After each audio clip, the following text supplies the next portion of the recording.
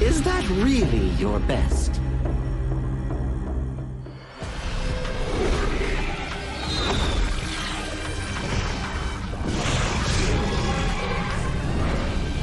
I reserve mercy for what's known as the masses. And as for my wrath, it is reserved for the wicked.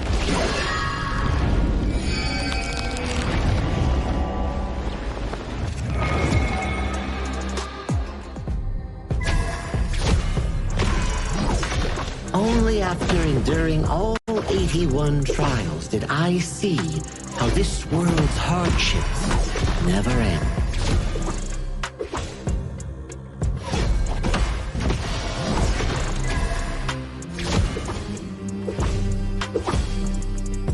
How does your head compare to the serpent sovereign?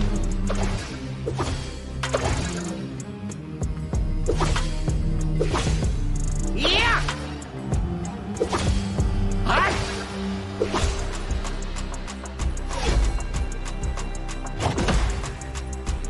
Divine form renewed!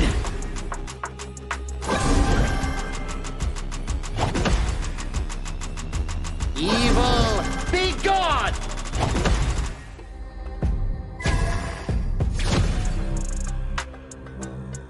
All forms fade!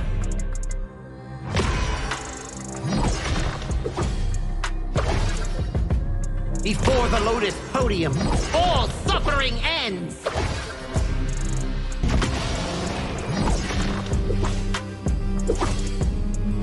Mercy and wrath unite! I return from the West to dive back into this chaotic world. Little ones of Mount Huaguo, do you still remember me? The great sage, heaven's equal? I'll be back in a flash. Don't let any demons sneak in while I'm gone.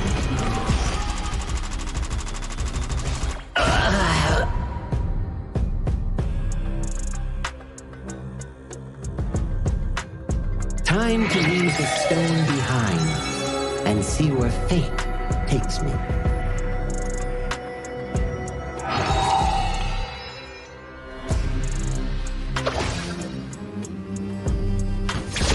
This land belongs to Mount Huaguo now.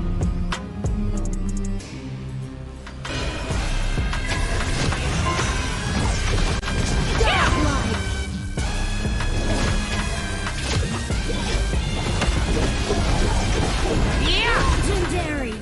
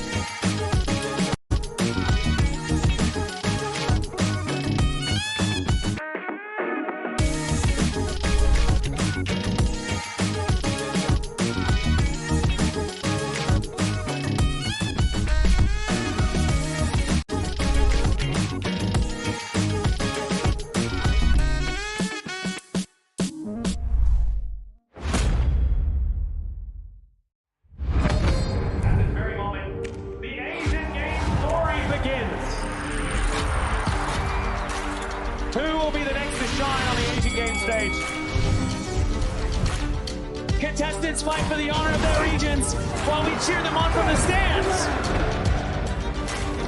Double kill! Double kill! This is a challenge, but it is also an opportunity. The tide is turned.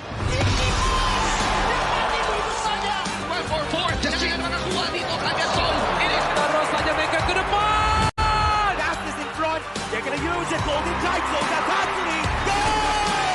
Victory! And we pulled it off together.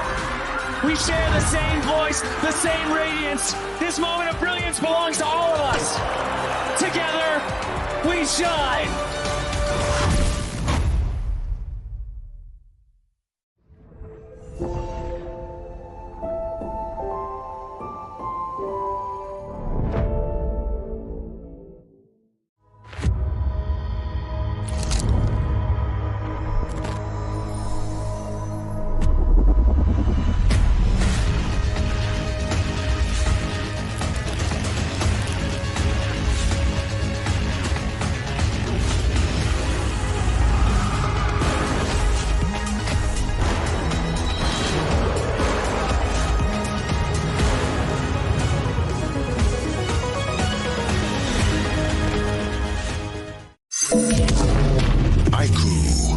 The new Honor of Kings version is here. Let's take a look at the two major areas of updates: hero control adjustments and battlefield balancing improvements. Basic attack targeting rules have been updated. If a player is crowd controlled for too long while using a basic attack, the attack command will now automatically be cancelled, preventing heroes from continuing to chase enemies after the crowd control ends. The movement wheel's dead zone has also been adjusted. After the improvements, there's no longer a dead zone in the center, helping prevent input interruption issues. After improving basic attack and skill targeting logic, even if base attack target priority is set to lowest absolute health, you still prioritize nearby epic monsters, and targeting will feel more intuitive. Next up is an overview of the battlefield balance updates. In the new version, the true damage value of the Crimson Golem buff has been adjusted, with the minimum value slightly reduced. The tower destruction slow effect has also been improved. When a tower is destroyed, nearby enemies will now be slowed. The teleportation portal cooldown has been reduced from 45 seconds to 30 seconds, allowing for more flexible tactical choices. A new lizard platform return mechanic has also been added. When a lizard leaves the platform's area, it will automatically climb back onto the platform. There are even more battlefield improvements waiting for you to experience in-game. See you in the Gorge.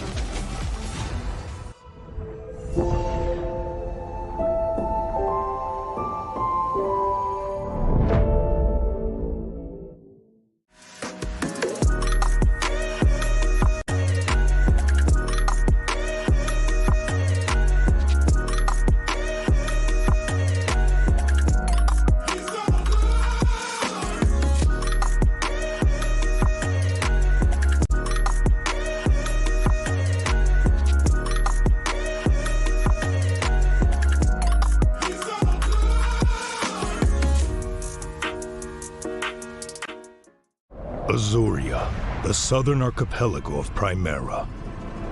Here, humans and great beasts live in symbiosis. How this came to be traces back to a never-ending catastrophe.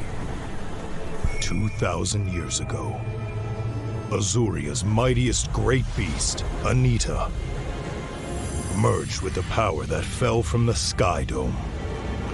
That power amplified Anita's strength, but shattered its sanity. Driven mad, Anita transformed into a massive vortex, the world devouring everything in its path. Where it passed, great beasts were torn apart and islands were destroyed. This was the disaster that would define Azuria's history, the Eternal Calamity. In its wake, Azuria stood on the brink of annihilation. This catastrophe became known as the Great Desolation. In despair, the humans and great beasts, once mortal enemies, became each other's only hope of survival. The great beast Devita and humanity's greatest champion, Devara, abandoned their conflict and chose to work together. The great beasts sheathed their fangs, and the humans let go of their hatred. All surviving life grasped at one final power, the churning. Deep beneath the sea lay Amrita, a force brimming with boundless vitality. Through the combined efforts of humans and great beasts, it was awakened, restraining the calamity at the center of Azuria and restoring life to the world. But the calamity was not destroyed, merely sealed within Azuria's center. It erupts from time to time, bringing countless disasters to the land. Devara collected his knowledge and power and passed them down through the generations, hoping that one day the calamity could be ended for good. And so, this has continued for 2,000 years. Chief Elder Devara! The calamity has erupted again! It seems trouble has returned. The secret to life is to just take every punch and keep going.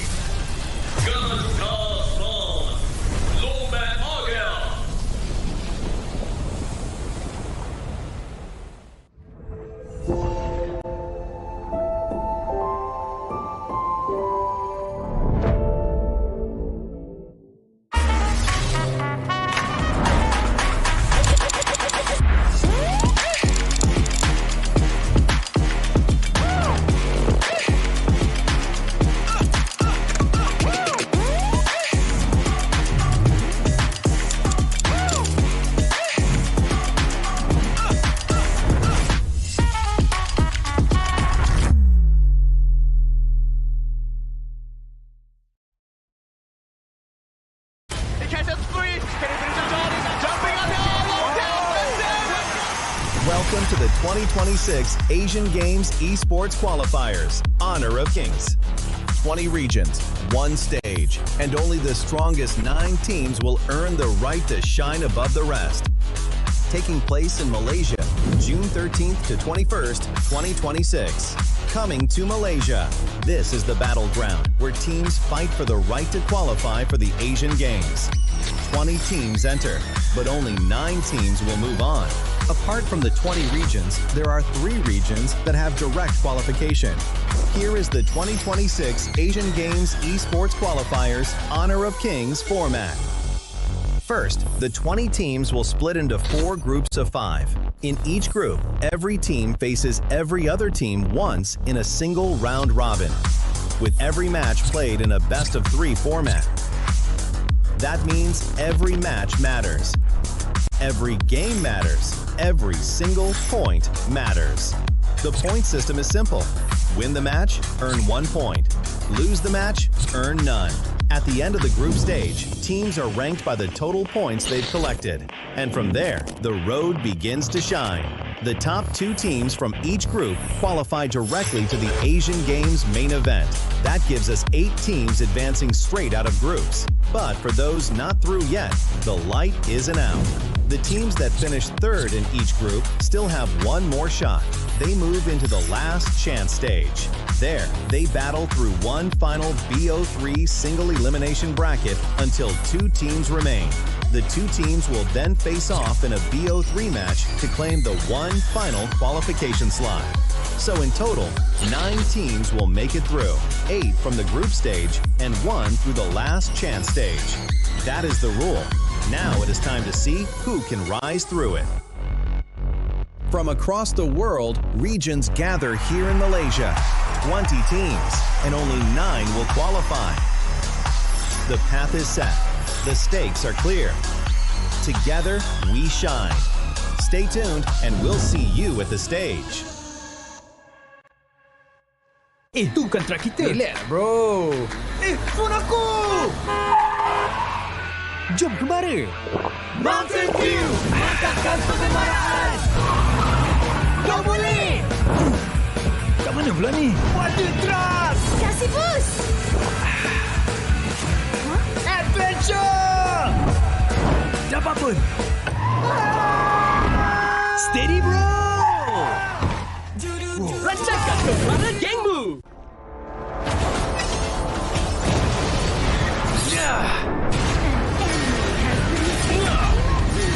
Double kill! Shall I compare thee to a summer's day? Flame. Don't engage! Don't crush us like insects! Slain an enemy! Defend our base! Our high ground tower! Under attack! Amazing! Unbelievable! Triple kill! Ah, the fragrance of romance. Been slain. Rampage. Double kill. Triple kill. Spectacular. Pentakill. Lady Fortune is on my side.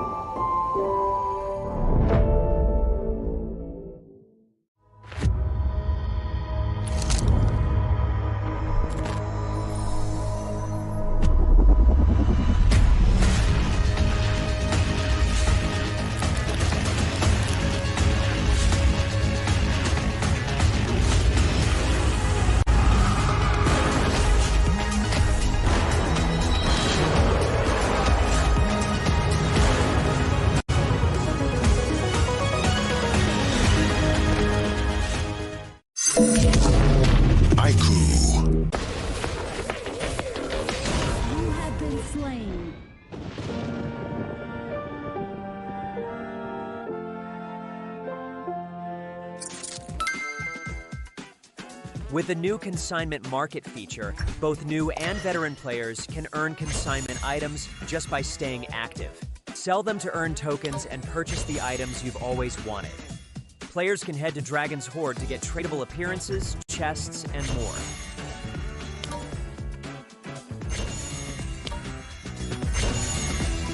Players can list tradable items on the consignment market to earn curio tokens. During the initial launch period of this feature, all item listings will have their listing charge waived. Use your curio tokens to trade on the consignment market, or purchase skins that were available before June 17th directly from the shop. With the new consignment items, players can complete events to earn tradable chests. Choose to open them yourself or list them on the consignment market for sale. Tradable skins can be obtained by opening tradable chests or by redeeming them in Dragon's Hoard. Tradable spritelings can be obtained by opening tradable chests. Tradable cards can be obtained by opening tradable card chests. If you bought an item but did not use it yet, you can still relist it on the consignment market.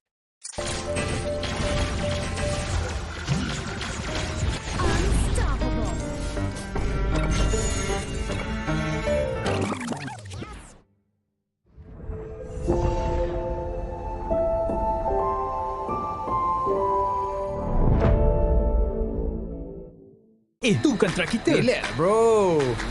Phone aku! Jom kembali. Mountain View! Mantapkan pengembaraan! Kau boleh! mana pula ni? Buat dia teras! Kasih boost!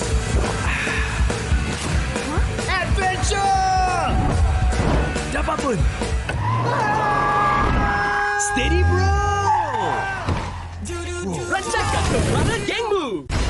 Ultimate not ready yet.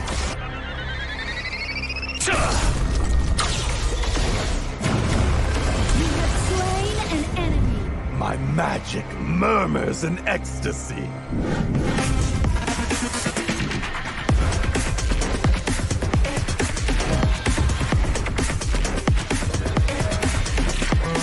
Amazing! There is no escape for you.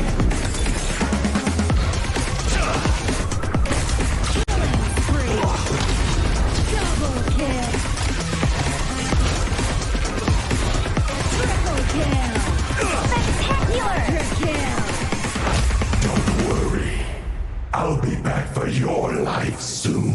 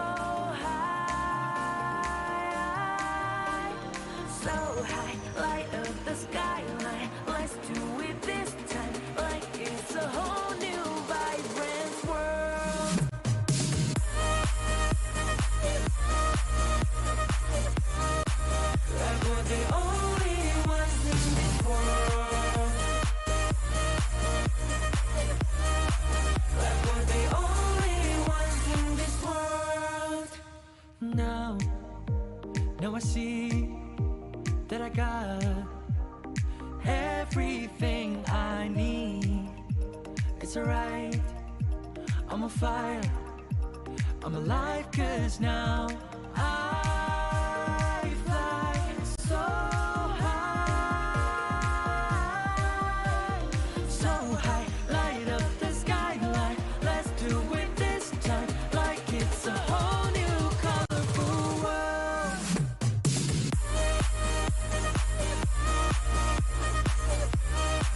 Like we're the only ones in this world. Like we're the only ones in this world. Never thought we'd get this far, burning like the stars. How we get this far, like we're the only ones in this world.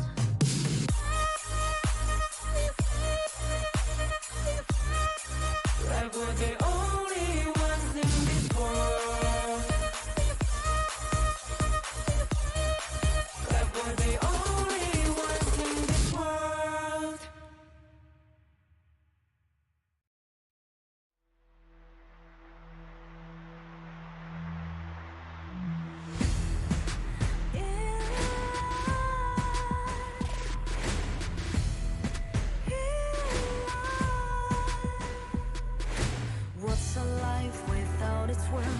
compromising with what hurts inside. When you let fear decide your fate, you don't choose which path to take in life.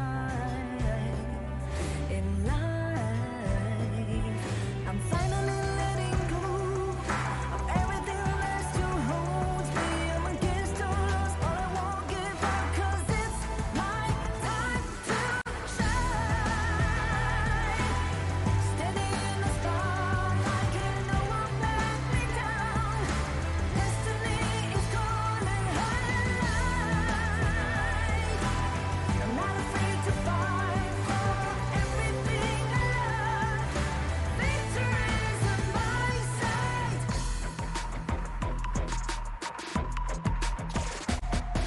The more we lose, the more we gain. The more that nothing stays the same in time. Can't love ever, can't forget. What you see is what you get sometimes.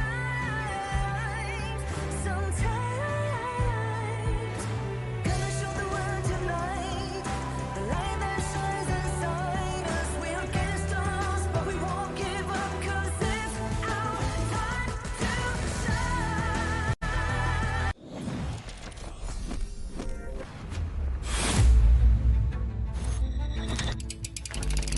Momentum can be a powerful thing in competition, and Day 8 saw teams looking to build on their recent successes.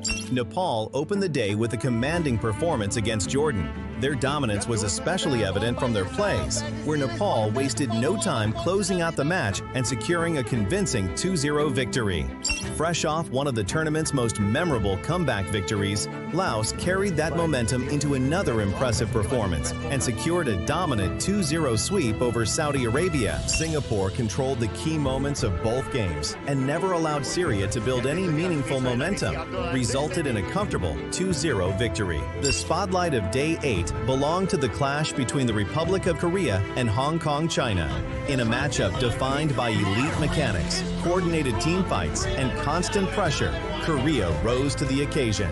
They secured a commanding 2-0 victory over one of the tournament's most impressive teams, Hong Kong, China. Indonesia and the Philippines entered the stage as two of the competition's most respected teams, setting up a clash between two regional powerhouses. Indonesia secured a hard-fought 2-0 victory over the Philippines and closed out Day 8 with a statement performance. As Day 8 comes to a close, the margin for error continues to shrink. The victories become harder, the battles become tougher. The road continues tomorrow.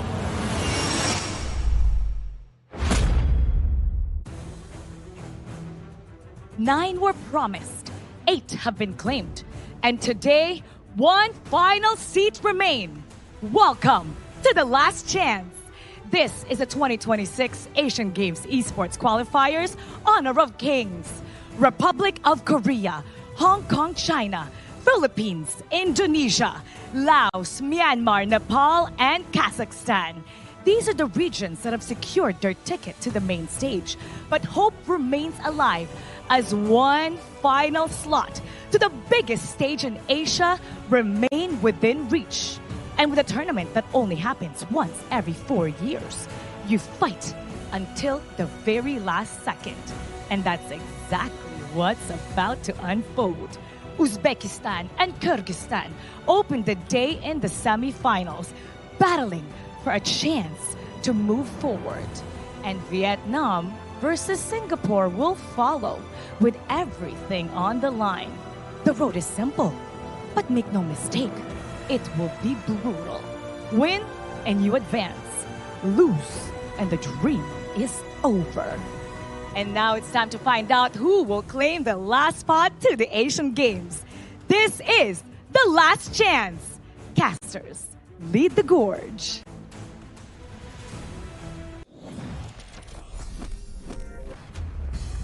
All good things must come to an end because we need to prepare for the next chapter coming in for Honor of Kings. This is the last day coming in for the 2026 Asian Games Esports Qualifiers for Honor of Kings. And once again, for the final time this event, I am your desk host, Sagi. And with me is our handsome, interesting casters of the Gorge, Adam Spartanker and also Holler. Welcome back once to the broadcast. I'm the interesting one. He's the handsome one, right? No, wait. I want to be the handsome one? You want to be the handsome one? I always get it wrong. Anyways, I'm happy to be here. We finally made it to the last day, and I'm super excited because we're going to find out which of the 20 teams that we started with, and we're going to get to the final 9 to see, again, who's going to make it to the main event. It's the most important thing, right? The 9th spot of the entire qualifiers. So there's 4 different teams today, and we'll be seeing who's gonna get this last spot, which is the most important thing, because the ticket going to the main event is invaluable. Exactly right. Just like what Mara mentioned, right? It happens every 4 years. You miss this out, you have to wait another 4 years, depending if there even is one in the first place, right? So, final ticket coming in for a final 4 teams. We have Uzbekistan going up against Kyrgyzstan for the first half, and then Vietnam going against Singapore for the other half. And let's check out the updated bracket real quick on what exactly will be coming down for today. We're going to have our first semi-final between Uzbekistan and Kyrgyzstan, and then the winner advances to the finals. Not advancing yet, they have to wait for the victors between Vietnam and Singapore, and then the finals between 2 teams duke it out for that final 9th slot into the Asian Games main event. It's all very tough. I think that when you're talking about the best of 3s, you have to play essentially back-to-back, at least for the Vietnam-Singapore squads, going into that finals to see exactly which of the teams are going to be making, and of course, only one of them is going to make it on. That's scary. Hence, because of the, they have to play back-to-back, so we want to reduce that tired fatigue. We will give you a longer break after the second match today to make sure that it's much more fair for everyone. And this will be the schedule for today's matches. We have Uzbekistan's going to go with Kyrgyzstan at 12 p.m., which is going to be now. And then we have Vietnam to go against Singapore afterwards at 2 p.m. And this is going to be very interesting, right? Because the matches today is just full of intense fight for sure. Exactly, right? Especially when we talk about the specific grouping here, right? It's going to be Group A's third place, Uzbekistan, going up against Group B's third place, Kyrgyzstan, and then Group C's third place going up against Singapore, which is from Group D. And this is a single elimination, same format in our Asian Games version where you are playing under the standard band pick rule. And so far, it has been amazing because we have a lot of different picks coming up based on this version. Yeah, it's actually changed things up quite a bit with the amount of just the flexibility some of the teams have had to show. Because going in, you're thinking, there's no global ban pick. Yeah. We can pick whatever we want, but the teams are they're like honing in on what specific heroes those teams like to play, right? Yeah. So the strategy in that chess match, if you will, starts from the draft. Yeah, whatever we want and every time as well, because you can repeat over and over again. We do know that the Kyrgyzstan team they really like their Hansin. So I'm not surprised if Uzbekistan will try to ban the Hansin because, Dastan with his gameplay is very annoying. I would like to see some respect bans coming in from Uzbekistan. Definitely deserving, right, of Dastan's ban on towards the Hansen because he was one of the few players out of 2 Panda Strike that we had. He was one of them coming in for this tournament in the group stage itself. But you know what other people like as well? Free stuff. If you like free stuff, check out the new Buy Cheap Playground Hunter skin in the game itself. Just gotta complete some few missions and log in every day, then you can claim it for free. Yeah, and actually that skin is pretty fire. And especially when they're giving it away for free, you might as well just go in, log in, play your games, get that Buy Cheap skin. I'm willing to do it myself. Yeah, I've heard that a lot of people actually already get the skin, so don't forget to log in and update everything. There's a huge update going on. And yes, going back into our match for today, Uzbekistan and Kyrgyzstan, which is going to be the first match of this final day at Asian Games Qualifiers. I'm so sad. This is already the final day, Sagi. It's been a long journey, right? Like I always like to say, if things come to an end, it's opening up for a better chapter later on. For us, it's about maybe casting for another event, but for the players, it's about going into the main event, That's what they have aimed for. That's what they have trained for these past few months. It's the true honor, right? Being able to be that team that makes it to the main event. And unfortunately, we have like 9 members can only make it on. So again, it's very far few in between. But with 4 teams, again, just only one moving on. Only one moving on today when it seems like the teams are already up on the stage, Sagi. Yeah. Let's invite them to the stage. This time around, Uzbekistan goes up against Kyrgyzstan for that 1 slot into the final to find their final ticket into the Asian Games. Let's go.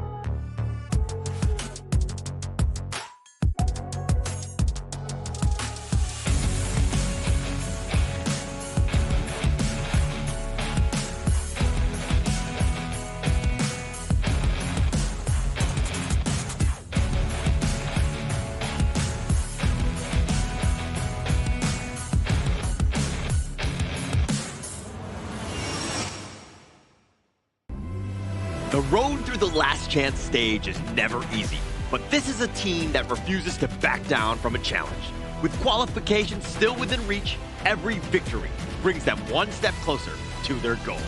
Ready to keep their dream alive, Uzbekistan!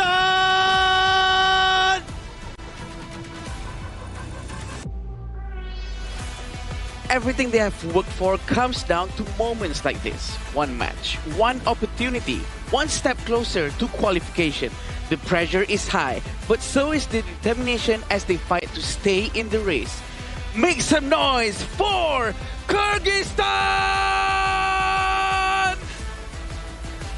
Both regions have made it this far. 8 days of competition, and finally, on this final day, this is where they find a final step into one step closer into the doors of the main event of the Asian Games. Let it go, because this time around, it's time to fight for that slot.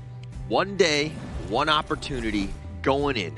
This is everything is at stake. Uzbekistan's lineup, Mahmud, Farouk, Umejan, Ismobek, and of course Akbar here to kind of round out this draft. This is a team that we find their footing at times, and they just tear it up when they have their moments. And especially when we talk about Uzbekistan, they never play around the things where they are not uncomfortable with, whereby they will like to play picks where they are more used to. The Kaiser, the Dolia, the Fuzi. These are picks that they have shown signs of success, which won them the final ticket going into the last chance stage from Group A. Yeah, it may seem like a simple pick. It may seem like a very classical, Dolia and Kaiser pick. But if it works, it works. And Uzbekistan has been one of the most consistent with these kind of picks. And here we go with the lineup of Kyrgyzstan. We have Jamalbek, Dastan, Kubanic, Azad, and Marlon. One of the fierce players from Kyrgyzstan. We do know they can play very, very well with their unorthodox picks. That's what makes it so much more scarier, because they just know what they want to do. Yeah, and you know what's scary? Dastan and Azad. Those are the two cores that have been really lighting up the scoreboards. They've been playing with their play. They've been backing off of each other. Azad with like some burning sun arrows from downtown. And the craziest part is, of course, Azad is only 16 years old. So young, so talented, and so much more room to improve. And this is specifically the head-to-head for this final showdown coming in from these two regions here. We have Uzbekistan on the blue side, and then we have the side of Kyrgyzstan coming in on the right side. Yeah, and this is the KDA coming in from both sides of the team.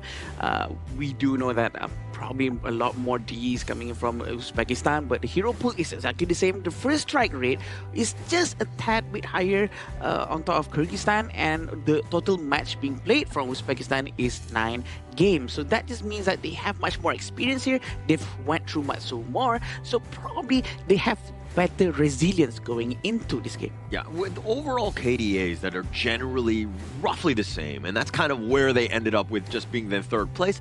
But the thing that worries me is the Kyrgyzstan first strike rate. That's a 13%. That's very low, right? You know that you're being initiated on, and it tends to be a more reactive piece, especially to start things early. If Kyrgyzstan want to shore things up, they probably want to be looking at, again, this first strike rate to kind of up it. Which is pretty shocking, right? It means on this 13% first strike rate that Kyrgyzstan is a team that likes to play from a behind, where they are able to grow their advantage through solid laning phase, through jungle invasions, That's why we are featuring the jungle head-to-head matchup between Farouk and also Dastan. Very distinct playstyles. I would say Dastan is more on those jungle carries, but Farouk, he's more well-rounded as a player. True. Also, Dastan with the higher average goal per minute, which shows that he really plays around more with clearing lanes, of course with his Hansen and whatnot. Shadow Overlord Slain is so much more for Farouk, and the kill participation is, it's fair across the board. Yeah, and actually the Shadow Overlord's lane, it's one thing to point this one out specifically. It just seems like Uzbekistan want this. They want that push, especially come 10 plus minutes. That's what they're looking for. So they kind of prioritize a little bit more from the Uzbekistan side. This is things that you need to take a look for, right, coming in for the specific series here. Because Shadow Overlord, if you have 4 of them, it means that you're consistently pressuring your opponents here. But maybe for Uzbekistan, it's more towards the games where they have played against the side of Pakistan, coming in for the group stage that allows them to have this stat. Because overall, this specific head-to-head for me is really, really similar. KDA-wise, gold-wise, slightly towards Dastan, but take a look at the KP. Very similar. It's just that these two players, it's about giving them the correct draft. It's about giving Farouk maybe his pocket picks, like the Dun, like the Kaiser, for example. For Dastan, it's more going back to those carries that he excels in. It goes where when we go to 10 minutes, the enhanced overlord and tyrant, sometimes some teams really prioritize more towards tyrants, but it seems like really Uzbekistan prefers to go with the shadow overlord. This just shows that they prefer to have an easier landing phase with the vanguards going out onto the map. So probably a good idea for them to do the same thing here, knowing that if Kyrgyzstan is again going with a Hansin, going with an assassin that really focuses on the side lane, doing split pushes, probably going to be a good idea again for them to try to focus down on that purple monster. Yeah, I was out there giving out some gang signs with that peace sign. Gang signs. But, I mean, before we get into this one, we're about 40 seconds away before we go into the actual draft itself. But let's talk a little bit about predictions. Without knowing the draft, of course, and just going in and what we know and what we've seen thus far, who are you giving the edge to in this series? Kyrgyzstan 2-0. 2-0. Kyrgyzstan. Wow. What about you, Adam? Can I hear yours first? I'm actually going to go Kyrgyzstan 2-1. All right. What about you, Adam? It's very difficult because I really love the gameplay of the Hansin, right? The Hansin really doing a lot of split pushes, and I'm expecting to see more. But if Uzbek bans that one out, I'm not sure if they can pull off the same thing with other heroes. So it's really like a 50-50 thing. If there's a respect ban, it's gonna be like 2-0 for Uzbek. I feel it like that. But you know, in terms of the maturity of the gameplay, in terms of the confidence coming in, I think it's gonna be 2-1. For Kyrgyzstan. Oh, we're all on the Kyrgyzstan train? We're on the Kyrgyzstan train here. But, you know, I hope Uzbekistan proves the caster that's wrong, because we are always wrong. Yes. Like, sometimes we're right, but not all the time we're wrong, you know? For the record, I was right yesterday, but that's all that matters, you know? I mean, if you want to kind of play your own thing. Surprising, by the way. Surprising. Actually, I was 50-50. Accurate. So accurate. The first thing came to my mind, oh my god. You got it right. Towards Holler's prediction, right? You know, sometimes, a blind squirrel finds a nut sometimes, you know, and I happen to get a little bit lucky with that one. But I was only 50% in terms of win rate yesterday. Well, we have to pace in towards the draft right here. Azad, he's really active as a player, 16 years old, so confident in that role itself, as he said. They haven't really played Honor of Kings for long, only a few months, but you can see the level that they have achieved is really respected coming in for this tournament itself. So without further ado, let's head into the pick and bans coming in for our first series for the final days at the last chance stage. I think that if you make it to today, I mean, obviously, if you were first and second and moved on, you would have a much better time. But it's a big honor even to make it to this stage, right? You fought through, and you're coming in third place, which is not easy to do, especially against the gauntlet of teams that you went up against. And to now have this opportunity where you can, again, represent your region at the main event. Yeah, that's the most important thing, the invaluable thing that they always talk about. It's priceless, the emotions, the pride.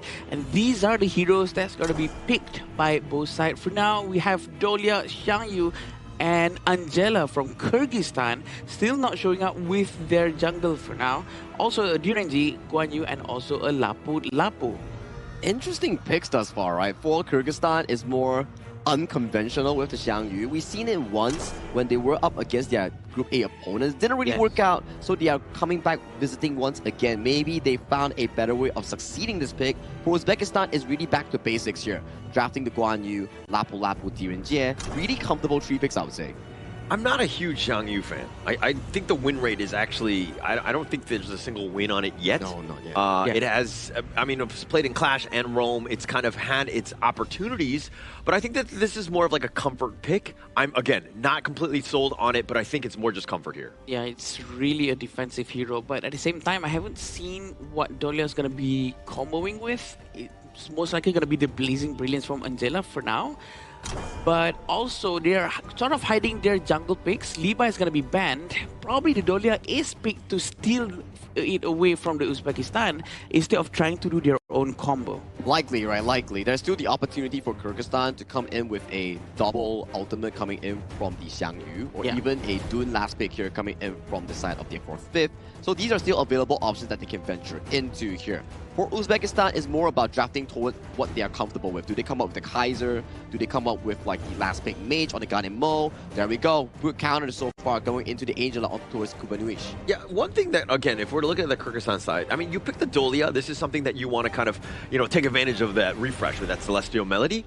But then you pick the Xiangyu, and it's kind of like, oh, okay. Because if you pick the Zhang Yu without the Dolia, you can kind of flex it in, and then you can kind of play mind games in terms of the draft, because it could be Clash, it could be Roam, and then now it would actually affect them. But now that they've locked it in the first phase, it's a little bit more linear in terms of this approach. Yeah, it also feels like maybe they're gonna go try with a double Hegemon slash coming from the ultimate of Zhang Yu, which is gonna be quite scary, to be honest, because the damage from Zhang Yu is actually very, very high, especially if he buys all of the physical items instead of going with a tank route. For now, we can see there's a Dune coming in for Kyrgyzstan. They're not going to go with an assassin jungle, they're going to go with a tank jungle, but with an Arin to really make sure that they scale very well to the late game. I think I like it, right? Kyrgyzstan making full use of the Dolia pick here, coming in on Dastan and also the side of Marlin. Yes, we are lacking a bit of an engage coming in for the side of Kyrgyzstan's role. But if Jamalbek is able to find those backlines with the hegemons that you talk about here, it could be pretty destructive coming in for the side of Kyrgyzstan. And if you're looking at, I mean, Uzbekistan, like the last pick Musashi, just more damage, right? The Lapu Lapu and the Guan Yu are there for the control. If you're able to get on the Aaron, the Angela, the Dolia, those are very, good high priority targets that you're looking for. So Uzbekistan, they want to go at you. They want to be aggressive with this lineup. Yeah, and from the composition coming in from both sides, it seems like both definitely have an ample amount of crowd control, especially with the Guan Yu. Also, they do have tankiness as well, and a lot of heroes that scales to the late game. Without looking at the teams, Sagi, who do you think have the upper hand? I gotta say, Uzbekistan has an amazing draft. If Mahmoud is able to perform in these upcoming team fights, he's practically unstoppable. There's no single ounce of CC coming in from Kyrgyzstan that can actually stop Mahmoud on that Guan Yu here. But this is game one in an important series between two regions. Uzbekistan goes up against Kyrgyzstan to find their tempo into the final of our last chance stage. Thank you so much, Saki. As we go into the first game of this one, and look, for me, it's Umanjan and Kubinic. Kubinic was, the Angela was picked first, very static, very immobile. Umanjan is going to be like frothing at the mouth, knowing that this is going to be easy pickings potentially. So this mid lane is going to be incredibly fun to watch here. Definitely, with the freshly 4, she's going to need the level 4 as soon as possible.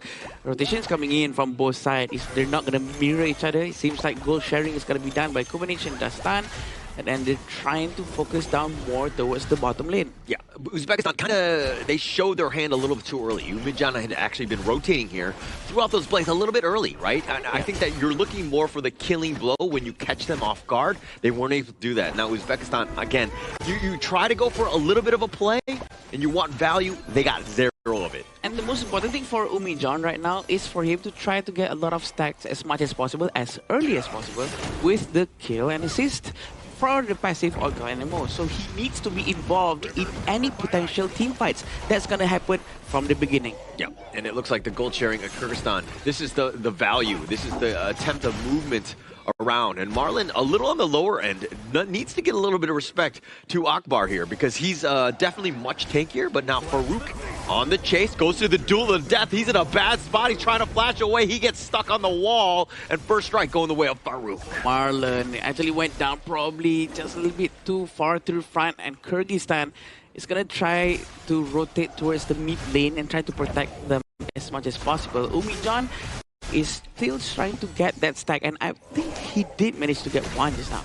Might have gotten one on this, but Marlin, something to take note of is he doesn't have flash. Yeah, he has heal, and he was like, okay, even if I pop it, I'm stuck in this lair. He had just used a skill where he's not able to jump over that ledge. Yeah. So it's just a really tough, not a great start to this game for him. Yeah, very unfortunate for him, and Kyrgyzstan is going to try to do a better rotation for sure after this, and hopefully he plays a lot more closer to Dastan, because the rotation for Dolia and Dune is the most important thing.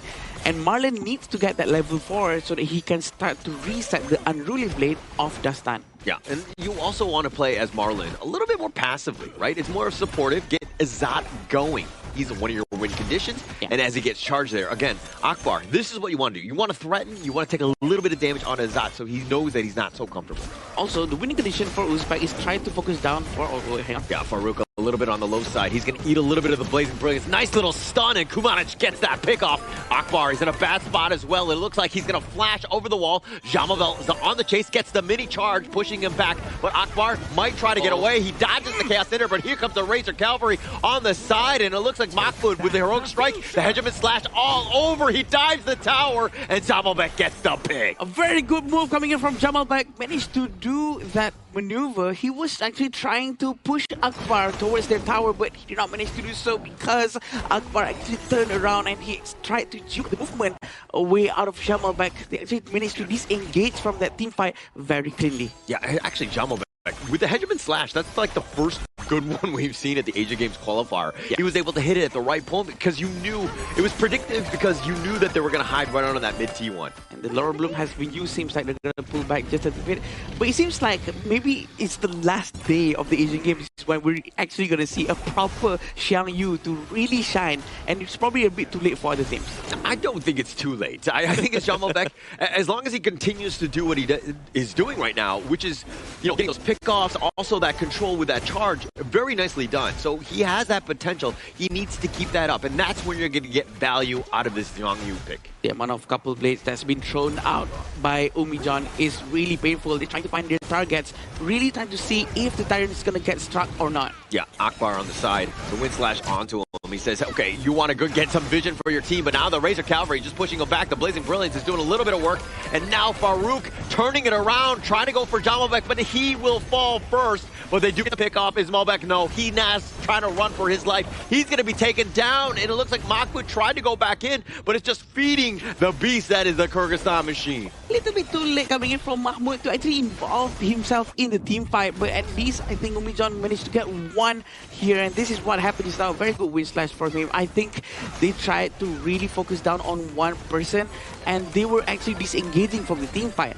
You know, as the hero Akbar was actually trying to start something, they actually have to commit into it, but they were kind of unsure of how to do it. And Mahmoud actually joined after the rest of his teams already went down. Yeah, I mean, Ismailbek was definitely late to the party, and then when he was late, he was getting focused, and then Mahmoud is like, oh crap, we're going back in, and then he was also late to re-engage as well. So again, Uzbekistan not on the same page right now. It seems like they're kind of, you know, paying for their sins because of the fact that they're, again, not on that same page. And what Uzbekistan has to do right now is that they have to recollect themselves and then try to have this chemistry going on, try to have the countdown, you know, like 3, 2, 1, let's go in now. So I think that would help them a lot to have this more proper communication to make sure that everyone goes in at the same time. Yeah, and people, even when you count down, it's hard to do, to synchronize properly, especially in this type of game, but it comes with just more practice, probably more film study and going to the cinema and all that, right? Really helping out.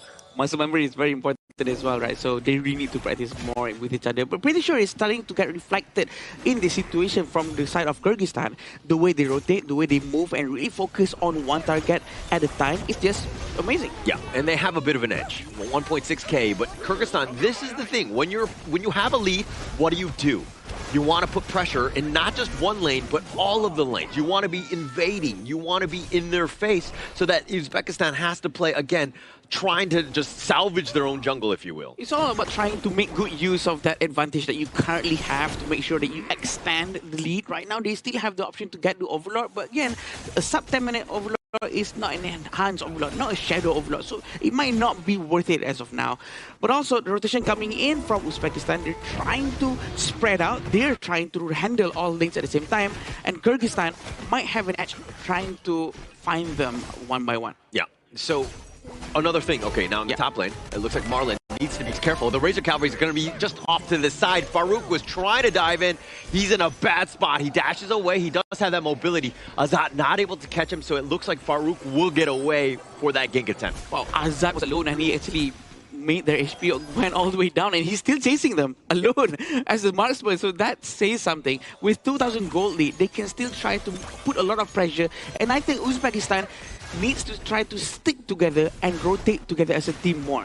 Well, at the same time, you don't want to be so stuck with one another that you're fighting for farm, and now this is their golem is going to be looking to be taken away. The wind slash a little off the mark. Akbar flashing on back.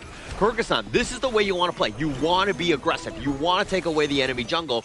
Plus, now the bottom T2. Mahmoud is trying to come from the front line. He's not trying to flank them. This is a different approach for sure. It seems like from the sidelines as well, Farouk is going to try to join in. But it seems like also Kyrgyzstan is also aware that they're going to come from the sidelines. So you know what? We have to pull back and find a safer formation to start a potential next team fight. Kyrgyzstan right now are moving beyond their years. I know that they say that they've only been playing for months, but the way that they're moving across the map, and look at how when they shift back into the mid lane, Zamalbek is actually going to the top, and that's creating, he's protecting that top lane, but he's always within arm's reach of a potential team fight. And the fact that Azad is still all alone down there, it means that he has all the freedom in the world to try to farm as much as he can, and his teammate is going to try to focus down on putting on a lot of pressure in other lanes. Yeah, and in that other lane, if we're talking about Zamalbek and Mahmoud, something to take note of, they wanted the Zhang Yu pick. They picked it very early. And actually, he's gotten the better of Mahmoud thus far, right? Yeah. Mahmoud hasn't had the game-changing Razor Cavalry. I mean, potentially going to happen later, but the way that Zamalbek has been able to kind of deter him from really going in has been great. But the Overlord, look at him, he's taken by Dastan. And now the chase is on. The Unruly Blade, Akbar getting out on back to safety. He's going to hide under this tower. A great Overlord taken over there, but Mahmoud is seemingly trying to get someone, a very good ultimate coming up from him. But it seems like there's not going to be any follow-up to help out with his ultimate just now. Yeah, Kulanich actually sidesteps the majority of that. If he gets pushed back, he dies, right? So Mahmoud, great attempt there. Those are the type of plays that you're trying to make, right? Yeah. Because if one of them succeeds, you're going to be gravy, and you're going to be back in this game. Here's the thing about Guan Yu. He really needs all the towers to actually go down so that he has the freedom to rotate without people noticing. As long as the tower in the mid lane especially is still standing up, there's almost no way for him to try to do a flanking maneuver. The window of the fog of vision is just super tiny. It's very small. And look, it's going to open up even more for Kyrgyzstan. The way, again, when you've got the lead, take these towers down, that map and that vision that you're talking about gets smaller. It gets much darker, and it's harder to make any sort of play because you might get jumped. We're still waiting for the moment for Mahmoud to try to come from the sidelines, but it seems like Kyrgyzstan is going to try to focus down on this tower, opening up the map even more, potentially also for Mahmoud to do something. Yeah, Dastan is starting to become a bit of a problem, right? The way he's able to cut things, and you have to respect it because he has so much control, plus he's tanky enough to survive any sort of attack on top of him, but that is space created. Really well played by Kyrgyzstan. Very interesting on how Dastan actually uses Dune quite well. On top of that, are able to play assassins such as Hansen. This just shows the capability and the versatility of this player Dastan from Kyrgyzstan. Yeah, you want that out of your jungler, right? You want to be able to play that. And when you need an assassin-style core, somebody to carry, you need him. Plus, you also need aid in the back pocket, the tanky style, the frontliner, if you will. And it looks like they're going to trade big neutrals here, but the Shadow Tyrant going the way of Uzbekistan. It seems like the Tyrant has been taken very quickly. Also, another trade coming in from Kyrgyzstan, having the Overlord in their hands is going to give them an advantage, sending the Shadow Overlord towards the top lane, which means most likely they're going to be focusing down towards the mid and the bottom lane. And look at how Kyrgyzstan, you can tell that they did their homework, right? They knew that Farouk had those 4 Shadow Overlords. They like to push. They were like, no, we're going to focus that time. We're going to do our priority. We're going to make you change so that now you have the Shadow Tyrant. What are you going to do? Especially right now, Ganmo doesn't really have his stacks. It really is becoming a problem because only 2 eliminations coming in from the side of Uzbekistan. Yeah, because Kyrgyzstan's positioning has been flawless. I mean, yeah, they died twice, but that's very minimal at this point. And the way that they've been able to, again, when you're leading and you're not dying, but you're constantly pressuring them where they can't get out of their own base, you're winning. Yeah, and he also actually needs someone who is tanky enough to consistently be in front of him to open up a space for him to freely throw out all of those couple blades and freshly forged to find an opportunity. It's not there just yet. So I think he really needs to find someone else to really help him out. Yeah, they find Mahmoud, who's going to just gallop under this tower here. He's going to be fine as the rest of the reinforcements are there, but one thing holding back Kyrgyzstan, this top lane. Mahmoud, just enough rotation so that he's like threatening team fights, but he's always keeping that top T1 alive. Usually that one goes down first. Oh, he's still waiting on the sidelines, on the brushes. 3,000 gold in front for Kyrgyzstan. To be honest, it's not really that big in terms of 12 minutes into the game. There's still a huge chance for Uzbekistan to do anything. It all depends on the positioning of Akbar to provide vision for his teammate, to really give a chance for also Mahmoud to do a proper rotation towards the sidelines and try to flank them, try to bring all of them towards Uzbekistan. Yeah, and it's about a 3K net worth lead or so for Kyrgyzstan. I mean, it's not a huge win, but most of that farm, that lead has been in the farm lane. Azat versus Ismailbek. He's about 800 or so gold up on this one, but the other pieces are just slight wins, if anything. So now Uzbekistan looking to hold the Blazing Brilliance just on the side, not really hitting too much on the blades, and it looks like Umijan snipes out Kubanic. That's what we're waiting for, someone in front of him for him to have the free space, and he got the kill. And Umijan for sure have the advantage just a little bit, just to collect more stacks for any gun ammo. It's very important for him to really get a lot of stacks before we get into 15-minute mark. Yeah, this is that counter pick. This is why they picked the Ganenmo into the Angela. You know that, oh, the Raging Sea, he actually tries to flash on forward. Akbar a little bit low. They have the duel of death, but he's just so tanky. He's going to survive most of it. Yumijan throwing some blades a little late on this one,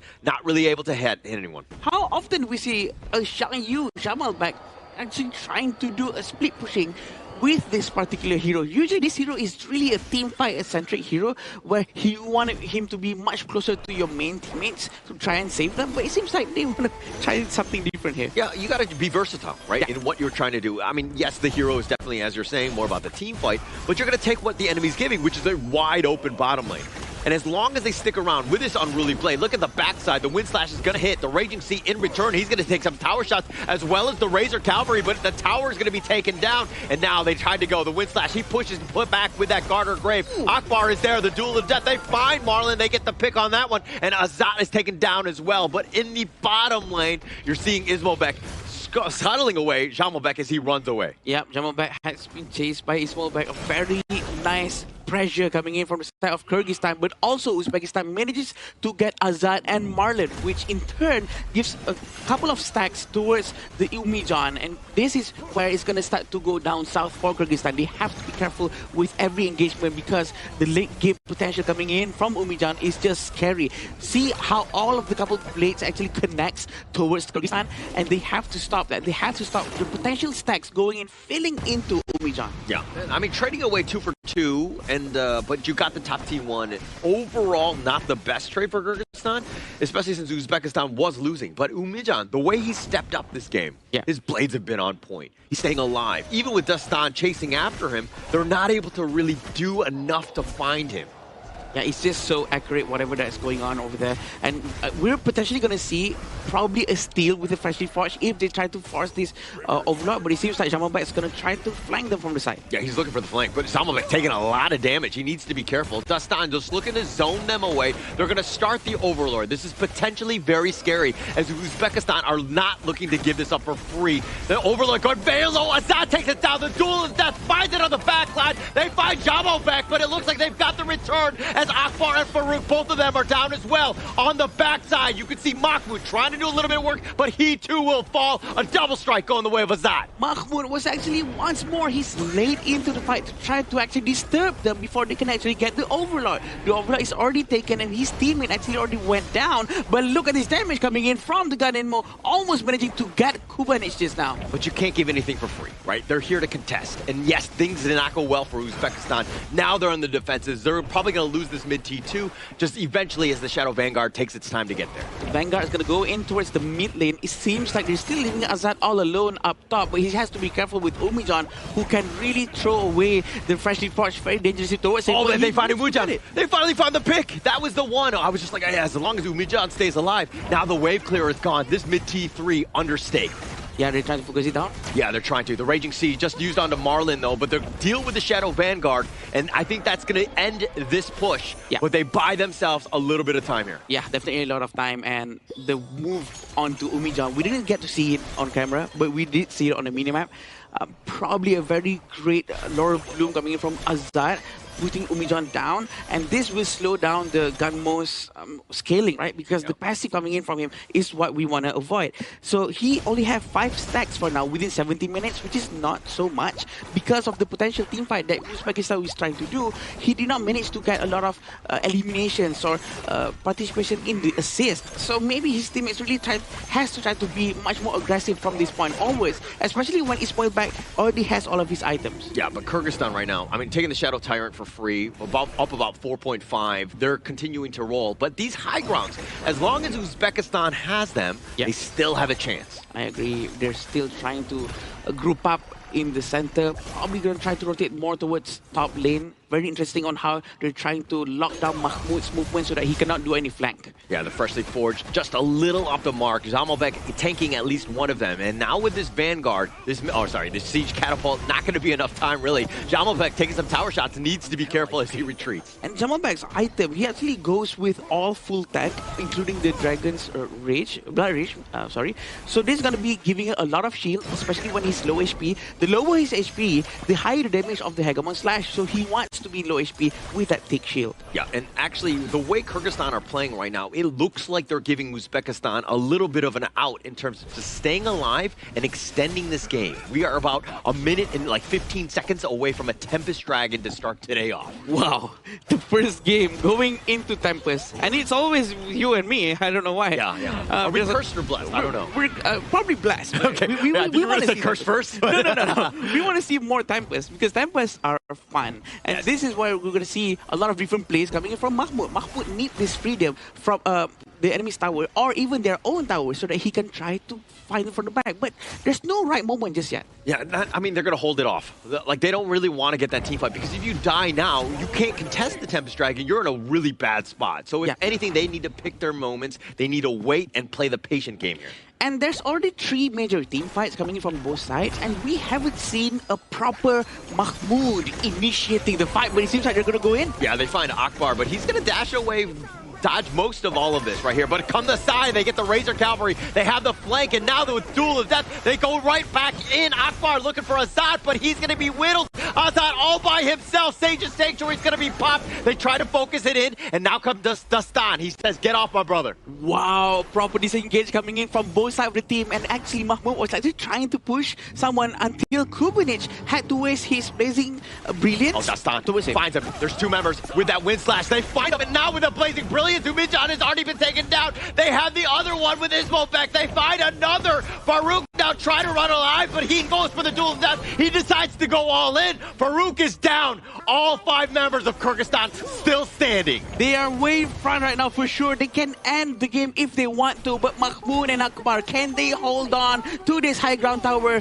The last one in the mid lane. Yeah, I don't know if they can hold this. This seems like way too long. The death timer's more than 15 seconds at this point, but they want to go for the kills. They're looking to make a statement. Azad is up in front. It's a matter of time as they go, but Mahmoud looking to flank him, trying to go around, but they actually find the pickup onto Akbar, who's trying to outstand this. He too will far. They have them push away. Mahmoud takes out the minion wave, which is going to buy them time. He's running for his life, but he's going to be picked up. But with the response, do they have enough? No! Kyrgyzstan takes game number 1. Out of a double Dune Unruly Blade coming out of Dastan, he found Umijan, and once Umijan was to fall, there's just no more threats coming in for the side of Azad in those team fights, and they took it with a clean last 5-0 on, and they are now currently 1-0 up in this important series. What a fight. What a fight. The total move coming in from them was actually very surprising, and also they do know a lot of skill sets coming in from the side of Uzbekistan was actually on cooldown, so they re-engaged with a shorter cooldown coming in from the side of Kyrgyzstan. Yeah, and actually, I just mentioned Tempest Dragon, like we're gonna get one, and then all of a sudden that team fight happens, and then Uzbekistan just like got caught out, and once you're down members, you really can't fight. So Kyrgyzstan taking advantage of that over-aggression, that vision that they were looking for. It was Umijan. He wanted to come in for that potential steal, but then he didn't realize that the Dun was in that bush just waiting, praying for him. And when the moment he went near just a bit to the red back, he got jumped on once, popped the flash, the Dole refresh came in, immediate unruly blade, and that's the end of the story coming in from Uzbekistan in game 1. Yeah, it's just beautifully done from both sides actually, because we also can see on how Uzbekistan was actually trying to manage to defend as best as they can. But if they had a little bit more time to collect more passive for Umijan, probably would be able to really destroy one hero after another, but there's just so much, not enough time for them to do anything. Yeah, not enough time. And especially at that very end, Dastan, Dune in that bush. Oh, God. Caught him out. That was game winning, right? He gets those two, sets it up, and it just like literally cleans house from that point on because you have that stun lock. And that was like worst case scenario for Uzbekistan there. It took a while coming in for both teams to actually find their proper marker here, but we did see signs of success coming in for the side of Uzbekistan, where they were able to punish Marlon in the river and get few pickoffs in the early game. But the tempo just wasn't in their favor here. They couldn't find repeated plays. And I gotta say, Guan Yu is an amazing pick, but Mahmoud, he failed to show up. Yeah, the timing. He actually tried to do the right thing. The positioning was correct. But if only he is 5 seconds or 10 seconds earlier and he's the one who starts the team fight, it's probably going to be giving a lot more space for Ismail back to do some damage, for Umijan to deal in a proper freshly forged and couple blades, but it did not happen that way. It's usually Mahmoud, the last guy to actually go in and do all of his movements. Yeah, and he needs to start things off. I think that, you know, him just like with the repositioning, just starting the engagement, and then you have them like herded together, if you will, and then Akbar with the Raging Sea, dual death for Multiman as well. So like, that's best case scenario. And Uzbekistan was never really able to do that because, again, the movement by Kyrgyzstan was able to, again, see everything and use that map control for that vision to never get ambushed. It was just too solid coming in from the side of Kyrgyzstan, where they were able to put a lot of the focus coming in from Dastan and Jamal back into vision control, giving Kubanuish and also Azad more room to actually play. You can see it reflect from the damage chart here.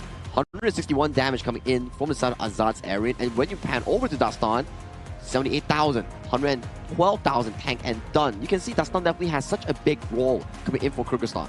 Yeah, the fact that they can actually still control the entire map, even though he's not actually using his Hanshin or any assassin, this shows something, right? They just know how to rotate properly. And even sometimes Jamal back, he's not really joining the team fight. He actually focuses down towards the tower in the bottom lane. Even though his hero is really focused for team fights, he just does it just because the positioning of Uzbekistan allows him to do so freely. Yeah, do you think Zamalbek, though, on the Zhang Yu is just like celebrating? He's like, I see, I told you guys, this hero can work, but I think really it came down to the other four heroes, right? Azad had an absolutely amazing game, clearly MVP in this one, but he was supported by Dastan, which really set it up. Though that 1-2 combination was so tough for Uzbekistan to deal with. Now, my question for you is, would you take Azad, the main damage dealer coming in for the side of Kyrgyzstan, the solid one, or Dastan, the main tank that did the final best play on towards the side of Umijan? To be the MVP? Correct. I'll go with Azad. I think that when you're 7-1-2, that 160,000 damage, clear impact, right? And I mean, that was a game-winning fight that Dastan did with that setup and that ambush. But I think that you got to look holistically, right? And it looked like Azad was kind of that man from start to finish. Yeah, you know what?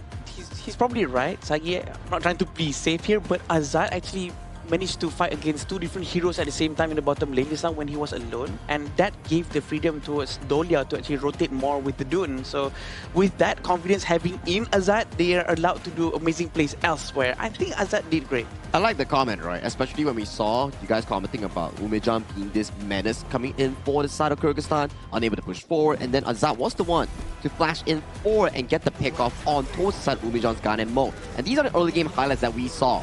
It was actually in control of Uzbekistan. They were able to find some of these amazing pickoffs in the early and set the tone for that team in the early game here. But damn, that's a lot of damage coming in from the Zhang Yu. Yeah, that was the one true hegemon slash. I think that you like literally clip it and just put it on your LinkedIn, because that was the only one that he did on the Asian Games qualifier. In terms of the hegemon slash, not too much value throughout, but he had a lot of control in terms of the charges. Yeah, zooming back here in this situation, try to really deal a lot more damage as fast as he can. But again, when there's no one who's taking in front, there's nothing you can do. Just a little bit of reminder to everyone who's watching, Guan Yu looks like a beefy, tanky hero, but it's not. It's actually very difficult to use. And also very, very squishy.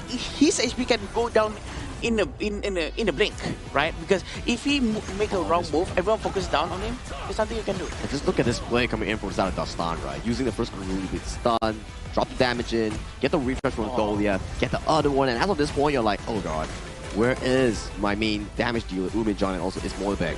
And look at how Mahmoud and Akbar, they were within the vicinity, but they were nowhere there to really get any sort of stuns off. The cores were completely got caught out. Once Umejan and Ismoilbek were dead, you need to just run. And Farouk was trying to get to safety, but then he was like, okay, he got caught, he got slowed. He's like, okay, we have to go all in. And then they were trying to make a play, and then the rest of them were just too far off. Yeah, and this will be the MVP, which is given to Azad. I mean, it's going to be a good, pretty easy choice for the production team because he did 42% damage as a marksman. That is a lot. And we do know he uses his Laurel Bloom very, very well. And he's posing, man. I think this is one of the, if we have a ranking for the best poses of the victory screen, Azad is definitely up there. 100% up there. 100%. I mean, he's in a box. All eyes on him right now because the way he was able to play. And again, you want to carry your team, right? There's a lot at stake right now. You got to win all these games. Azad has more than stepped up in this one. Yeah, Azad he's very young. Yeah. His voice is deep. He has all the good stuff going on for him. And he's tall, and he plays very well. Pretty sure he's going to be the hottest thing in his region right now. And you know what's the hottest thing in our current place right now? Is the place that the players are actually playing here. If you want to check out the official venue of our place, the venue that the players are playing for the 2026 Asian Games Esports Qualifiers for Honor of Kings, do check out Pataling Jaya Marriott Hotel. A very nice day, a very fantastic one indeed. Top tier in terms of quality and service. And if you're interested, do check them out. Yeah. And also, while you're here, you can also experience the all-new Superflow Brawl with new talents and random events. More ways to play are waiting to be discovered, and just do so. All you need to do is, of course, update your game and just hop right in. Yes, and there's a lot of new talents for you guys to watch out for with this Superflow Brawl mode. So don't forget to check it out because it's gonna go away right after it comes in. Usually, it only lasts for a couple of weeks or months, which is very unique for us all to try out. And so we're gonna go back into our game after this. This will be very interesting for us to watch because we know that Uzbekistan is one game behind now. They need 2 more games to actually win, to actually make sure that they're still in this fight. Now, Holler, if you're the coaching staff coming in from Uzbekistan, right, what do you tell them? The draft was okay, just that maybe the execution wasn't that great, so you're at the brink of elimination from your hopes to the Asian Games main event. What do you tell them? Great question. I think that for this piece, I would just kind of, like, it's hard to be like, oh yeah, we just need to make sure that we're going in at the same time. That's really hard to coordinate when things are happening in the heat of the moment, if you will. So I think that you just continue to play confident, right? And understand that when somebody's going in or making a call, everybody just goes in together. We ride or die together. The hesitation seems to be a bit of a problem, Sagi. I think the way they were not knowingly, should I commit now? Are we going in now? Are we going in later? And then, oh, I'm already half HP, I'm going back. Oh, wait, my teammate is still fighting, I'm going back in. So I think that's going to be the biggest issue for their side. Because I think from the side of their hero picks, the heroes are fine. Great, the heroes are great, right? Yeah. I think you guys make a lot of sense, right? Where we did see a lot of hesitation in terms of team fights, where, yes, maybe both teams are not perfect, but when it comes to uniting for one team fight, playing for one target, Kyrgyzstan does it really well. But for Uzbekistan, they still lack a bit of that chemistry that you're talking about in playing those big team fight moments here. So I think rather than playing towards the big meta heroes here, maybe Uzbekistan, they have to revisit back to some comfort picks like the Dun, like a Zhang pick that they have relevant success with. Yeah. Backs on the wall, right? Elimination game essentially here. You need to pick your best heroes. Don't mess around. It looks like, again, the Zhang Fei, Dune, it looks like they're going with a more simpler tone, a simpler draft, which will definitely make it much easier to play come those crazy team fights. And also, I love how Okui is here. This is going to be very interesting. But I love how Kyrgyzstan is very well aware that, oh wait, Uzbekistan is going to be on the blue side. They have the chance to pick the first hero. So we're going to ban out Dolia because Uzbekistan is also very familiar with Dolia and Kaiser. They've done this before. And I think this is very good from the side of the coach of Kyrgyzstan. What about the Kui pick, Sagi and Holler? What do you guys think? I love it, right? It really boils down to whether Marlon is able to land those hooks, and then you come up with the Sarkuba Nuish to land that perfect Raising Brilliance here. If that 1-2 works, yeah, whatever Farouk is playing, even on the Dun, he's going to get melted immediately. Yeah, definitely. And that's going to be a problem. So Uzbekistan, with just more damage to round out that draft, you have team fight galore, you have that Dune, you have frontliner, you have a lot of already, things that you could kind of tick off. But if we're going up against Degui, this is going to be a problem, right? He hooks you, you're in a bad spot. As long as he's not hooking the Zhang Fei, generally speaking, I think you're going to be okay. Yeah, Atabaichi is out, Futsa is also out. This means that they're going to really try to find a good clash lane for their side. But also, both sides don't really have clash lane right now, right? So they really have to get it right now. Also, the jungle for Kyrgyzstan, are we seeing a Hanshin right now? I think this might be the one. It could be. Because Kui has already been big. We have also Durenzi and Angela, that they can have just one person trying to push the side lanes and really just wreak havoc.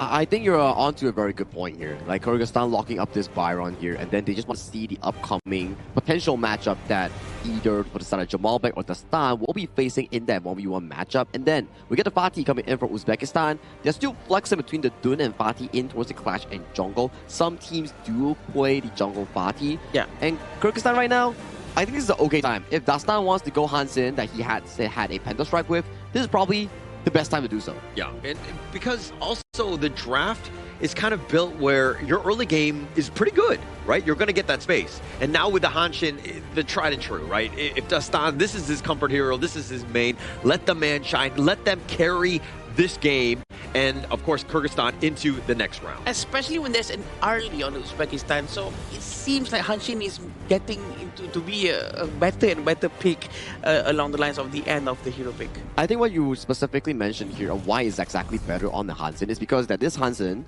the moment Arlie dashes out the life step, he pops up and he tries to take down the Arlie or poke him out of the team fight here. So these are the available options that Kyrgyzstan has drafted for them here.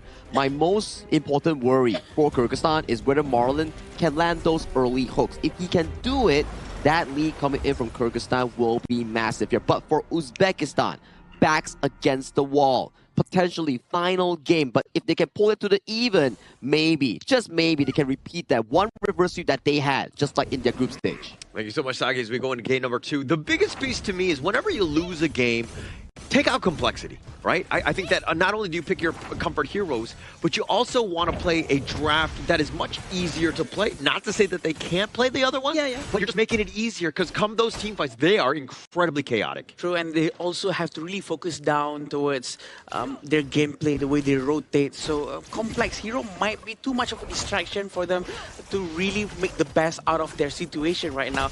And having Arlie in their team probably is going to make it a little bit more difficult, but if he's confident using his Parasola, trying to dash around, might be a good thing, right? So we're going to see probably a hook coming in very soon. Yeah, he's looking to just wind that guy up. Actually, he's a little off the mark, the wind slash on, the dash away, but they got what they wanted, which is, of course, threatening those boards, taking those away, even using the spike to get it. Very early to see Dastan playing aggressively into the jungle side of Uzbekistan, still having Fatih from Mahmoud. Probably going to go down here. Yeah, as Mahmoud, this is something that they changed up on, right? Yeah. One thing that didn't really work was Mahmoud on that Guan Yu. He wasn't able to kind of initiate and find the perfect angle for the team fights, but now they're like, Mahmoud, actually, we need you to kind of carry using this Fatih here. Oh, hook, really trying to hit the mark, but he's going to pull back. There's not much of an aggression coming in from Marlon for now, but I do think that going into the mid-game, he's going to try to start to get anyone in front of him and then melt down with the presence of Kubanovic. Yeah, and Marlon, I mean, he's 0 for 2 right now in hooks, at least what we've seen. Hasn't been the greatest of starts, but it's not like you're guaranteed to kill, especially since it's so early. They don't really have the burst. Come, 3 to 5 minutes, I think that once you're in that area, you're going to have a much higher chance of getting any sort of hook into a kill. But now they get the hook to find the wrong one. It looks like it's just going to be Akbar on. And now with this Azur Golem, it looks like Marlon just trying to dodge the wings of judgment. The side is going to be used as well. But Azad, he's all by himself. He's going to be chased. And another hook that's going to be off the mark. But that Storm Strike is coming in from the side with that blazing brilliance, actually roasting the squad of Uzbekistan as 3 members go down. Wow, what a fight, what a fight. Dastan's positioning just now was phenomenal. He actually managed to find all of his very good damage output coming in without risking himself towards a very bad position. And right now, they do have 1,100 gold lead. And after that, they will try to get that advantage by trying to really steal both sides of the buff. Yeah, that was like best case scenario, right, for Kyrgyzstan, right? Not only were they being invaded, but they held, they turned it around, got those 3 kills, and ensured that they have all of the buffs as well. Kyrgyzstan right now are in the driver's seat. Yeah, and all started because of the hook coming in from the Marlin, but it hits Akbar, and also the follow-up from that is, this is a very proper team fight coming in from Kyrgyzstan. Another hook there, but he misses. But that's fine, as long as they know that they will try to do better here on after. It's going to be doing a lot of things for them afterwards. But Dastan already has his jungle item, and he's going to try to, you know, maybe dash in forward into the fight more, and he doesn't even buy one shoe. Yeah, doesn't need it at this point, but the Tyrant is the big piece. Akbar was looking to see exactly who was going to be around. He's going to walk into Marlin here, and it looks like a little bit of a pillow fight. Into the void he goes, he gets onto 2. He actually flashes on forward, but he actually gets himself on out of this. A little bit of a misclick there as Marlin pays for his sins. Oh no, I think that flash is a mistake. He was actually managing to catch 2 people at the same time, but he stopped it himself. But right now they're going to try to take the Tyrant. Yeah, without Marlin, that's a very aggressive play, if you will, but the Wings of Judgment is going to be used on the side. Mahmoud is trying to fight it, goes in. Zamovek is going to be taken down first, and somehow Mahmoud survives. Uzbekistan are going to take the first Tyrant. Wow, Umijan actually went in front of their face with the Wings of Judgment. How scary was that? But oh, Mahmoud, he's going to be dove under here. Dastan almost getting the pick off there, but not enough. Azad getting dove under as well, but he too will fall. Umijan gets that one. Uzbekistan is on fire right now. They really want to try to get this tower as soon as possible, trying to get a goal lead afterwards, trying to make it much more closer, still waiting for the hook from Marlin, but he's going to make it safe because there's no one nearby him. But what an amazing play coming from both sides. Yeah, I mean, a little bit of more of a misplay, I would say, by Marlin. He doesn't do that. They give themselves a chance, but they have the control. Mahmoud is in a bad spot. Jamovek, does he have enough to outlast these slashes? And they turn it around. Dastan goes down first. Jamovek coming out with a trade. Oh no, he shouldn't have been that greedy just now. Dastan actually tried, and he wanted to get him down as soon as possible, but the damage reduction coming in from the second drill blessing was just so good that he still managed to survive that long and still manages to finish this off Dastan. Huge win for Mahmoud, right? You knew that you're going down and you want to go down swinging. And now Akbar on the side, another miss hook here by Marlin. And now the Spike Tail under a siege. Yeah. I think right now, probably going to try to wait for another hook before another fight starts. We're still trying to get nice one. Hook. He gets up, but he gets the wrong one. Into the void he goes. Umbrella Outburst, stopping it instantly with that wind slash. He actually helped him out, and now this Blazing Brilliance. Kubanich is going to be taken down. And here comes Dastan. He's in a bad spot. He's going to be controlled as well, even over the ledge with that Stampede. Dastan just barely dashing out. Uzbekistan on the hunt. They want to go for a Zot, a couple shots in, but they take the bottom T1. Oh, the Wings of Judgment, but he's not done. And Umijan manages to get Azar right now, but the Wings of Judgment is now, every time the Kui hits his mark with the hook, he will always go in with the Wings of Judgment, trying to make sure that they all cannot really damage the one who gets hooked. Yeah, but if you get hooked, I mean, the ones you don't want to hook is Farouk and Akbar, right? They want to be in front. If you're doing that, you're actually helping them. He wants the wind slash, plus now he's got the Unruly Blade on back if he wants to get out of there. So Marlin needs to be very specific, very accurate with those hooks to get the right targets. So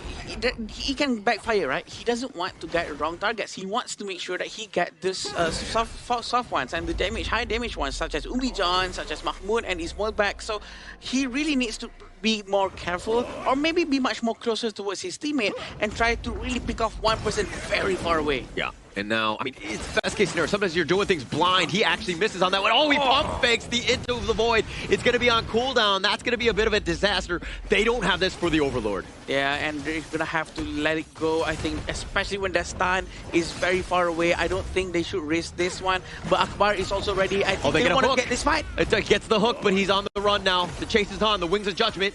will go on, but it's going to completely miss him. But Marlon, man, if he's hitting his hooks and using that into the void a little bit more with more value, they would be in a much better spot. But it just seems like the nerves are starting to get wear on some of these players. We've seen some Kui players out there in Asian Games qualifier where the accuracy is just so high that even not hooking is very scary with his presence, right? So maybe he should try to be much more conservative and try to make sure that it really hits if he wants to hook.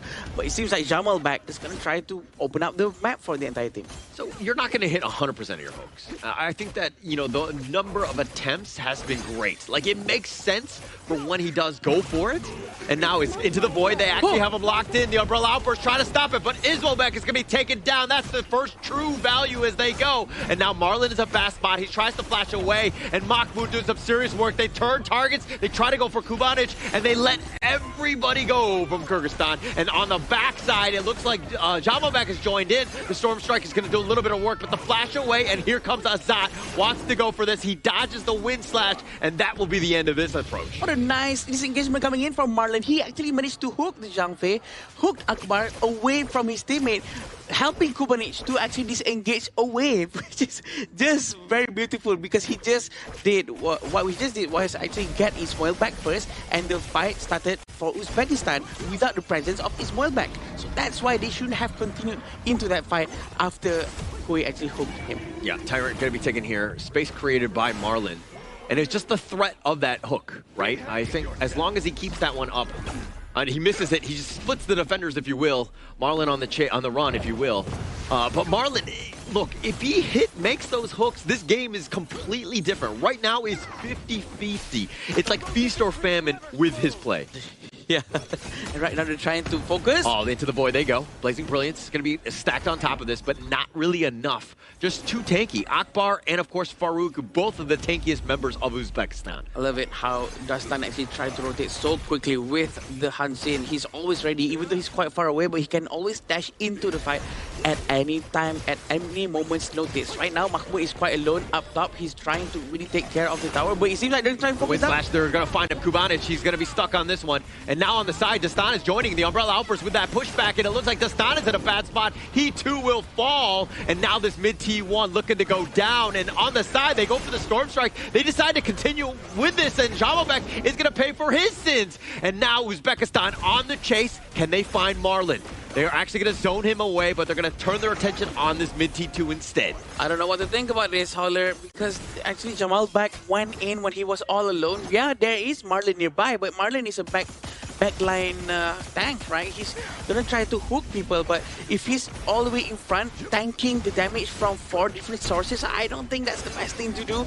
And they actually give away both of these objectives. Very important, and I'm not sure how they're gonna come out of this. Goes for the hook, finds him into the void. He decides to go, but he actually gets out of this one, completely sidestepping it, and it looks like they find Dastan over the wall with that Wings of Judgment. They get the pick. Kubanic next as well. The hook was attempted, but he misses. Marlon on the run. They find 2 members. Beautiful Umbrella Outburst following up with the Wings of Judgment from far away. They see the target. They know they have the advantage. They have both the Overlord and Tyrant in their hands, so they do have the advantage in terms of the damage output, and they were confident with it. Oh, they get the hook.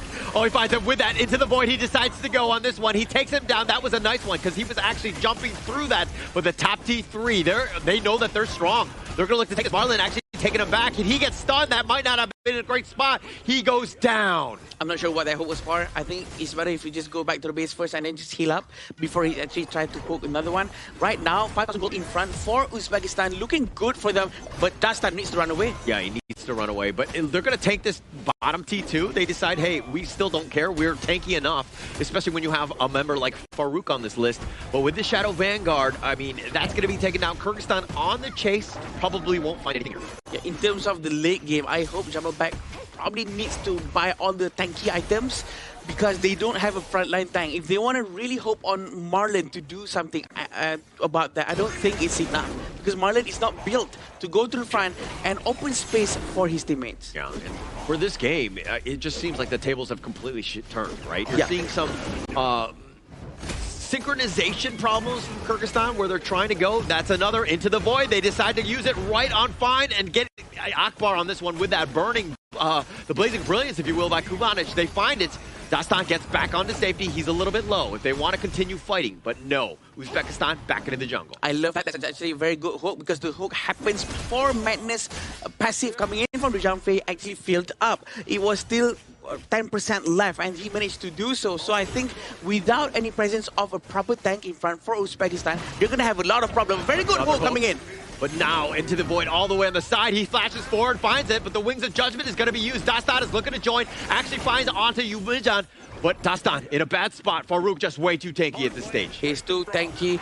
The hook has been made into the void, was forced out, but the Blazing Brilliance has to be forced again. Oh, looks like they find Kubanic. She's trying to flash, but it's not enough. The flash, oh, he gets the hook and he puts him in a worse spot. Zamalbek is on the run. The T3 deterring any sort of approach at this stage. Still haven't seen this one back to try to deal a lot of damage. They're going to try to focus down on the last tower before they go in. Yeah, Azat is on the side. Needs to be careful. The into the void. He actually he uses it again. And it's just no value on this. With that Wings of Judgment, Farouk is just an absolute monster. The Stampede on forward, sending him back into the fountain, but no minions. The Crystal, a couple shots in. Dastan was cutting the creeps. Yep, Dastan actually bought a lot of time for his teammates, and I'm not surprised. This is the moment for Dastan to actually try to split to the side lanes, and this is going to be giving a lot of problems as long as Kyrgyzstan's, the rest of the team, doesn't fall down in the mid lane. They have to play kiting, they have to pull back and kite the movements of Uzbekistan, giving a lot of space for Dastan to do his split pushings. Yeah, and actually that's really good by Dastan, right? I think that as long as you have this Hanshin, Dastan, you still have a chance. Yes. Right? It really comes back to, are they able to isolate someone? Probably not Farouk. And now they're going to look to go. He completely missed it into the void on the side. He's actually on the back side of this one. A little bit of a disaster, if you will. Marlon now on the run. The Wings of Judgment just softening them up. The Crimson Golem taken away by Azat, but he's in a bad spot. Mahmoud decides to go for the side. The hook is on the side, but actually putting him in a worse spot. Azat is isolated, but he takes down Umijan before he goes. And now the slashes are real. Mahmoud doing some serious work on Marlon. They deal with the minions. Uzbekistan waiting for the minion wave. Umijan actually goes down, but they got to touch another the hook. They find it. Umbrella Outburst instantly trying to use, but into the void he decides to go. Farouk just tanky, outlasting, if you will. The wind slash on top. They find Jamalbek. He's very tanky as well, but he will fall. And Uzbekistan finding the right pickoffs. The minion finally comes in. I think they forced that fight a little bit too early. If they just waited a bit, they can probably have ended the game. Yeah, they're trying to, but I think it's going to be very difficult. Umijan is up, down for another 5 or so more seconds. Uzbekistan is turning to the run away. Yeah, we're still waiting for a proper hook and a proper teamwork coming in from Kyrgyzstan with the Blazing Brilliance. We haven't seen one that is really game-changing just yet, just because the aggression coming in from the side of Uzbekistan really stampede and steamrolling towards the side of Kyrgyzstan. The fact that they cannot react quick enough with the Blazing Brilliance, with all of their excuses. Yeah, Marlon just hasn't really been hitting. Okay, here we go. They find it. Oh, he actually sidesteps it, and he gets on back. It was used as well. Marlon has been using that whenever it's on available, if you will, but he hasn't hit too many at this stage. True. It's very important for him to keep at important times as well, because right now Uzbekistan knows Into the Void is on cooldown. They can try to force something. Unbridled Outburst is also very much available for him to use.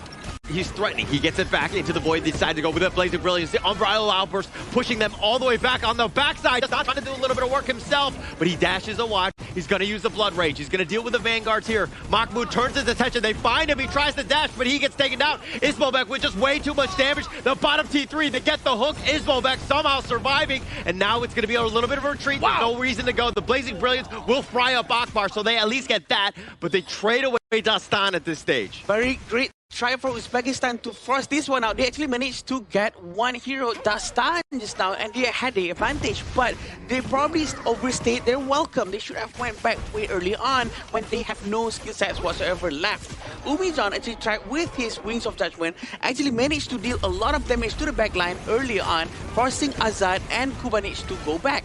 And this is when they tried to force it way a bit too long, a proper hook coming in from Akbar, and they actually managed to go back. I'm sorry, from Marlon, and the Blazing Brilliance actually went in quite nice this time. I mean, if you're able to get the hook and into the void, Kubanic is just, it's so easy. The Blazing Brilliance is like right in front of you, right? Yeah.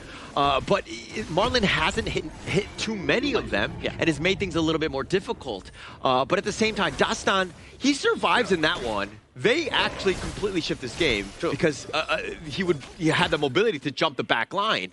But Kyrgyzstan right now hanging on. It's not completely out of their reach. They're down about 4K, but they do have some hurdles to jump over. You know, in this situation where Jean-Philippe doesn't have his ultimate just yet, I think it's better to just hook him over and just try to get him down first. That will solve a lot of problems prior to the next team fight. Yeah, but they don't 100% know. It's more of just like a all hands on deck. They'll just try to hold on more than anything else. But here's that hook into the void. They decide to go with that Wings of Judgment. Look at the turn. They find Ismo back. That's a huge win. 3 members down from Uzbekistan. Now they're trying to run away. Mahmoud is on the run. Couple slashes before he gets on out, but he does trade away 2 members from Kyrgyzstan. That was just exactly what I was saying. Just get Jean-Philippe before he gets his madness, and that's what he did. They managed to get 3 people at the same time. I think they have to build up a lot of pressure right now. They have to go out. This is what happens. He hooks Jean-Philippe, he uses into the void, and the Blazing Brilliance hits his target. All 3 people melted in front of them. Yeah, I mean, you take down Ismobeck, you just win the team fight. He has been the guy, right? He has all the farm, he's doing all the damage,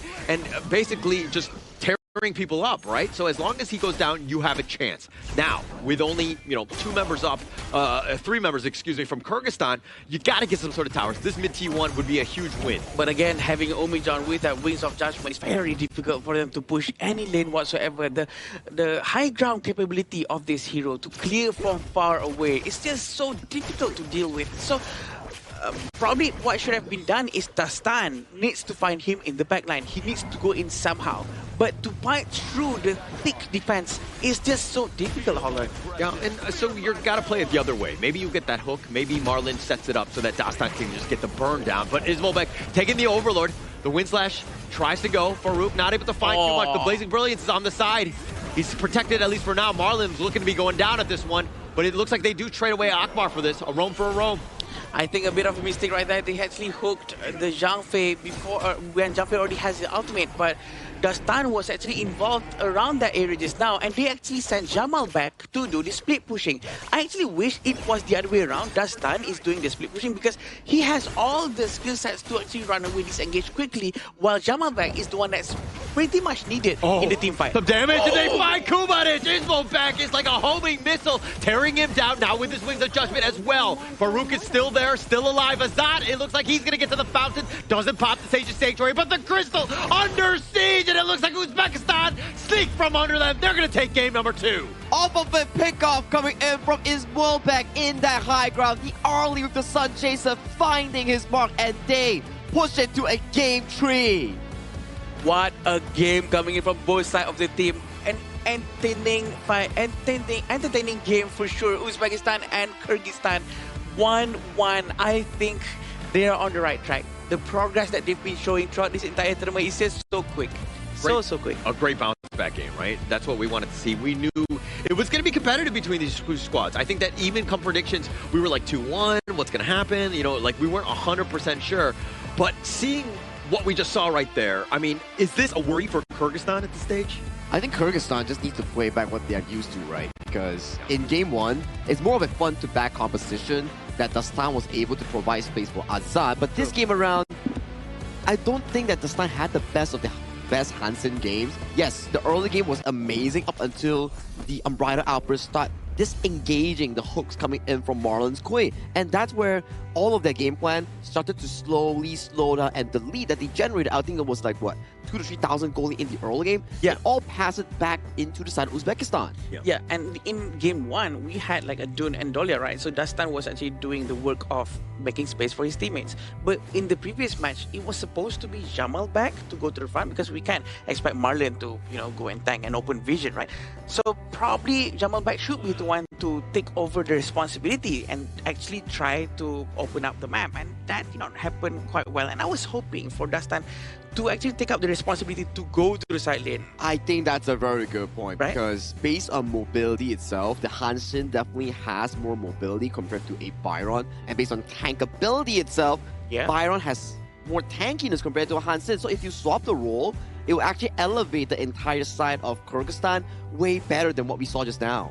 I'm kind of thinking about this draft overall. Like the Quay, he hits his hooks. This is a very different game, right? I think if he plays a different roamer, I think this is a very different game. Yeah. I think the amount of hooks that he did miss, and he wasn't really able to get too much value, and that's kind of why they struggled. They had a really tough time because it's one thing to be like, okay, I get my hook, and then Dastan, that's why he's sticking around the team, because he is expecting the hook to happen so that he can go in for the burst. Yeah. Right? So Marlon is not your favorite hooker, right? Yeah. I'm not into hookers like you, Ed. Oh, okay.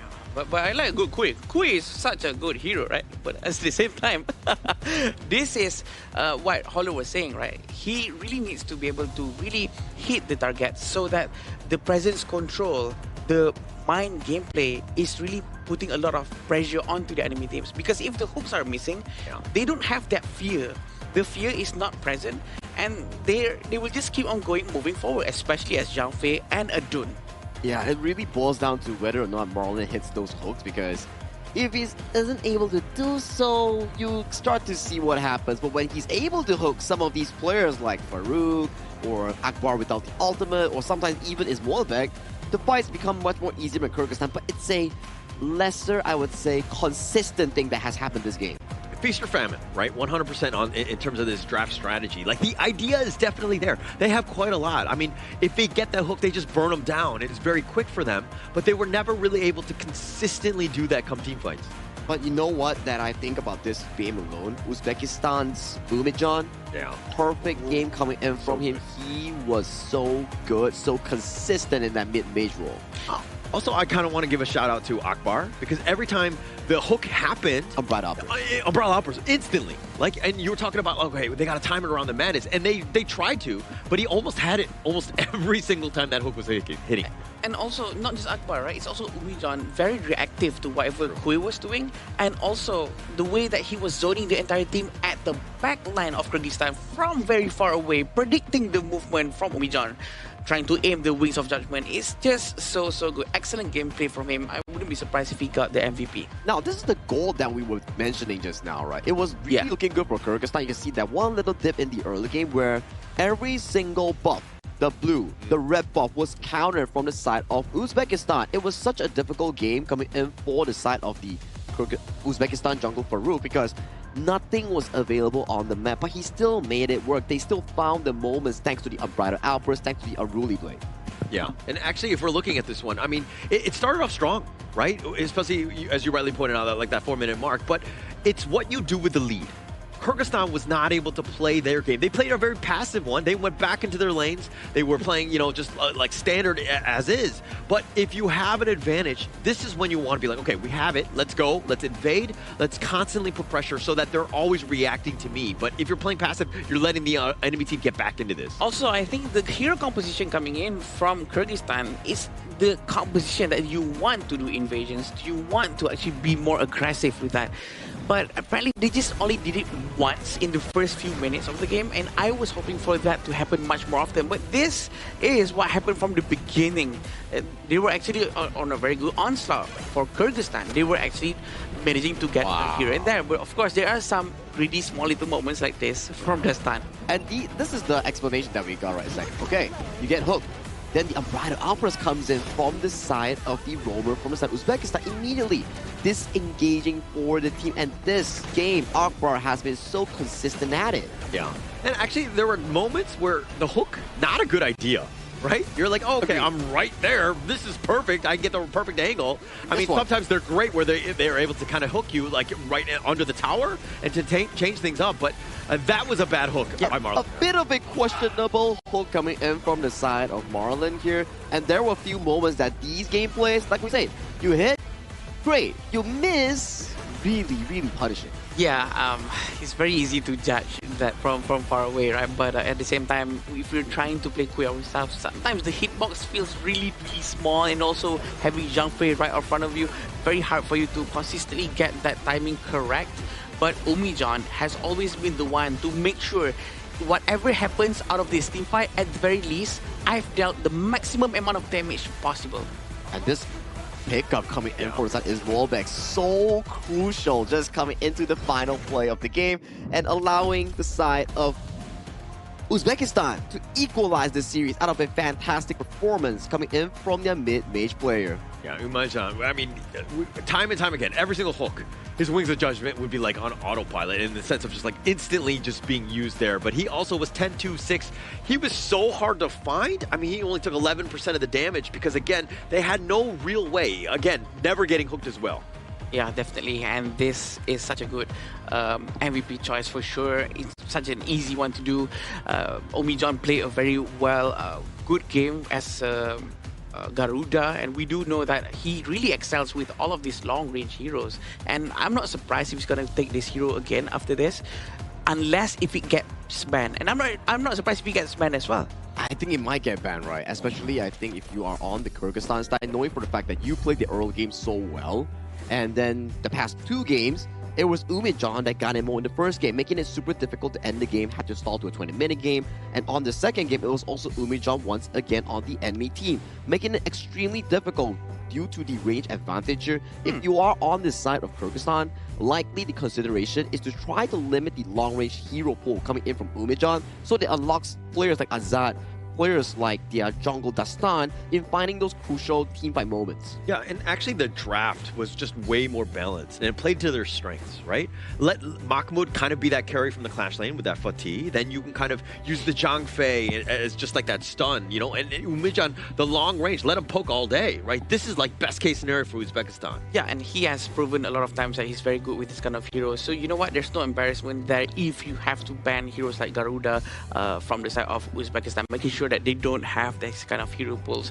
But also at the same time, does this mean that Kyrgyzstan has to go back to like a Dun Dolia kind of gameplay? Do they really have to stop with their assassins gameplay such as Hansin? I think not necessarily. It's more on how they drafted the roamer onto the Marlin. That was his first game of Quay on stage. Okay. Maybe the practice games, the scrims, didn't really brought into the actual performance that he actually had, but we remember the side on how Kyrgyzstan is able to perform thanks to Marlin's heavy engage coming from the Liam Po, coming in from Lapu Lapu. So maybe let's drop the Quay for now and revisit those traditional tank roles. So maybe if they did not take Kui just now and they changed it to a different hero, something that is much more straightforward, something like a Lian Po that you can engage right in front of you directly without having to hook, there's no prerequisite, do you think it would be much a better and easier game for Kyrgyzstan, you think? 100%. 100%. Adding Quay to the equation, very difficult. He's tough, right? Because it's like, oh, it's a hook, oh, it's left and right. But when the guys are moving around and they're completely dodging it or forcing, you know, the right guy to be hooked by their team, I think that they're playing, you know, to their advantage, right? It's very tough. So whenever you lose, again, I said this for Uzbekistan, simplify. Let's go back to the hero pool. And to add on towards Holland's point, right? It's not to say that Liam Po is a better hero compared to the side of Koi. It's just the element of the hero. Koi is really hit or miss. You hit, you gain a lot. You miss, you lose a lot as well. So if you can keep consistently hitting those hooks, then yes, the leads gets generated vastly and you can snowball the game. For Kyrgyzstan, we saw that in the first few minutes, but it's just how Uzbekistan was able to counter that, and then there was more mistakes coming in from Marlin. But Liam Po is more of a more solid option here, but more slow pace. Also, when you say that as a Kui, when you hit, you get a lot. When you miss, you really miss out on a lot of things, right?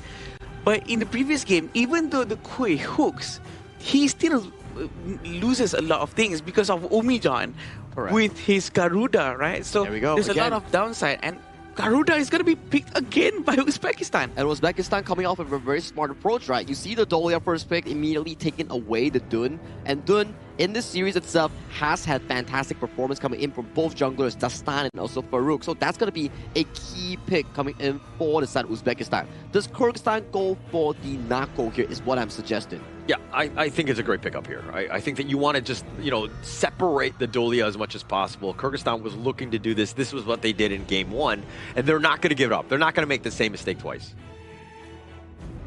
Okay, so now, I think they are not going for the Nakaruru, and I understand that your mention on the mistake thing. I think ever since game one, they're like, okay, Dastan's doing pretty solid, but let's see what you can do, because your Hansen somewhat failed. So let's challenge your hero pool. Let's see how far you can go. And then Uzbekistan putting off a much more, I would say, priority over to the side Ismolbek, give him a proper pick, and then you will start to see more bans on towards Azad. What can Azad pick if Aaron is banned? Well, it's going to be very interesting, right? Probably not Marco, but we haven't seen Hoi from Azad for sure. Oh, he's picked the burning sun arrows. Yeah. We did. It's definitely an option. It's an option. He's proven that his burning sun arrow actually hits his target, while his team can actually play the 4-1 formation, where he just helps from very far away, throwing the burning sun arrow. I think that would be good as well. Yeah. So for me, I'm okay going back to the well. I think in the sense of like, you go back to Dastan's Han Shin as well. Hou Yi adds in, it's just more damage. You have that mini stun. If you're able to kind of hit it from long range, even better. But it's really about trying to get heroes that really take advantage of this Dolia Celestial Melody. Yeah. Who could be the best one, Zaki? I think right now, the Dune is gone. The next best thing is usually Kaiser, but is there any other choice? I don't think there's much available on the hand right now. Aaron's banned away. The only option that you may have is a clash lane like the Xiang Yu that we've seen. You can't pick the Yuhuan because your mid and roam is already available, unless Dastan comes up with a Yuhuan jungle, which we haven't seen at all in the entire tournament, and it has been nerfed prior to the Season 13 patch. Yeah. So I think maybe, okay, if they put this Ata into the clash lane and pick up something like a Ukyo, no, sorry, not the Ukyo, the Musashi, maybe it works out. Oh. But do you want to do... I mean, okay, Musashi is a great homing missile to get on top of the Garuda. Great. D-Renjay, also a target. But the Dune becomes... It's a little bit of an issue because he's going to be, again, trying to protect those backliners. Okay, think about it this way, right? You remove the healing factor coming in from Dune's passive, then you proceed to burst him down with the Angela. That may work too. Actually, that may work because of the duel to the death actually has a passive where it stops the healing, but it only lasts for 4 to 5 seconds.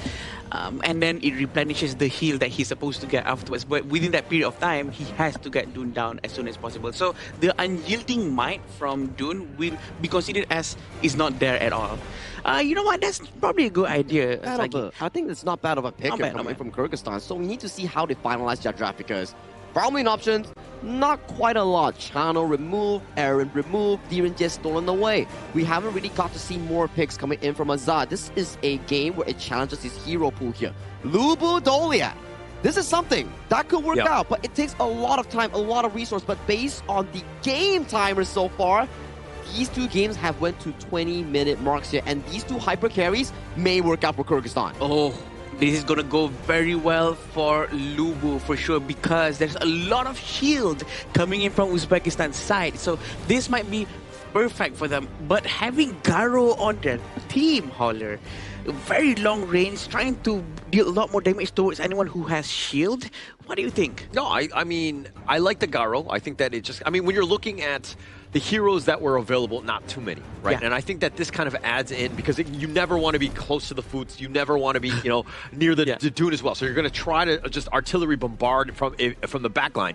But Jamalbek Lubu, Sagi, you pointed this one out, right? It has a lot of potential to dealing with all these shields, but I'm worried about the placement of those Tremble Mortals. I'm really worried as well because we haven't yet got a single Lubu win in the Asian Games qualifiers yet, and in such an important game coming in for Kyrgyzstan, they pull it out, and whether or not it works, it better work out because this is the final game one of these two teams will be playing. This potentially could be the last game for them as well, so they do not want to make a mistake, but they have called the shots, they have chosen their heroes. We're going to go into the final games for this match. Yeah, and going in, I mean, it's elimination for either of these squads, right? You lose, you go home, you're out, right? Yeah. You're going to be top 12, but you're not going to be moving on, which is very sad for either of these squads. I would love to see both of them in the main event, but unfortunately, that's not how it plays out. Yeah. Only one can move on from today. Yeah, we can't do that, but this is what we're going to be seeing right now. Are they going to rotate quick with the Fudza? Fudza really need a lot of items for him to work compared to Ismail back on the side of Uzbekistan as well. He might not really need too much of an item because once he has his Spark Forge Dagger, it's going to be more easier for him to really get all of the rest of his golds. But the rotation coming in from Kyrgyzstan, they're really making Angela Kubanich to stick with his jungle. Yeah, you want to have him stick, right? I think Kubanic is the type where, again, if he's able to kind of outpace Umejan, who generally, I mean, Umejan definitely in game 2 got the better of him. Yeah. It just seemed like Kubanic on this one, he has to play a little, you know, have better positioning, if you will. True, and you know, both sides of the mid lane as well, still using the same mid lane, knowing that Umejan's Garuda has been a big of a problem. But I hope this time Kyrgyzstan actually has the answer to find Garuda at the backline. Probably why Jamalbek is using Lubu right now to use Tremble Mortal twice. Yeah, and now it looks like Marlon on the run, getting stuck in this lair. He doesn't have flash, something to take note of. He's got caught in game 1 as well. Yeah, and right now Atta is still at the mid lane. They're going to try to find out their target. Marlon's going to be focused down by Akbar. Might be the same problem that happened again like the previous one, but as of right now, it seems quite okay for them to just be much more aggressive.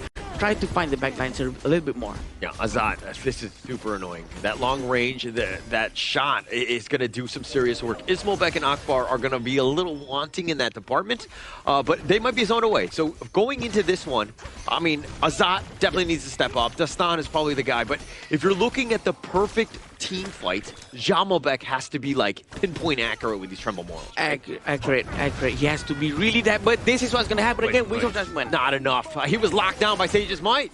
You're not going anywhere. Wings of Judgment, that's the easiest setup for him. Umejan taking first strike here. And that's not going to be the only Wings of Judgment in this entire match. We know there's going to be a lot more coming in after this. It is really painful, and they have to find a way to try to stop it. Probably going to be Jamalbek's responsibility to handle that one, but Dastan playing Atta right now, probably he has the advantage to do so, to try to just move and bounce along to the backline. Yeah, okay, and now let's talk a little bit about Azad and Ismolbek. Yeah. Both of those guys have been the difference maker for their team whenever they're winning. Azad had an MVP in game 1. Ismolbek had a really good bounce back game and was getting some pickoffs, right? Especially on the Kubanic. Yes. If we're talking about this lane matchup, who gets the edge? The edge should be on Azad right now because he has Garo with his very long range and has a lot of extra critical rate. But it all depends on the fight, the execution, how they're going to rotate and take care of each other's farm lane. That's the most important thing. Yeah, okay, and another piece, Farouk had an amazing Doom game as well. He's always been that guy. Akbar's been second in command in terms of just being the frontliners. They've been actually doing an amazing job with the team fight because of this 1-2 combination, but is this going to be enough? Will Farouk be able to kind of push them away? Zamalbek eating some Wings of Judgment. Dastan, it looks like he's going to take the Tyrant. Tremble Mortals, he decides to go, but the Tremor Smash is going to be used in return, and now he's using the second Tremble Mortals, finding it, and they get the pickoff on a Farouk. Yeah, the Tremble Mortals really hurts a lot here, and it's really accurate this time. I think it's a very good thing that they're doing here. They're trying to get the blue buff, trying to buy more and more economical advantage for themselves. Oh, the steal away. Burst Ram, a little slow on this by Akbar, and now without Farouk, this is an opening for Kyrgyzstan. Yeah, very good opening for them for sure. The amount of goal is exactly the same. We've seen 2 effective Tremble Mortals coming in from Jamalbek. Seems like it's really working out very well for them. Very smart coming in for the coach of Kyrgyzstan. And I think Marlon's going to have a pretty easy time for him to just, you know what, reset Celestial Melody twice, and Lubu's going to go and do his thing. Yeah, actually that's kind of like the dream, right? You want the Celestial Melody because it's like one time you do the Tremble Mortal, sometimes they step out and they're just on the outskirts, and then having that second one is a huge amount of value because it creates so many different areas, and you're like, okay, Uzbekistan really can't fight at that stage. I agree, and also 500 gold for the side of Uzbekistan. It's not a big of a deal for now. They can still try to catch that for sure. Waiting for Jamalbek's power spike to really come in. They really have to protect Ismolbek as much as they can. But Umejan has been the biggest problem in the previous game. Hopefully, Umejan will be able to be shut down as well by Jamalbek. Yeah, target number 1, him and Ismolbek, those are the 2 guys, right? Everybody else from Uzbekistan need to keep them alive. Windslash not going to really hit on this. Ismolbek is on the backside. And now it looks like they're dash away, and it looks like the Tremor Smash was used by Akbar just to stay alive. I'm not sure if that's the best thing to do. It's wasted just a little bit. They cannot force a fight right now. They cannot afford to have one. But Marlon is still in position, still waiting for the right moment. We do have Jamalbek trying to mirror the positioning of Mahmoud. It's going to be a bit of a problem for Jamalbek to rotate as well, because Fuzil can really do a lot of split pushing, right? So he has to stay on his lane, or else his tower is going to go down. Yeah, break down this Azat Garo, though, right? It definitely has the range. Silent arrow can be absolutely amazing, especially when somebody jumps in. True. No, it's very predictable, right? Yeah. But why have we not seen Garo really just shine? Garo doesn't have any mobility at all. So once people dive into Garo, there's almost nothing he can do, and he really have to 100% depend on his team. Oh, the flash forward. And it looks like Sage's might. They're going to lock him down. How much damage can they do with that Wings of Judgment? The Tremor Smash in return. It looks like Akbar gets the safety. Marlon is the first to fall. And now Mahmoud trying to go for the Corporal Punishment. He's going to be a little off the mark. And these shots from Azat, the Tremor Mortals, completely whiffing. Not able to find the return kill. And Marlon is not there anymore for him to actually send the Celestial Lady towards him. Seems like Azat was actually in the fight for so long that his mana went to 0. That's how much mana that you really need to burn just to use the long-range bow. Yeah, that's a bit of a problem, right? And you want to be kind of just like using your basics, but you also need your spells. The Silent Arrow is pretty huge in terms of just potentially winning a team fight. But now, okay, Kyrgyzstan down 1-2. Yes. Who from Kyrgyzstan needs to step up so that they, have, is the ultimate carry, if you will? It has to be Azat for sure. Azat really have to step up and really help the entire team. And also we have Kubanovic, right, to actually try to handle the earlier part of the game, because Azat is extremely late game. Yeah. So they have to buy time for Azat by really working with Kubanovic and Jamalback. The rotation, though, has to be on point, because they have to be quick to do whatever they need to do to find the heroes of Uzbekistan while trying to handle the split pushing coming in from Mahmoud on the other side. I think that's going to be a bit of a headache for them. But the Uzbekistan MO, they want to be literally the the Foots, the Dune, the Liam. All of these guys are just going to run at you. It's like the caveman strat, right? Yeah. They just run at you with just melee weapons, and they're going to lock you down. You were talking about the lack of mobility from Azat. Kubanic also not very mobile. So for me, it's about this positioning. But now the Ghost Ship going to be looking to lock it down. They have the Tremor Molars on the side, and do they have enough with the Tremor Smash? It looks like they do a little bit of work, and Ismo Beck is going to be going down as well as Mahmoud, but they find the return only into Marlon. A huge win for Kyrgyzstan here. The double Tremble Mortals is just so effective coming in from Jamalback. They've been doing it over and over again, and surprisingly again, Azat, no one can actually touch him. There's no one who can actually try to roll all the way through back and find Azat over there. This is exactly what happens now. Eyes on Jamalback. The first jump goes in. The Blazing Brilliance coming from the side of his team. But another jump again going to the back line. But Umijan, one more time, I have to express this. No one is really focusing on him. He was using that Wings of Judgment so perfectly without no one looking at him at all. Yeah, so Jamalback, this is where he needs to just target priority. He needs to get on top of him. Yes. And every single time that he's not, you're kind of not giving yourself a chance, because he does so much damage. Ismobek probably not as much at this stage, but Umijan and Ismobek together, that's enough to get kills. And Jamalback cannot waste his skill sets towards Mahmoud, towards Farouk or Akbar, because these are the three heroes, the caveman if you will, really wants them to be hit. They benefit from this. The whole team benefits from wasting skills towards these three different heroes. So they need to focus fire towards the right target. Yeah, the burst ramp. They actually find Marlon with that wind slash. A little bit of a combination on top, but now comes the Mahmoud.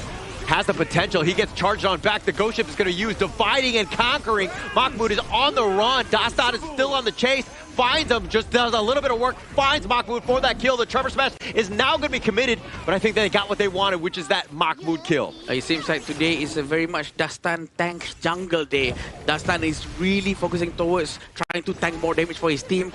He's doing it again right now, trying to provide vision for his team, space and time for them to do a lot of damage coming in from the Angela. Yeah, and it's been that target. Mahmoud wants to be left alone. He doesn't want to be harassed, if you will. Yeah. And he's been completely zoned away. Dastan is doing some serious work. Again, prioritizing Mahmoud as much as possible. Again, Giselle Umijan did not manage to get effective amount of damage with the Wings of Judgment. I think that's also why Uzbekistan was actually struggling, but also because Umijan hasn't has his itemization yet. So Kyrgyzstan still have to be as best as they can, try to focus. They cannot be complacent whatsoever. Yeah, not being complacent, but they're taking the Tyrant on the backside, mid T1, under siege. Kyrgyzstan looking to just burn that down, and this is an opening. Kyrgyzstan have opened this game up. Akbar on the run.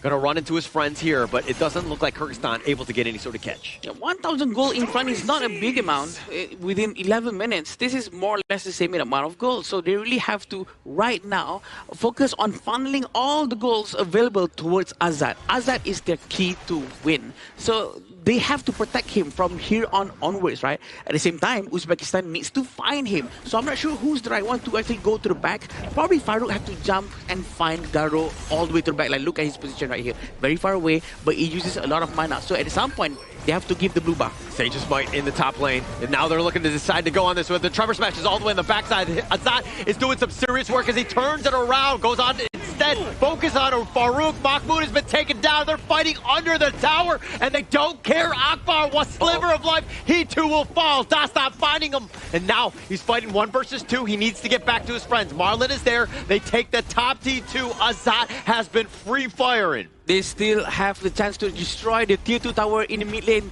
There was actually a bit of an oopsie just now. Jamalback actually lost his life towards the tower. He did not get out at all, but Dastan tanking all the damage. This is the wisest choice. No, it's not. I don't think this is the best thing. I think he's just wasting his life. Well, he was trying to, again, just stop them with the ghost ship. I think he was underestimating Umejan and Ismobek's damage on this one. But the ideal was there. Obviously not a great situation for him. But this is what happened just now, right? See how Jamalback goes in. Jamalback was doing great. He actually swiped everyone away with the true damage. But again, Umejan freely hitting from the side. But focus on the position of Jamalback. He was getting hit by the tower right now. And it takes him so long for him to actually get out. That was the 5th consecutive tower hits. Right there. Yeah, I think after like the 3rd one, you probably should have been like, okay, I need to get out of tower range. But he was trying to use the Tremble Mortals, right? And he had a great one, and that was actually what set things up. We were talking about how this is a counter pick into the Foots as well as the Dune because of all those shields, plus the Lian Po, right? Yeah. But he got the kill, but he needs to worry about survival. He cannot be going down by towers. True, because he buys a lot of damage item as well. So it's very important for him to live a very long time for that, so that his teammate can really provide him or benefit from his existence. And this is what's going to happen here. Oh, Mahmoud just getting run down at this point. The flash away, just barely enough to keep him alive. Azad is on the side, finding Akbar instead. The Wings of Judgment trying to deter at least Dastan from approaching. He will disengage at this stage. Akbar, though, running away. Azad is starting to hit like a truck. He's chasing everyone right now. He knows he has the advantage. The best thing for Agaro is to actually have the blue buff, the Azure Golem buff. Right now, he has it so that he doesn't have to worry about his mana consumption at all. His first skill can be activated the entire time with no worries. This is what he wants. Every hit with a critical strike, critical rate, will actually slow down anyone who gets hit, which is completely annoying and very painful. And if there's any player on the Kyrgyzstan side that is like, I got you, go. Like, I'm going to carry, right? Azad has been in. He's got a 1.5k net worth advantage over Ismobek, and he's, again, putting his team in a position to win. This Garo is not an easy hero to play, especially since, as you rightly pointed out, he's very immobile. But now this Overlord getting easily burnt down, taken away, and again, more push going the way of Kyrgyzstan. This is the Shadow Overlord, very smartly as well. They send it immediately towards the bottom lane, making sure that there's a lot of space for them to actually move around, and Mahmoud not being able to do his split pushes. Because right now, Uzbekistan has the advantage to actually do split pushes, like what Kyrgyzstan had before with the Hansin. And I think the best thing for them to actually make good use of Mahmoud and his Futsu and try to do a split push, pull the focus away for Jamalback to actually have to defend the base so that they cannot do the combo between Jamalback and Marlon. But Mahmoud is trying. Right, he's trying to split push, but I mean the Shadow Vanguard again, it kind of just stopped all of that, right? But this is the way you want to be playing, where again you need to buy time. You're down about 4k at this stage. Uzbekistan looking to split push just to get a little bit of breathing space. Yeah, but it seems like they might start war here. Yeah, a little bit of an action here. Dastan up in front, use the Ghost Ship, locking him down with that Tremble Mortals. The combination is unreal with the Tremor Smash. Akbar, he's going to be taken down. It was a nice little stun, but they didn't find it. Farouk gets killed as well. The secondary Tremble Mortals going for the back line. They decide to go all in as Mahmoud is taken down. Ismobek gets back to his fountain, but the crystal is open. It's a matter of time before before the Vanguards are there. They have to back up just a bit. But now with the Wings of Judgment, softening them up. Uzbekistan with only 2 members. Here come the Vanguards. And it looks like Kyrgyzstan, they're a little bit low. They're not sure what to do here. They should have pulled back just now so that they can wait for the Dragon. But right now, they're all low HP. They cannot go in, even though there's only 2 people on the side of Uzbekistan. Yeah, now the Ghost Ship on the side, Dastan with a nice picks. And now it looks like that's going to be enough. They find Ismailbek. He got caught on the bottom T3, but Dastan goes down as well. Wings of Judgment trying to focus in. They actually snipe out Jamalbek as well. Marlon too. Umidjan with a hold. Oh no, they're a bit too greedy. They have to go back right now, trying to get any objectives whatsoever that they can. But they have to be careful with Farouk. Farouk is actually quite nearby, but he's not going to try to steal the Tyrant away. But it seems like Akbar is going to come in. Is he going to use the... the rushing through. Akbar, he actually stops it. It actually leashes on back Azad. He decides to play a little conservatively. If the Shadow Tyrant is not worth losing the game at this stage, they take the Crimson on their way out, but Uzbekistan fortify, and it looks like they're going to take the Shadow Tyrant here. But they have to move quick because the minions are big. Minions are going to be pushing towards into their base. They have to go back very soon with the Tyrant buff in hand. Pretty sure they will have a little bit more advantage in terms of movement speed buff. Yeah, but as long as you've got the mid T1, Kyrgyzstan right now still in the driver's seat. I mean, they just need to not panic, not to throw any more kills away. They need panic. So Azad here, again, he has been the guy. He's an absolute monster. He has almost 15,000 net worth at this stage. And he has to get renew his blue buff before he gets it. First ramp. Jamalbek about half-life. I don't know if they want to engage, but now Uzbekistan feel like they're strong with that Wings of Judgment for the wave clear here. Ooh, trying to run away from the Wings of Judgment. They are okay for now, but we have to remember the first skill of Garo, her passive really focuses down on hero with shield. Whoever has shield onto their HP bar, Garo will immediately deal 50% more damage. On top of that, a critical chance, critical damage plus 50% more, which is very painful. Yeah, it's very painful, and a lot of them have it, right? Yeah. So it's like the perfect counter pick in that sense. But Azad has been playing phenomenally. 406 has not died, has Sage's Sanctuary as well. So another big piece. Uzbekistan need to know that this Overlord is happening. Yeah, and they have to get the Overlord right now because they have to counter bottom lane. Wings of Judgment is going to be used. Dastan already taking this one with that Tremble Mortals. They are trying to go for the back line. They get on back to safety. They're not able to find anything, but Mahmoud looking to push the bottom lane, but the Shadow Vanguard taking that one all the way down. Mahmoud probably deals with this Vanguard and has to recall on back. Wins, very good win slash, but it seems like Mahmoud is going to stay at bottom lane. No one's going to go back. It seems like Kyrgyzstan is going to try to commit into pushing top and mid. It seems like Mahmoud decides to, you know what, I have to recall and help my team in case this might be the final fight. But what is Azad doing going back? Why is he not pushing the wave right now? You're getting value. Your team is going to use that that farm. Right? Yeah. So you can just take you take the Crimson Golem here, you get that buff as well. So you're looking for this fight. It's about the maximum value that you're getting out of the off the jungle. And right now, 50 seconds away from another Tempest today. It's gonna be interesting for us to watch for sure because Azad is ready to go. Yeah, but no T3s. This is incredibly scary. Ismailbek, he's so low. And now they're going with this Trevor Smash. Are they able to get him back to safety? He's trying to flash away. He gets barely under, but Azad with just too much damage, tearing it up. They're all the way back in the fast lane, but the Crystal is under siege. They're not actually going for it. Kumanis gets picked off. It's one more shot, and it looks like Kyrgyzstan are gonna move on. Back-to-back 20-minute games, but the ones that stood out in this BO3 is not Uzbekistan, it's Kyrgyzstan, and they are going to the finals of the last chance stage. Congratulations, Kyrgyzstan, for that amazing play, but also at the same time, congratulations, Uzbekistan, because they were so close to actually making a proper comeback. My personal MVP, I gotta say, Lubu. Lubu played super well coming in for that specific game itself. Double refresh coming in for that Lubu. Caught so much space for Azad to actually pace in that team fight. That is the first Lubu game that we actually got a win over in the entire course of our Asian Games qualifiers. I didn't expect Lubu to be picked right there. Yeah. The Lubu picked was actually quite surprising and it caught me off guard, and the fact that Selection Lightly really works well with Lubu. Yeah. And the execution is beautifully done as well. And Umidjan was having a bit of a trouble because of Lubu. That's why he cannot stay at his normal positioning just now. It's actually a perfect draft for them, Kyrgyzstan. Right? The Lubu completely catching him off guard. You got a lot of shields. Perfect. Right? Lubu's perfect for that. Garo also great against shields. Both of those picks were last for them, and that they got so much value. Plus, Azat was able to pilot that hero to maximum value. Surprise picks, right? We never expected in the second phase of the pick and bans we might see a Lubu. Still okay, we've seen a few Lubus thus far and never really got a win. And then coming with a Garo, two heroes that never got a win in our Asian Games qualifiers, just coming in such an important match between Uzbekistan and Kyrgyzstan, and they were the top two performers in pushing the team into that victory here. But it's not over yet for Kyrgyzstan.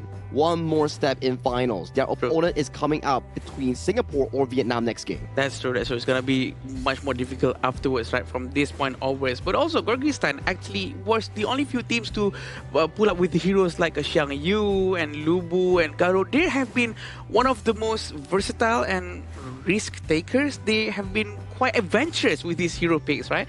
So I think I'm liking their playstyle. I'm liking their mindset. I like their playstyle, and they've been really fun to watch. I think that the way that they kind of dismantle other teams, it's kind of clean, but they do it in a way that just like, you know, takes over the game. It's incredibly fun. Again, Kyrgyzstan just really stepping up what they need to here. The way that they build a team fight is just marvelous, right? We saw how Jamalbek was able to utilize double tremble mortals, zoning the first part of the fight, and then if anyone was to jump on towards Azat, he will drop it on towards Azat and immediately dispelling everyone else from that team fight. So you were asking, like, if I put my Tremble Mortals and everybody runs away, why not I put it on my farm laner here? I can protect him while also pushing people away from that team fight.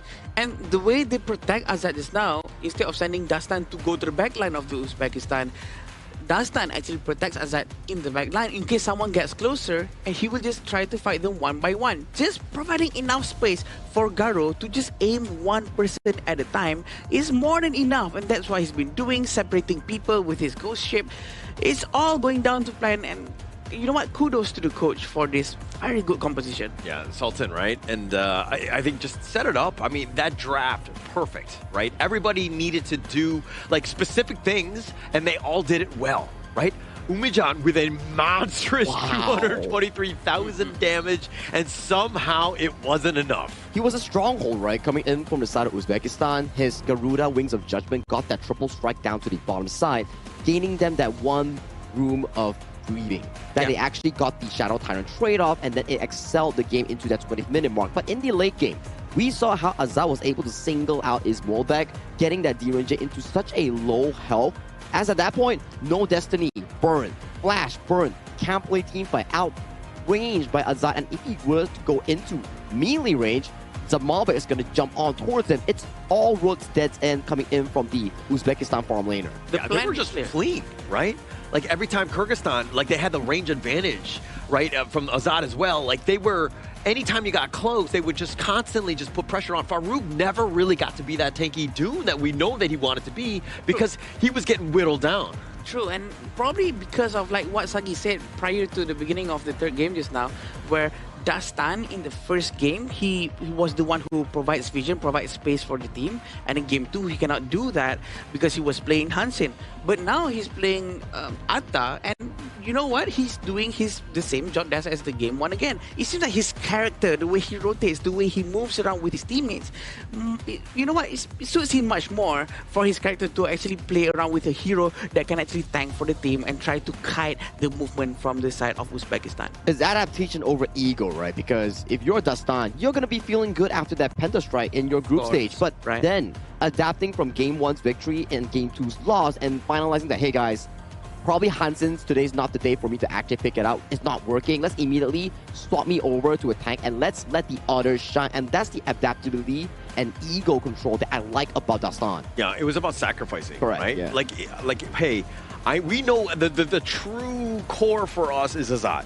As long as we keep him alive, as long as we kind of, you know, just bait and just make sure that he's just free firing from the back, we know we're going to win these team fights. It's so hard to actually bring Garo and make it work, and we're going to see it once more how Garo actually managed to make it work from the beginning. But that's how aggressive Umijan is. Almost every highlight you will see Wings of Judgment hitting their mark. But this is the core value coming in from Jamalbek, right? Just back-to-back Tremble Mortals. disengaging team fights, making sure that it goes in favor here. And even in these moments here, we see Dastan going in. First Tremble Mortals jumps on towards Iswolbeck. No flash, catches him off guard. The second one goes in again, zoning off the backline here. And you can see multiple members just piling on towards the side of Jamalbek, meaning no one will be in the vicinity to handle Azad on that Garo. Yeah, and look at how he cut it off, right? He knows the intersections. He just shuts it down. He's like traffic controller. He's like, no one passes, right? Gandalf, thou shalt not pass. And like completely locking it down every single time. He had a lot of value this game. Yeah, a lot of Tremble Smash, Tremble Mortals that has been done. And this is where he was actually 1, 2, 3, 4 tower hits, 5 tower hits, 6. He actually took 6 hits from the tower. That was a little bit of mistake for him for sure. But again, you know what? He can do whatever he wants because he was playing phenomenally just now. And a bit of an oopsie, right? They could have been more patient, wait for the overload, then go for the late game. But look at this range, this advantage coming in from Iswolbeck. Getting chunked out from 3 arrow shots from a late game Garo immediately. No more gameplay coming in from the farm lane here. Double Tremble Mortals, disengaging the backline and then allowing Kyrgyzstan to just push for that game-winning push. And they are going one step further, closer to being the finals for the last chance stage. I mean, Azat, give it to the man, right? 5-0-6, 43% of the team's damage. It was like all in on this like train. Protect the president, if you will. Azat lived up to the name and was the president here. I think this is the highest one I've seen yet, or maybe the second highest, because I think the highest one is 43.5, but this is an insane amount of damage coming out from Azad. And the damage taken, of course, is not really there because no one could touch him thanks to his teammates. It's a collaborative effort coming in for this MVP. He was a solid stone, and all the other few players coming in from Kyrgyzstan, they were the supporting factor in allowing Azad to truly shine in this game. One trust becomes a whole team's effort, and they deliver it, and they are now on track to the finals for the last chance stage. And it seems to me like they were really trying to end the game so quickly. And I believe that the only thing that they have to fix before going into the next match for them, for Kyrgyzstan, is to be a little bit more disciplined. If they know that, you know what, the Vanguard is coming in, why don't we just wait for the Vanguard? They actually dived into the crystal, trying to destroy the crystal, even though there's no Vanguard, there's no minion. I think that's just a little bit greedy. If they have a little bit more discipline, their gameplay would be almost perfect. It's almost like impatience. I think, right? And it's definitely part of discipline as well, of just being able to like hold the line, right? You make a mistake like that against another team, you might lose, right? Where everything looked like it was going to be closing, they were able to close it out, but it's just like you can't make mistakes like that. You have to know when to retreat, and it comes, unfortunately, with experience, and sometimes these lessons are hard to learn at the end of the day. I would say it's more punishing when the gameplay and stakes are much higher here, but in the very case of this specific one, both teams are tied neck and neck, and maybe they are slightly weaker in terms of the macro gameplay and more focused on those team fights here. But if they want a shot to the main event for the final slot, they have to go through either Singapore or Vietnam. Those are not easy opponents here. Kyrgyzstan, you need to pick up those mistakes and try to learn from them in a short time. Yeah, but they have a bit of an advantage. I mean, speaking of time, they're going to watch that series coming up, Vietnam versus Singapore. That one's going to be a banger as well. You have that intel, you're going to know a little bit more about that team right away, right? And then plus, after that, you have a little bit more of a break from when you actually have to play them. True. So you might be well rested, or more so than these two squads here. True. They really have all the time that they can and try to rest and just watch and probably give them a little bit of an edge for sure. But it seems like the interview is ready. Yeah, before we actually go into the next series of the day coming in featuring Singapore and Vietnam, let's throw it to a short interview with Mara and the representative coming in from Kyrgyzstan to find out more about their win. Take it away, Mara. Moves on to the last chance stage. Congratulations, Azat. My goodness, how much pressure did you guys feel? Because this is a winner take all. You won game number 1, you were MVP. Game 2, you lost. Game 3, there was moments where the opponent looked like they were going to make a comeback. You were already in their high ground tower. They recovered, but in the end, you won as an MVP as well. How was the communication like with the team, and what kind of pressure were you guys feeling? Во время игры узбеки почти взяли, ваши оппоненты имеется в виду, взяли камбэк почти. Насколько чувствовали вы себе давление, получается, с их стороны? И по поводу коммуникации в вашей команде, как вы вообще коммуницировали друг с другом? И как вы оттеснили давление со стороны Узбекистана?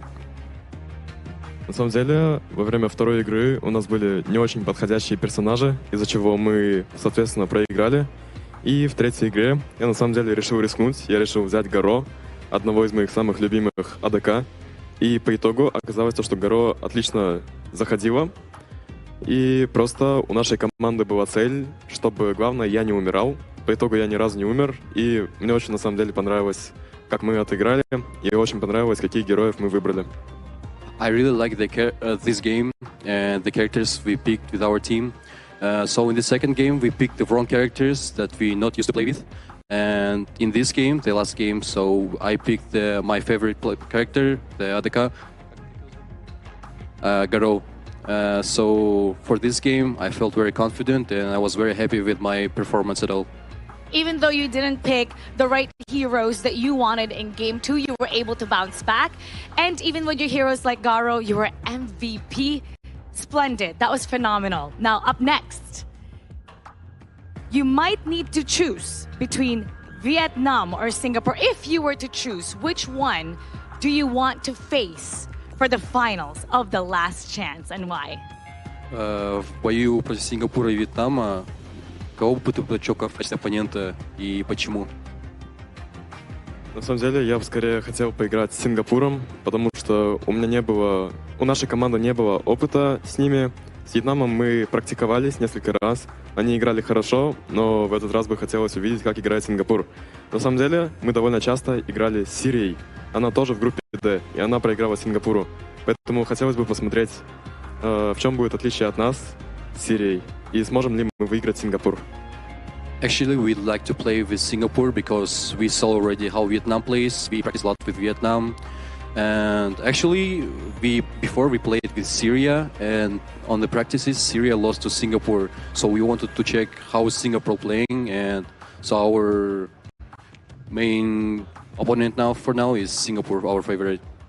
Like, we played too much with Syria, and I wanted to check how Singapore playing. Oh, you might get that wish. We will need to wait for that one. That's going to be the next matchup. And now, the people in Kyrgyzstan, they're cheering for you with that hope to make it to the Asian Games. What would you like to say to them before you face the final team in the finals? Что бы ты хотел передать Кыргызстану перед тем, как придешь в последнюю битву, получается? На самом деле, я очень надеюсь, что мы вправду займем первое место, получается, за третье место. Мы возьмем первое место и поедем в Японию. Мы постараемся сделать все, что в наших силах. Спасибо, что нас верите. Удачи всем. We like to take the first place here. We like to win and get to Japan. So I want to thank everyone in Kyrgyzstan. Thank you for all your support. Thank you.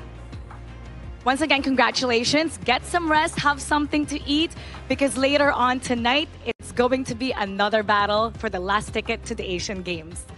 And now we're going to break it down even more and head back to our casters. Lead the gorge.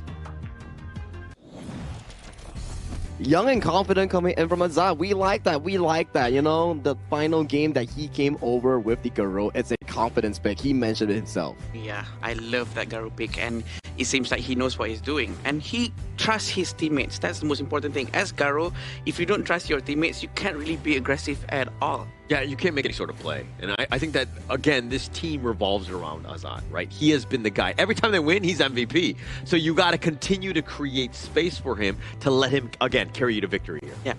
Well, that's the end coming in from Uzbekistan in our Asian Games qualifiers here. They were close, but sadly, this is where their journey ends. But we welcome them once again next time to join in the Asian Games qualifiers. Who knows? They will improve and be the next candidate going into the main event for the next time here. But that's all for Kyrgyzstan and Uzbekistan. Coming up next, Vietnam and Singapore on our other side for the last chance stage, going in at a BO3. And again, all the players up on the stage, they are using one of the best devices that we have. Thank you to our sponsor, iQOO 15R, official gaming phone for 2026 Asian Games Esports events, Honor of Kings qualifier. Thank you so much. We have 120 Hz up on the stage with all the cooling systems that we have to make sure that there's no stuttering and there's no heating that's happening there. Yeah, while the phones will probably be cool, and all good to go.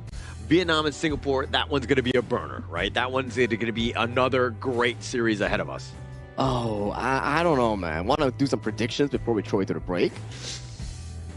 Hit me, boys. Hit me. To be honest, my brain is telling me Vietnam. My heart is telling me Singapore. So your mouth is telling you...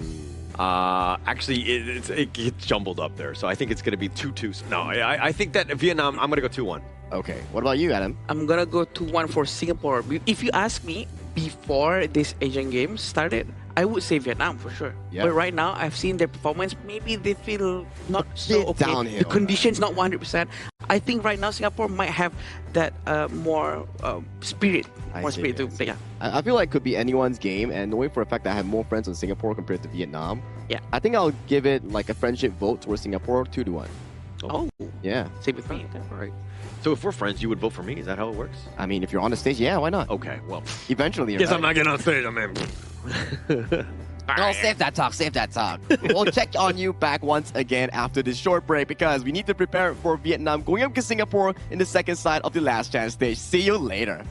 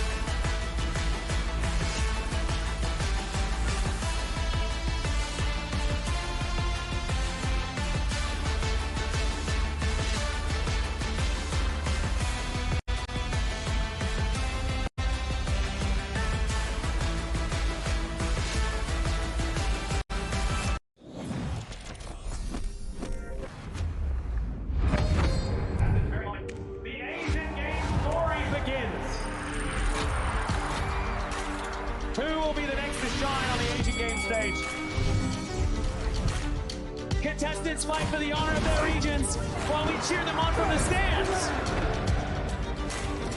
Double kill.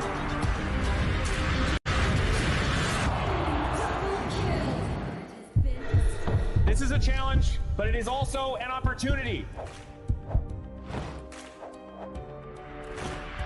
The tide is turned.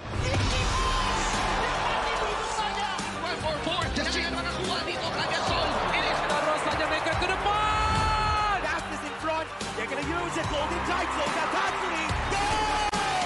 Victory. And we pulled it off together.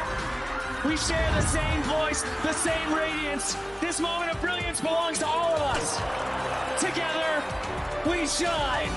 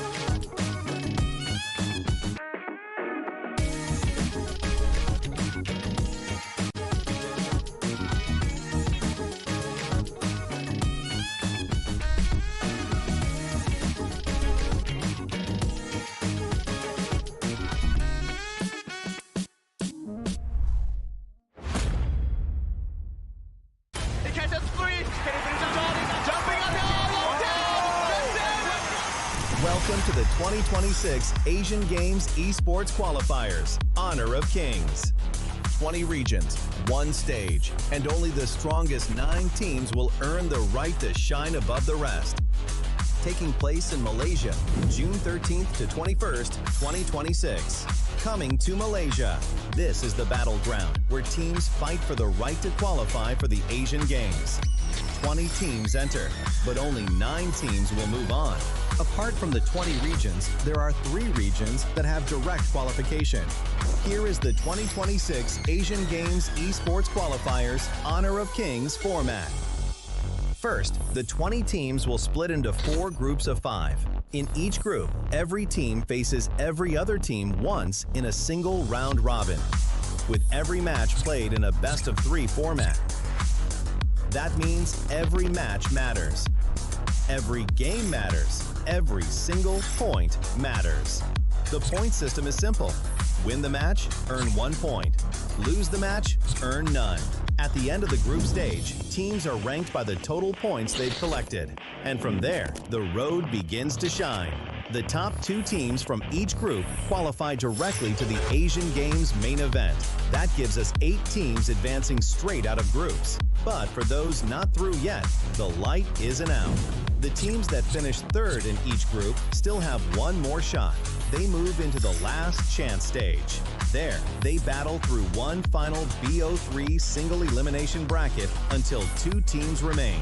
The 2 teams will then face off in a BO3 match to claim the one final qualification slot.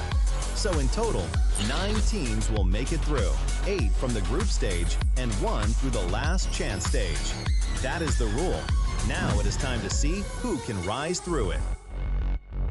From across the world, regions gather here in Malaysia. 20 teams, and only 9 will qualify. The path is set. The stakes are clear. Together, we shine. Stay tuned, and we'll see you at the stage.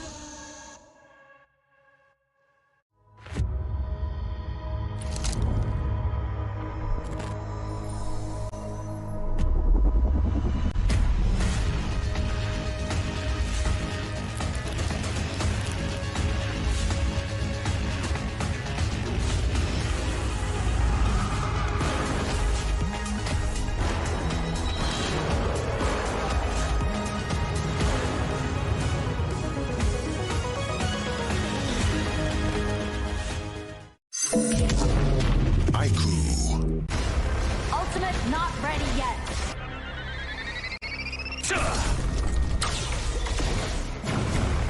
You have slain an enemy. My magic murmurs in ecstasy.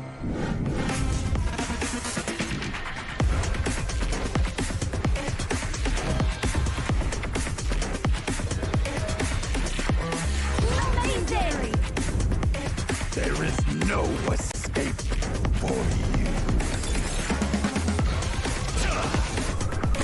Killing spree. Double kill.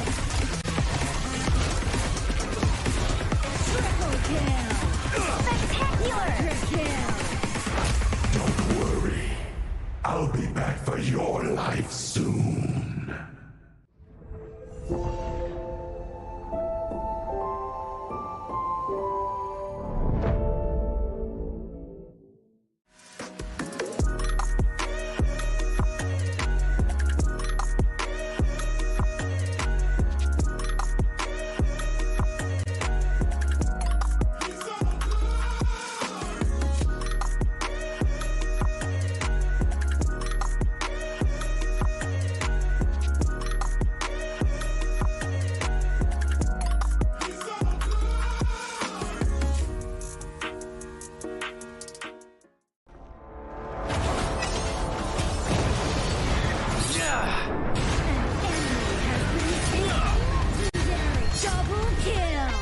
Shall I compare thee to a summer's day? Don't engage. Don't crush us like insects. Slain an enemy. Defend our base. Our playground tower is under attack. Amazing! Unbelievable! Ah, the fragrance of romance.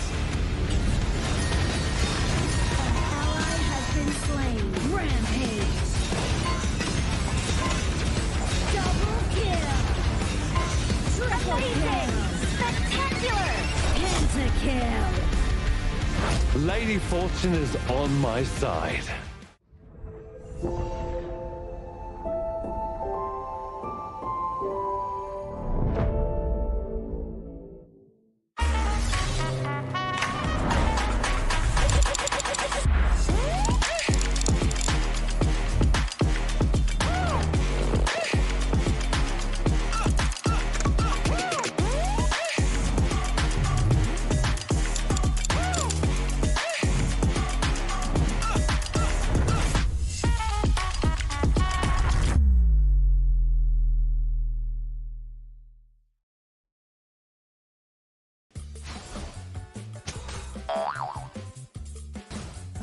They tried.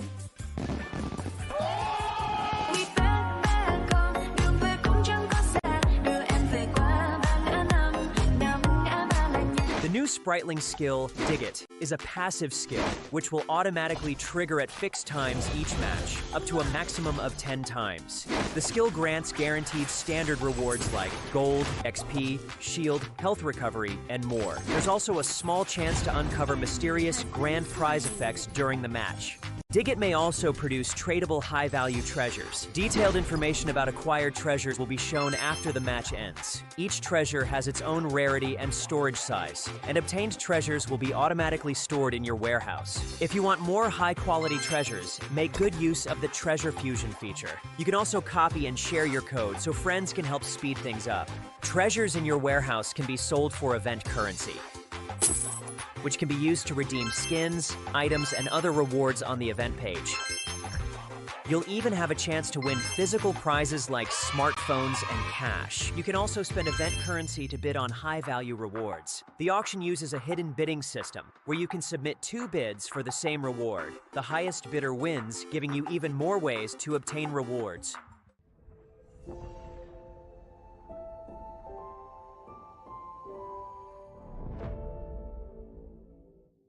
Itu kontra kita. Relax, bro.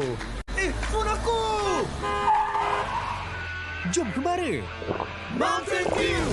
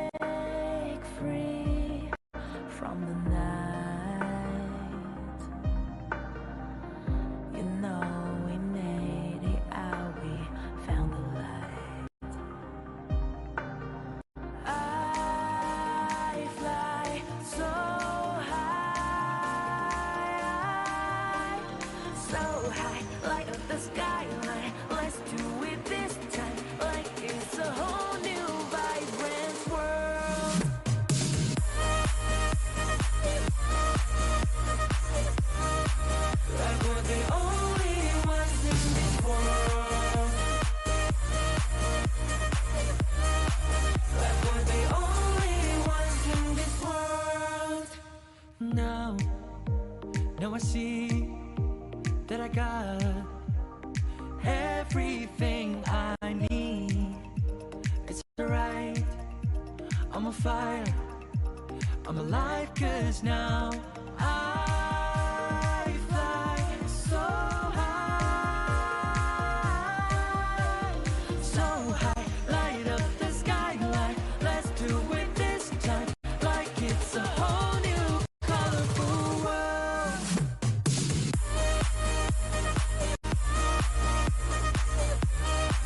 Like we're the only ones in this world.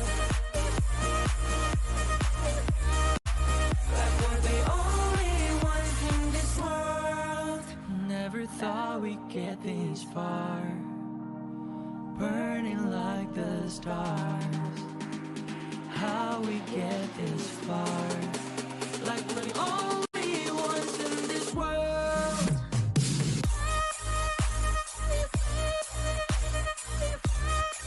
Like we're the only ones in this world. Like we're the only ones in this world.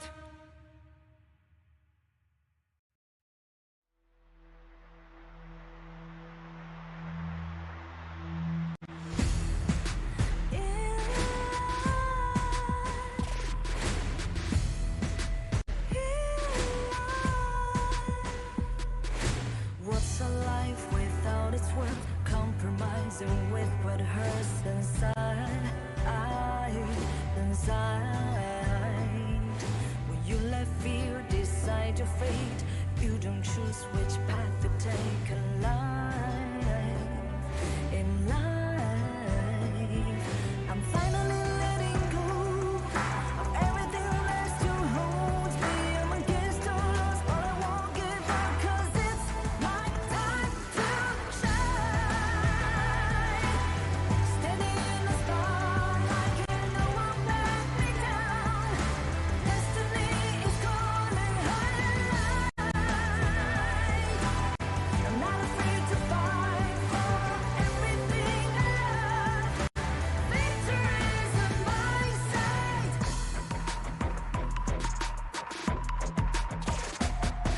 The more we lose, the more we gain. The more that nothing stays the same in time.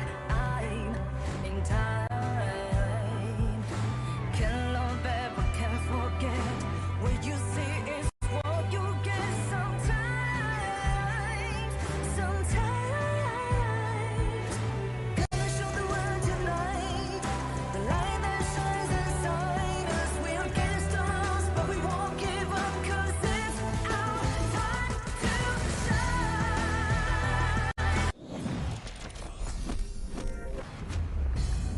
We're pacing through really quickly in our last chance stage, with Uzbekistan suffering a defeat coming in from Kyrgyzstan. Kyrgyzstan has moved on forward to wait for their opponent here. This is the final semi-finals coming in between both Vietnam and Singapore. I'm your desk host for the final day of our 2026 Asian Games Esports Qualifiers Honor of Kings. The name is Sagi, but pairing up with me is none other than our casters of the Gorge, Adam, and also Sir Cloud. Welcome back. Hello, Cloud. How are you? Your bow tie looks nice. Oh, your bow tie looks nice. That was the response that I want to hear from Adam, right? We need to get him a bow tie very soon. Yeah. I need a red color one, man. Look at this. Join the club. Yeah. This color really representing the entire area here. But after this, there's gonna be a lot more colorful things happening. Vietnam and Singapore. We do know that it's gonna be an amazing time. But at the same time, what's gonna be more amazing than the grand venture? The new season has begun, and it's gonna be right now. So don't forget to check out inside the game. You guys just have to update the game. Pretty sure all of you have already done it, and we're gonna be having a lot of fun inside the game. A lot of things to do. A lot of rewards. It features the dig it event, right? Where you can actually dig treasures, and then the treasures can be sold for value. And the value is something like a consignment market token that you can actually buy or bid stuff on the consignment market here. If you want to know more, do check out Honor of Kings official app for more information here. But Sir Cloud, I want to ask you here. Just now we did a small prediction before we went to the break. Between Vietnam and Singapore, do you have a certain prediction on mind? I'm not going to go with like holler, right? Oh, my heart says this, my it says that, my face says this. No, okay. I was kind of thinking hard, like, how would the series go, right? I think it's not going to be a straightforward 2-0. Agree. I think we're going to go 3 games. Okay. But if I were to put like, okay, I'm not going to be that guy on the fence, I'm probably going to give it to Vietnam. Okay. So Vietnam 2-1 is your final prediction? Yeah. I see. At first, I wanted to say Vietnam as well, but Vietnam is not really performing too well recently, right? So I thought to give Singapore an advantage. So yeah, now we're quite split right now. 2-1 for Singapore, 2-1 for Vietnam. Oh, Sagi's answer again? 2-1 Singapore, and then Holler is 2-1 Vietnam. Oh, Holler is 2-1 Vietnam. So everyone is like split on the broadcast desk, and there's like equal representation coming in for this series itself, because we've seen it, right? Vietnam starting off the tournament with a 2-0 quick start in their respective group stage. We all thought Vietnam was going to be the #1 coming in out of Group C. But then the form started to shake slightly when they went against Laos and then when they went against Kazakhstan. So it kind of surprised all of us, not only the broadcast, but even the viewers at home. Yeah, definitely. This is also because the adaptation coming in from other teams, right? Their progress are so quick, and maybe Vietnam are on the slow side or maybe even digressing. But this is definitely what we want to see from all the teams, the progress, how fast they learn from each other, the scrims that they're doing physically at the hotel. That's what we want to see. It almost feels like Vietnam, they kind of struggled to bounce back right after the Laos game especially. Yeah. I don't know whether it kind of hurt their mentality or not, their confidence level and all that, but this is the stage where they cannot let that manifest inside them anymore. They have to let that one go and focus onto this game. This is the final chance, right? If you miss this, you are out of tournament contention to the main event of our Asian game. If you win it, you progress one step further for that final showdown with Kyrgyzstan in the final of the LCS. So, without further ado, let's invite both Vietnam and Singapore to the stage for our final semi-final match of today in the last chance stage. Let's get to it.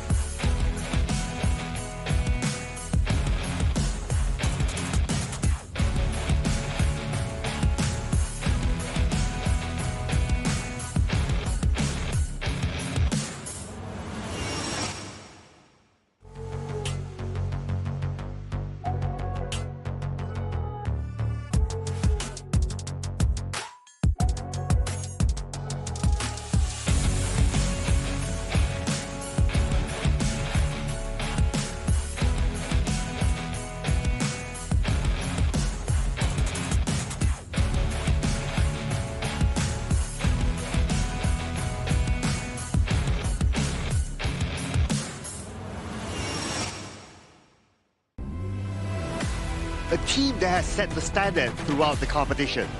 Time and time again, they have proven why they are among the favorites to qualify. Now they enter the last chance stage with the same confidence, the same fire, and the same winning mentality. Here comes Vietnam!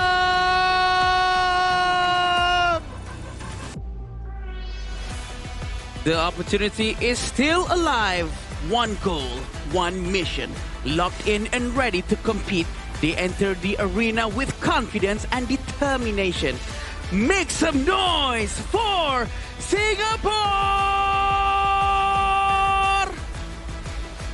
The final battle before the final spot into the finals of our last chance stage. Only one progress and the other one will sadly return home with no goal. And right now, all 10 players ready to be seated as we kickstart our final semi-finals. Well, that's a lot of finals there. Yeah. One line. I know, right? That just shows that how big the stage is right now, right? And Team Vietnam, represented by Huy Tuk, Bao Wang, Ling Bang, Huy Tang, and Nam Quang, will be representing the team. Now, this is something that we talk about during the pre-show, right? Like, have they made the comeback? After their win, after their loss against Laos, they kind of look shaky here and there, but this is a stage that they have to shake all that off. Final time, right? Another final, yeah. So I think I like your point where, have they shaken it off? They have to prove it here because we've seen a bit of a roster shift up here coming out. Huy Tuk, Bao Huang, Huy Tan, and also Nam Phuong, and most important, Ling Van, their star player coming in for this team, whereby this specific lineup itself, for me, they've went through role shifts in the game itself where Bao Huang is going on towards the clash lane, Huy Tuk goes towards the farm lane, and Huy Tan going into the jungle, leaving Ling Wan and Nam Phuong, the solid players coming in on their respective role, and they are against Singapore on the opposing end. This is the lineup for Singapore with Yanji, Yu Ming, Yi Hui, Kayang, and Wee Kiat. We do know that they do stick to their lanes, and we do know that Kai Yang is a very experienced player, especially he is playing in the Indonesian Professional League right now, and there's a lot of experience under their belt. But sure, they were having some issues as well in terms of trying to really play, probably trying to find a proper composition, a proper rotation coming in from the side of the team. But talking back about Vietnam just now, getting back to your point, I think that's exactly what happened to KSA, right? Saudi Arabia, because they're shifting roles too much. Probably not going to be the best thing for them to happen. Yeah, I think if you want to shift roles, it has to happen before the tournament. Correct. Like you kind of train and you decide on that in your scripts and whatever, whatnot. And when you're here, you have to be kind of set there. But we're going to talk about that a little bit more as we look into this head-to-head, whereby if we were to look at the stats, actually they're pretty similar, even in terms of KDA, hero pool not too far different, first strike rate not too far different as well. So this is going to be a tough match. The only thing we can point through between these stats is the slight differential in that death count for Singapore. It means that they are having more blunders in the early to mid game, that they can still fight through team fights in making their way back. But those blunders, those little mistakes, might be detrimental if they do bring it over to the series today. Yeah, and it really shows on how close these two different teams are, right? It's very surprising on how this last chance stage have meetups between, you know, Group C and Group D, and right now the way the stats are showing is as if they're so close to each other. It's very beautiful to see on how they're finally going to try to battle it all out, trying to get that one last slot. But with this showing up, still not giving me the full confidence to really know who's going to win from the get-go, because usually throughout the entire qualifiers, we know that, you know what, I feel like I'm more confident about Team A who's going to win. Team B might not be able to do so well, but this one is just too close, Cloud. Yeah, super close. I think it's the closest head-to-head that we have seen so far. Now we're going to zoom in onto the players, right? We're going to compare Hui Tuk as well as Yanzi and their head-to-head. Again, the stats are very close. The average KDA is almost similar. Average DTPM, well, it does favor towards a Yanzi, but then it's still close. Even average GPM is not that far. Hero pool, only one difference between the two. I like the emphasis on the hero pool, right? Hui Tuk is more of a player that likes to enjoy things like the Charlotte, Dharma, or things like has the output potential like the Fatih, right? And then Yanzi is more of the team enabler, oftentimes on the tanks like the Ata, the Guan Yu, or the Byron, for example. So they have very distinct playstyles coming in for two players from respective Vietnam and also Singapore. Yeah, really trying to accommodate the needs of their team for sure, because sometimes their team needs an initiator, they'll go with something like a Baichi or a Byron. But definitely for two different needs, and we'll see on how they're gonna try to fire it out up on the stage. It all depends on the composition, the draft coming in from the coach, and also the execution, which is the most important thing. This is a very high pressure match for Vietnam because there's a lot of pressure on them. Everyone is expecting for them to win. Yeah, and I like the fact that you mentioned about like how important the draft is, right? Even in our last series, the Lubu pick, that changed a lot. The Garo pick, that changed a lot. So that's how important the draft can be inside the game. Now, it looks like Team Vietnam, they chose the blue side, so they want to set the draft up here. We can expect popular picks or maybe unconventional picks, Agi. What do you think? Oh, this one, right? I think for the side of Vietnam, based on their series against Laos, which is the most updated series thus far, they had a repeat of a same three picks. Nako, Aaron, and also the, let me think of that final pick right now. Nako, Aaron, Charlotte. Yeah. These three picks has been picked every single time by Vietnam. All three picks on the red side here. So it's pretty refreshing to see what they're going to be prioritizing on the blue side, likely the Yu Huan that we saw that Lane Van had an amazing debut with, or things like the Aaron to give Hui Tuk, although yes, he's a clash lane, lane swapping to the farm lane role. And with that in mind, probably gonna be giving an easy thing for the coach of Singapore to do, to ban out the Charlotte, the Nakororo maybe, or even the Aryan if they want to. But it seems like they're not gonna do that. Oh, they are. They actually take out Charlotte, which is a respect ban, which is very nice. Yeah, and Team Singapore, they took the Nakororo for themselves. So that's going to be them just reading the draft from the previous games of Team Vietnam. Totally understand.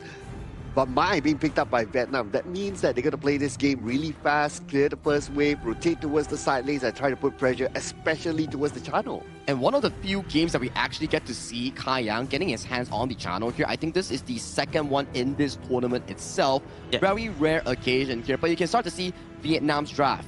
They like the engage. They like the Mai Shiren Nui. They like the Lapu Lapu, for example, here. So they are definitely going to be jumping on towards Kaiyang in that backline on that channel hyper carry. Here's what we're expecting from Vietnam, right? We're expecting them to dive towards Kaiyang a lot. I hope they do so. They have to execute it well. If not, Kaiyang's going to really fly through with his scaling technique, with all of his itemization, because he is carry if you leave him alone and he gets all of his itemization. That's not what they want. But having Garuda being in the mid lane, it's going to give them a lot of problems trying to clear the wave as fast as possible, especially during team fights. Yeah, and especially during high ground defenses as well, right? If needed, Team Singapore, they do have that option. Right now, based on these options, Team Vietnam, they don't really have that. But what they have is that they have very strong engagers together with the Mai and the Lapu Lapu. They did ban out the Zhang Fei and also the Lianpo. That's totally understandable because they already picked the Lapu Lapu for themselves. So they want to try to limit the hero pool of Team Singapore, which means that I would expect Team Singapore to be considering the Moza as their last pick for the role. Or what if they come in for the Zhuangzi here? That's a lot of crowd control and a lot of dive potential. And if they can actually disengage it and protect Kaiyang in that backline, this just could be Singapore's very own game in trying to dominate that mid to late game team fights here. It's coming down to what WeKit wants to play here. What is the decision? Aggressive or passive? What is it now? Yeah, last time we actually saw Zhuangzi that it really works. And they do take the Zhuangzi. You are spot on, Sagi. But the first time we saw Zhuangzi, it didn't work out well because the execution is not really the perfect timing. It doesn't mirror the movement of the CC hero from the enemy side. And then the next time we saw Zhuangzi, it really worked perfectly. Which one is it going to be? That's what we want to watch out for. But the Liu Bang Neza is also a very good combo as well. But Sagi, final thoughts before we head into the game. Now, my exact thoughts right now here, Sir Cloud. I feel like what Adam has mentioned has been spot on. If the delivery system comes in by the Mai Shiranui and also the Sada Neza gets to find the backline on towards Kaiyang, it's going to be detrimental for Singapore because he is the prime carry coming in from the Singaporean squad. But if Singapore gets to disengage coming in from the final Zhuangzi counterpick, then maybe is their shot in that mid to late game team fights. But this is Vietnam going to Singapore, the one last spot into the final last chance stage. So let's get it started. Thank you, Sagi, as we go right into the first game between Vietnam and Singapore. It seems like there's not going to be any invasion for now. They're going to play it safe. They're going to try to really poke out onto each other for a while. It seems like a little bit of an aggression coming in from Yanji. Going to try to steal the jungle in the top lane, but the Firehawk is going to be taken by Kaiyang. Not surprising because Kaiyang farm lane is just scary. Yes, I mean, he is a multiple MVP, right? Yeah. Before this even.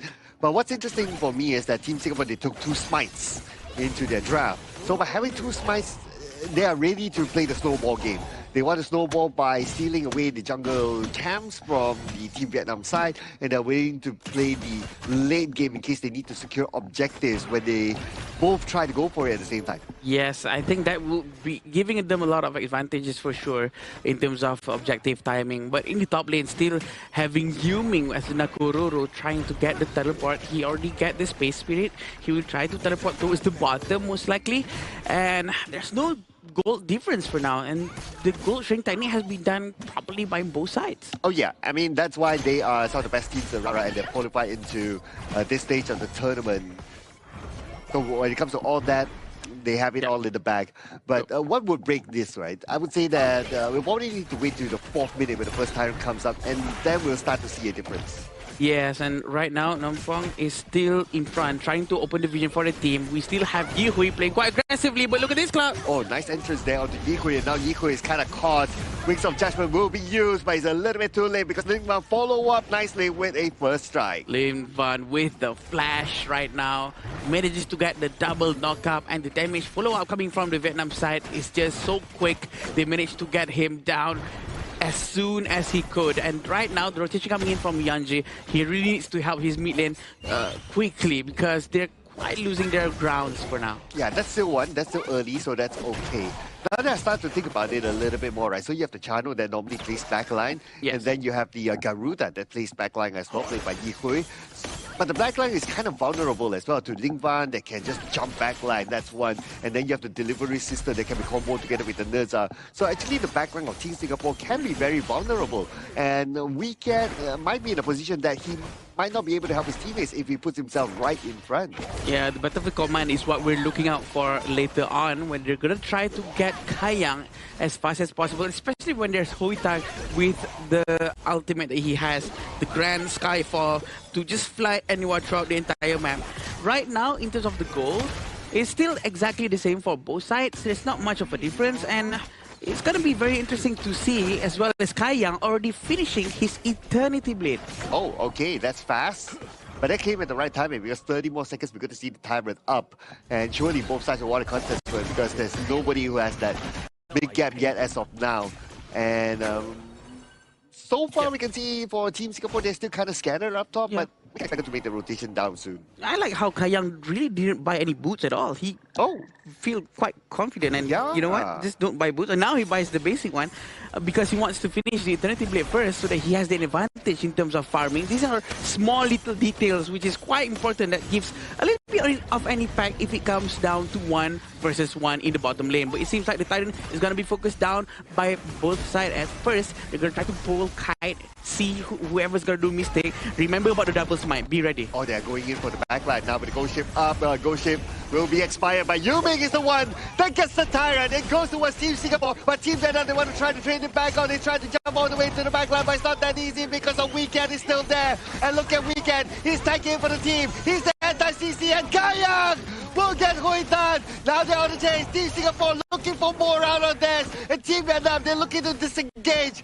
and nobody else will be taken out. Maybe except for Huiduk. Huiduk, one last hit left. And here comes Kayang! What does it take to stop this man? That's why it's so dangerous now. Form is gonna go down as well. Yuming as well to Lin Van. What a move coming in from them. Eternity Blade is so important. That is why he went with that item. Just with that one singular jump into the tower, manages to get a last hit of Huidok. And there's nothing that Huidok can actually do just now.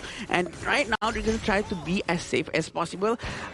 Just 2 and 3 different eliminations from both sides of the team. In terms of gold, there's no advantage whatsoever. Oh yeah, even after all that, right?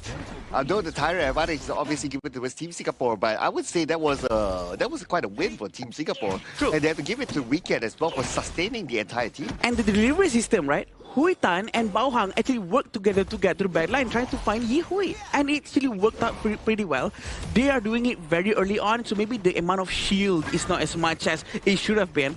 But at least it's such a good try. The execution is there. Right now, they're doing the mid splits, 4 to bottom and 1 in the middle. Maybe they're trying to defend up top, but I don't think Bao Hang should stay here. There's nothing he can do, even though he's trying to clear as much as possible. Yeah, he needs his teammates together with him if they want to try to challenge this one. Here comes. Okay. He cancelled. Okay, it was cancelled. But it would have been a bad idea as well if he went in because it would have become a 2v4. So you don't want to put yourselves in that sort of situation, right?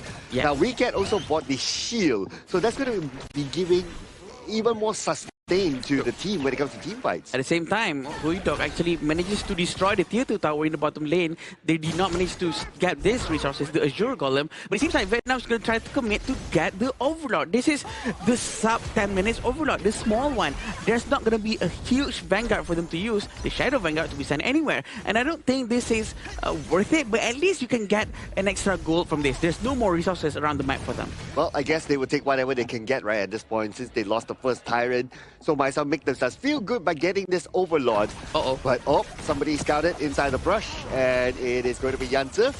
But he became just kind of like the scout. He opened up the map, opened up the space at the bottom, so now information fed towards Team Singapore. And Yanji is going to be right in the middle. He's going to try to rotate around, trying to play it safe. He does have Blazing Cape very early on, but I'm not sure who is going to be for as of now. No one really have a lot of recovery for Vietnam, but at least he has it right now, right? But Azure Golem is going to be taken. It's going to be stolen by Yuming. Right down the Kururu. Okay, they're chasing him down. Yuming is not alone though. Kayang is there together with him, but Yuming might not be able to survive this one. Here comes the backup from behind. Wings of Judgment will be used. Yuming is still alive thanks to the extra shield and the response from Team Singapore, sending Kayang to get that takedown. Now they're looking for Nampong. On the other side is going to be Huiduk. He reveals himself and Team Singapore will back off. Amazing Reggie C, just for that disengage, he had to use flash to run away, but at least they get one hero. Such a commitment, such a respect coming in from Singapore as well. And Vietnam, they know that they have to go back. They made the decision, the shot was called, and they moved back all together. They don't want to overextend at all, and the discipline is obvious. But 15 more seconds before the next Tyrant is up though. And now with the tower destroyed at the bottom, this will give a lot more space to Team Singapore. A lot, for sure. And the Tyrant is still there. 6 seconds before he respawns. Still waiting for a Yu-Ming flank because he is using an Akururu, right? So he should be able to try to dive to the back to try to get anyone he can. But the Tyrant who's going to get it? And it's going to be Yanji's for sure. This is second time for Singapore to get a Tyrant because, again, they have 2 smites. Yeah, it's going to be hard if Team Vietnam don't zone them away, right? Because you're going up against 2 smites. And it's going to be easy for Team Singapore to take it if nobody comes and try to challenge them. And that's how they got the Tyrant, easy peasy lemon squeezy there. But for Team Vietnam, they have to play this actively, I must say. So far, Nampong is opening up the map towards the northern side. He does see his opponent, but speaking about opponent, they are looking like they're going to chase down Yu-Ming, and Yu-Ming is protected. It seems like they're trying to Wings of Judgment. He's missing all of the hits badly started from them, but they disengage for so quick. And right now, Vietnam knows a lot of skills has been used by the Singaporean team. They might want to try to force it out as well, but it seems like the Raging Sea is also not available anymore. Nam Phuong's going to try to play it safe. The Jorgulums will be here, and it seems like the Tyrant and the Overlord is going to be spawning in 40 seconds, and we're going to be seeing another team fight afterwards. Oh, we're getting to the 10-minute mark soon. In about 30 more seconds, this is going to be a big one here. And for Team Vietnam, if they want to contest, they have to zone the players of Team Singapore because they're going up against a double smite. They cannot just like, okay, we go 50-50 and hopefully be able to smite it. It's going to be very hard for Team Vietnam. Yeah, Kiat is consistently trying to open up the map in front, providing vision for the entire team. Singapore is really trying to find a more space for their teammates. Wings of Judgment has been used, trying to clear out in front of them as much as they can. Right now, will they be able to clear out the jungle in front of them? They cannot go in. There's too much of a risk. Now Tyrant has spawned. This is the Shadow Tyrant and the Shadow Overlord. Okay. And here comes, and it looks like Team Vietnam will start it off first. And who will get their first strike here? Looks like Bao Hong is in trouble. He has to get away to the same team, but Kayang gets Bao Hong. That's going to be a big target that they managed to take down. And not only that, Weekend gets the bomb. They're looking for more now. Huiduk chases back by getting Yancer, but still the map was not teasing him on there. Huitan goes all the way to the back. He gets one, but gets traded back by Yu-Ming. Oh, he got burned. He got burned, and Kayang went down. Double strike has been given to him, but the entire team went down. The Tyrant is going to be focused down by the Singaporean team, but a very good move coming in from Ninja. Oh my goodness, very good move for him to go all the way to the back line. Now check out this replay. Yeah, this is exactly what happened just now. Kayang actually go forward trying to get everyone, but the movement coming in from Huitan really burning everyone slowly without them noticing, and Kayang tried to join back in. Look at up top above the screen. He went in, but the one spin coming in from Ninja manages to continue the burn, and he actually died off screen, and that's exactly what happened. His friends continued to try finding the rest of the team, but at the very least, they managed to get the entire team of Vietnam. So many good things happened in that one fight, right? Including Kayang using the flash over the wall to save himself at the last tick of health. That was absolutely insane, right? Yeah, that should have been a highlight as well. And so far, Kayang has yet to be taken down. And you mentioned about how important it is to try to take down the channel. I agree. Channel has been the most important thing. They have to really focus down on it. Raging Sea has been used only for the minions. I'm not sure if they... The damage from Kayang again. The critical damage hits. It procs right at the right time. I think Nam Phuong really have to take care of his position more. That ultimate was a waste, to be honest. Yeah, it was quite a waste there, and he got taken down. So he gave that takedown towards Kayang, that one hero, that one player that you don't want to feed to because he gets to scale really fast. Right now, he's 9.3k gold. Let's compare to the other side is about 8.2. But the Wings of Judgment has been used again. Look at Huiduk. He managed to be taken down very well, and the entire team goes down. Double strike has been given to Kayang. The tower is destroyed. Right now, we're waiting for Bao Hong to try to go in to buy more space for his team, but the high ground tower has been destroyed as well. Look at the back! He managed to get one. He buys some time for his team, and Yu-Ming goes down. Oh, but so many good things happened in that one fight as well, including the ghost ship that came from the left side by Yanzi. That was beautifully executed. That stopped the members of Team Vietnam from going back. And they lost a couple of players in that one fight. But the trade back, like what you say, right? Ling Bang jumps forward. At least he gets Yuming, and that will stop Team Singapore from moving forward. And Hui Tan actually manages to go down first just now. I thought he's attacked, but apparently he got focused too much. And Wikiat also providing a lot of anti-CC is going to be quite helpful for his team. He needs to be always ready with the presence of Lin Van. Lin Van is going to come in anytime soon, and he has to be ready with the butterfly fight. With only presence alone, that alone just forced Vietnam to move back to their base. Oh, but look at this. Team Singapore right now, they're ready at the Overlord, and they still have the double smite together with them. And they will easily take the Overlord, unchallenged, and they didn't even really need to use the smite. Okay, they used one of it, but it was finished off by Kayang. At the end of the day, what's most important is that they get the Shadow Vanguard for themselves. True, and they have the freedom to use the Shadow Vanguard to be sent. They send it down towards the bottom lane. It's going to be Hoyduk's responsibility to clear the bottom lane for now. But the most important thing for Vietnam right now, they have to find Kayang. They have to try to do this teamwork. Hui Tan and Bao Hang, the delivery combo, trying to get Kayang is the most important thing. I believe that if they can get that done and try to get Yi Hui in the process, they will have enough space to try to win the team fight. And Kayang already completed the Sun Chaser, will not make it any easier for Team Vietnam to try to catch him. True. He can extend his range by turning on the Sun Chaser, and he'll put himself in a very good position. But it seems like Widow is going to be taken out. Can he hit the target? It does not work right now. Nerja is going to get a long range coming in from the knuckle. Hui Tan goes down. Yuming finds his target, and the Vanguard is going to go in, trying to destroy all the towers. Can they have the time to defend here, Cloud? Okay, they want to try to end this one right now. They're looking for Nampo. Nampo managed to slide away to safety for now. Yanzi absorbs the damage, and he's still okay. Now all 5 members of Team Singapore, they're still in the game right now. Wings of Judgment will shoot the members of Team Vietnam back.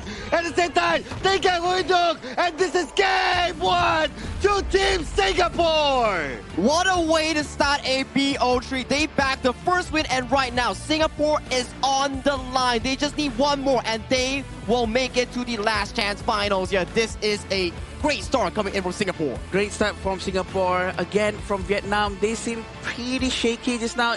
Although the picks were already actually very nice, and we were actually hoping to see more of that combo trying to shut down Kayang. But maybe, just maybe, it's probably a bit too late for them to focus on Kayang at that point of time, because he already has all of his itemization. He manages to get a couple of strikes early on, and that really helps out for him to get his itemization very quickly. Man, and the moment the game ended, we can hear the shout from Team Singapore just right beside us. Like, they went like, yeah!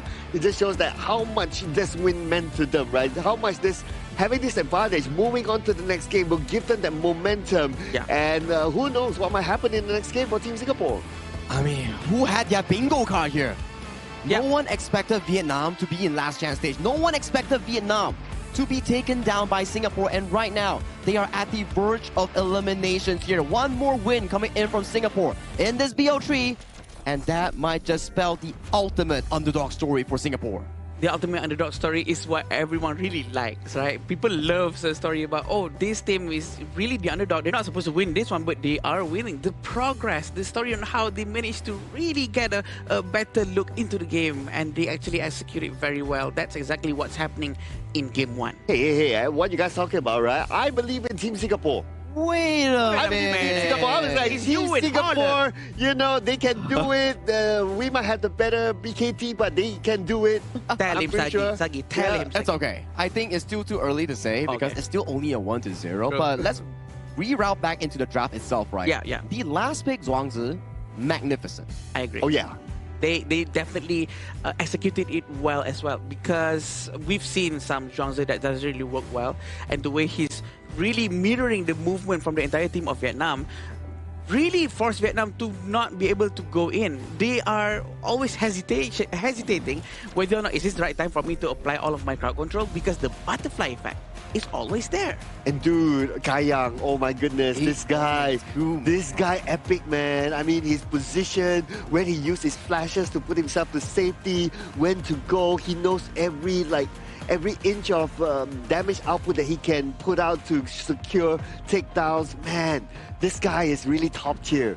he's showing it right. You give him a team that can back him up. The Zhuangzi, the front line coming in from Yanzi, everyone played an important role in this game itself. Even Yuming, at the very last few moments here, he was picking off the side of Huiduk and also Hui Tan left, right, and center. And right now, it puts Vietnam into a position.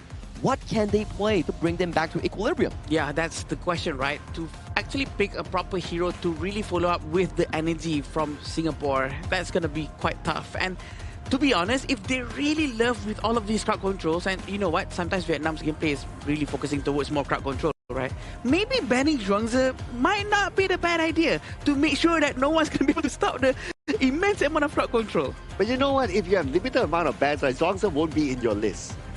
Yeah. Like, you have so many other heroes that you want to take out, right? And Zhuangzi is like, do we really want to spend that one ban on the Zhuangzi? For the most part, it's not worth it, right? Oh, but this is the thing, right? Is it worth it? I don't really know, but it shows on the screen itself, like, the Lapu Lapu and also the Mai Shi Nui carrying the Liu Bang in towards the team fight. Yeah, perfect dream scenario, but it just didn't happen because the weekend Zhuangzi disabled that feature coming in from entirety of the Vietnam gameplay. So, is it worth it? I think they have to take it. Yeah, I agree. And you know what? Raging Sea and Mai Shi Nui's skill sets, all the potential crowd controls to actually initiate a fight cannot be used at all. And also, that buys a lot of space for, you know what, for Yanji, for Yuming, for Yihui as well. All of them can do whatever they want because of this Zhuangzi. Even though Zhuangzi doesn't really have an initiation process, all they have to do is just send Yanji.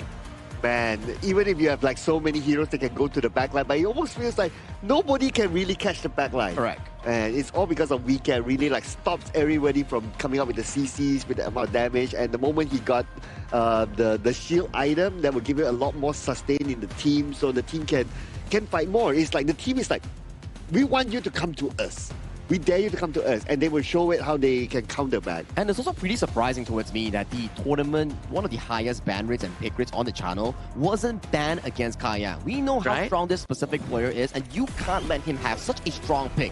But these are the few moments that we see coming in from the side of Hui Tan and also Bao Huang. Yeah. Finding the engage just comfortably. I was liking this, but the butterfly effect, giving the CC immunity, Raging Sea misses, and then the Mai Shi Nui unable to find the backline here, only managed to find Yihui, and then the team fight just starts to go into the favor where Kayang is just free shooting on that channel pick.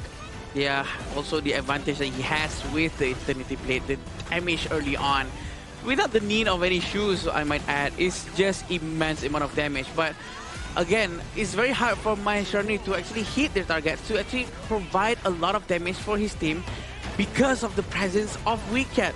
All he can do is just keep on trying to poke and poke and poke as much as he can. And this is why the Raging Sea tries to hit.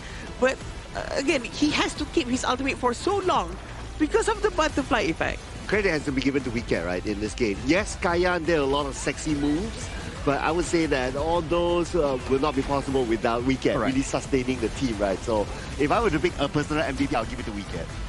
Perfectly said, right? Like, the big moments coming in from Kayang, but without Wicked, the hard engage coming in from the Liu Bang Neza, Lapu, and Mai Shi Nui combo, that's going to be eating up that channel pick real quick. But due to the fact that they found their Zhuangzi pick in the final few moments and they made it work, it was just so suffocating from Vietnam. Every failed engage led to another one and another one. It piled on towards that goal lead. Every single objective going into Team Singapore. Yeah, this is Kayang for sure. He's going to get MVP 8-1-2 with 37.1% damage output coming out just for him. And yes, he is the guy with the cheek love.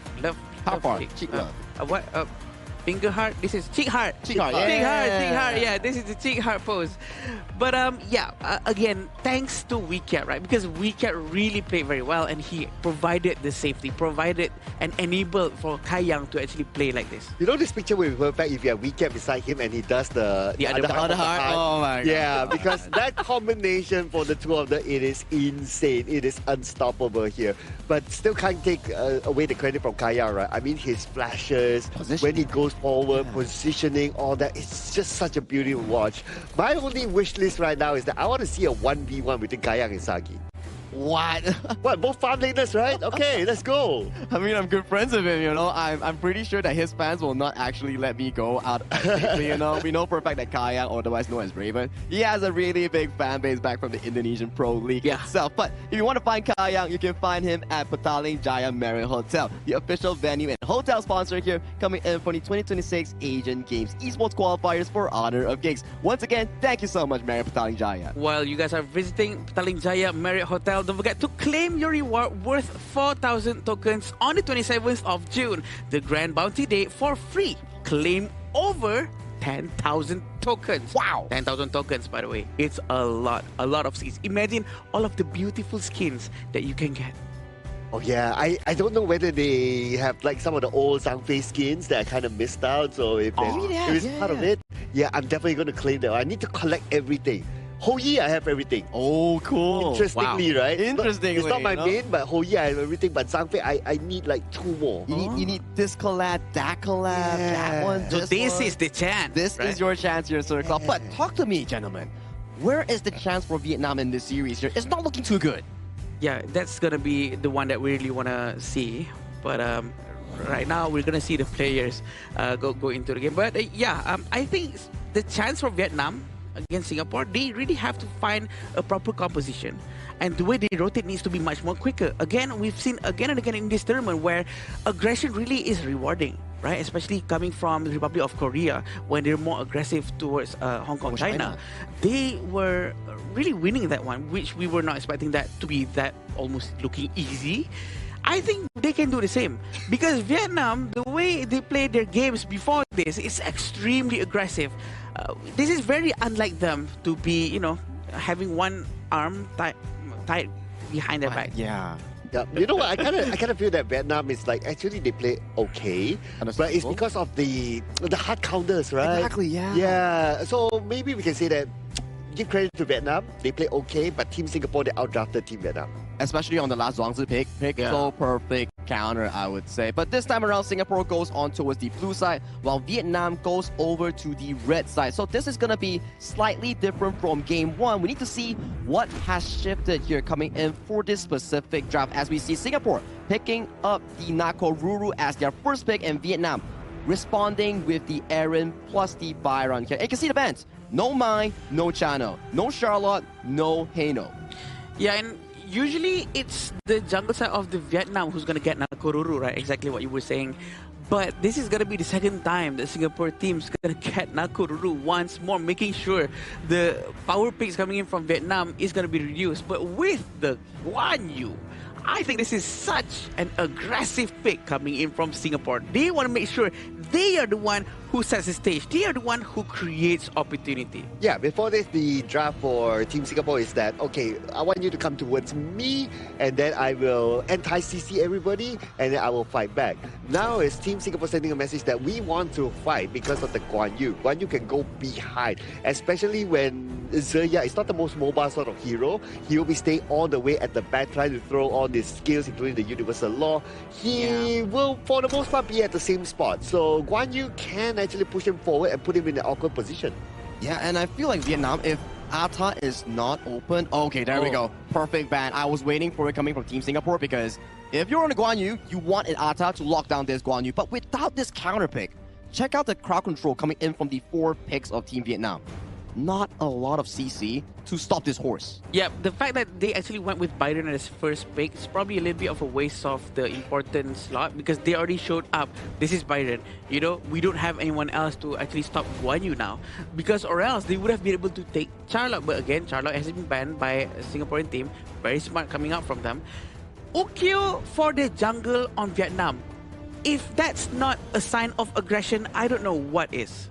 Yeah, so they want to take this fight head on, right? Without a doubt. Their last pick has to be the Liampo. If not, they won't have enough durability in front. They will be over-reliant on the Byron. At least right now, they have the Liampo and then they have the Byron. And Liampo can also engage in fights as well. So in case, like, okay, they get pushed in because of the Cannon Blast starting the fight, the Liampo is there to counter-engage. But Sagi, what do you think about this draft? This time around, I would say it's more of a 50-50 draft coming in from both sides. We'll have to see how Singapore plays around with the Guan Yu engaged, can they find the backline? Or will Team Vietnam utilize the strong jungle and clash lane synergy in punishing Singapore's slightly weaker early game setup here? But this is game 2. This is where it all matters here. Singapore, if they win this, they proceed to the finals of the last chance stage. If Vietnam wins this, they hold on in this series here. Gentlemen, let's get into the gorge. Thank you, Sagi. As we go into the game to see whether or not Vietnam can hold on to this fight.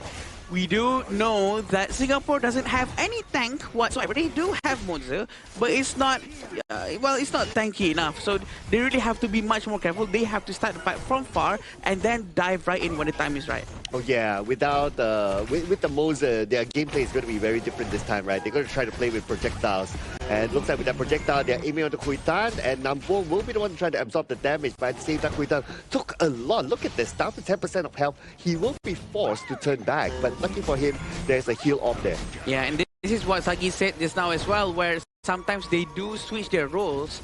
So Bao Huang is right now playing jungle, and Hui Tan is going to be playing farm. It's going to be very interesting for us to see on how they're going to do this one. Sometimes we do see some disadvantages when they switch roles a bit too much, right? But you know what? Let's give them the benefit of the doubt. Maybe it could work. Maybe they have their own ideas. But let's see this very good crowd control knockup's going to come in. And the follow-up. And he's going to go down here, Cloud. Yanji, very early on, rotation coming in from the mid lane really works out very well for Vietnam. This is the aggression. Yes, absolutely right. The aggression that we were looking forward to seeing from Team Vietnam. And with the fact that they got Yanzi, that will open up the clash lane a fair bit. Yuming is still there though to hold down the lane for a while, but yeah, you want to try to slow down the progression of the Guan Yu as well, because the Guan Yu will be a very strong playmaker when he is ready. Yeah, 6,000 gold versus 5,400. 600 deficit for Singaporean team right now. It's a bit too early for them to actually lose that much, but it depends on whether or not Yanji can try to recuperate, try to find more space for himself. Right now, it's back to 50-50, I would say. But because of that one takedown, now Team Vietnam, they have a little bit of goal advantage. As compared to the game before, the goal advantage was smaller, but this time it's slightly bigger towards Team Vietnam. And that will prepare them for the first tyrant coming up soon. Yeah, right now, Kayang is actually using RD. His RD is also very scary, I might add. So, very good hero to go with. He can really play around his situation and try to survive as much as possible because of the mobility. But look at this, Cloud. Okay, Yuming receives damage. And Yuming now will be chased down, but the counter blast will buy him a little bit more time. Yet again, Bao Wang is there to follow up, and they will get another takedown onto Team Singapore. But it seems like Vietnam is going to try to make good use of this advantage, trying to steal the Azure Golem. It has been blocked by Nam Phuong. The cannon blast is ineffective. Waiting for Hui Tan to come by from the side. Is he going to dive in with the Laurel Bloom? He is not. Okay, they're going to chill for now because in about 45 more seconds, we're going to see the Tyrant up. Yeah. So both sides, they are starting to reserve their key skills, especially. But we see a bit of pressure put down to the bottom lane onto Hui Tan. Again, Hui Tan, his health, every time we see him, is at least 50% and below. So it just tells me the level of pressure put onto him. And if he's not able to farm, it's going to be a problem to Team Vietnam in the late game as well. And Kayang has been all alone down here, mind you, which means he doesn't have his roamer to be assisting him. Going up against two heroes at the same time really gives up a lot of space for his entire team to do a lot of different things for the Singaporean side somewhere else. So that's very great for Team Singapore. They can try to utilize this as much as possible. Having a Frenzy as his common skill, he's going to be able to deal a lot of damage early on. Okay, right now the Tyrant is up. And no double spike for Team Singapore this time. It's going to be hard for them to challenge this one. Nice zoning here by Team Vietnam, and they will go in for one target. It's going to be Weekend down. Very much down. Venomous Staff has been made by Lin Van, which is amazing. First item from Mage is Venomous Staff is what we want to learn from the Ultimate Universal Law. Did not hit Yihui. He's just trying to clear as fast as he can to make sure that they don't have to have any casualty in that area, because 3 of the heroes from Vietnam is actually trying to focus down on the tier 1 tower in the bottom lane. Seems like they're trying to rotate as fast as possible to move towards the top right now, Cloud. Big movement here by Team Vietnam. After securing the bottom tower, they are looking at the top right now. Once they take the top, they might be looking for the middle, depending on what kind of opportunity will be presented to them. But so far, for Team Singapore, they have not been creating opportunities for themselves. They are the ones playing passively now. Yeah. quite passively, quite safe. Almost 2,000 goal difference for Vietnam. Seems like they are really benefiting from this aggression. We haven't seen any proper cannon blast from Wicat with a follow-up from Yanji to really win the game early on, but seems like they don't want to do that combo just yet. They are still saving it for the mid-game towards the late game, waiting for where's the Yanji's movement going to be. Oh, look at this, look at this. Yanji, Yuming, they come in, they see their target, they want power. Power tries to survive this one. 1v2, but what a good take down by Team Singapore to find the jungler of Team Vietnam. Bao Huang, nowhere for him to go. A very quick move coming in from Yu Ming and also Yanji. At the same time, though, Vietnam actually managed to destroy the Tier 1 tower up top on the Singaporean side. So it seems like Singapore really has to be much more careful with this. They're losing a little bit more growth. 1,200 in front for Vietnam. Yeah, they have to try to win the kind of like an advantage between the two, between the 5 heroes first, before maybe thinking about the map first. And that's why they took the liberty of trying to find Bao Wang in his own jungle. And they got him. Really good move there. Really good response by Team Singapore. Nice stun coming in from Wicat. Let's see how they're going to try to rotate right now. Seems like Overlord might be on their priority list, allowing them, Bao Huang, to get the Overlord, making sure the lanes are okay. Right now, they're going to try to focus down on the blue buff. Universal Law has been used, but the blue buff has been stolen by Bao Huang. Yeah, though it's the regular Overlord, but right now, Team Vietnam, they will take anything that they can. Now, I want to see more of Team Singapore doing creative stuff like earlier on, right? Like, send 2 players, go into the jungle, get their target. I want to see more of that because if right now they just go back and forth, Team Vietnam, they're just going to eat more space. Oh boy, they're trying to force it out on the top lane.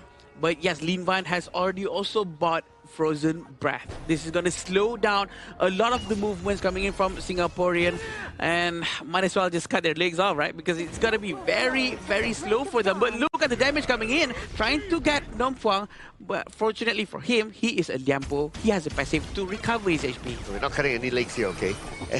And anyway, what we're going to see here is maybe Team Singapore might cut through the middle to try to find the target at the top, but the Guan Yu is not having the space there to come in from the back, so they're playing from front to back at this moment, which is not the setup that Team Singapore is ready for based on their draft. Their draft is better executed when they can open up the space and allow Yanzi to go from the back. Yeah, that's what we want. The space is not there just yet because the towers is still all over the place, right? So it's very hard to Yanji to try to find his space from the side, trying to really make good use of his ultimate with the skill sets that Guan Yu has. And again, I have to remind everyone, Guan Yu is not easy to use. It's very hard to aim with the analog, with the movement stick, trying to make sure that you can push everyone at the same time. Also, Guan Yu is not thick. He is very squishy. He can go down very quickly, even though he buys tanky items. Yeah, so that's why he has to okay, wait for the fight to happen, a few skills being used, then only he comes in later on, right? That's the best case scenario for the Guan Yu. But Team Vietnam, they are not giving him that space, nor Team Singapore is really playing this active enough for the Guan Yu to actually make that sort of move. So they have to find somebody to be able to draw Team Vietnam in one direction, and then the Guan Yu comes from behind.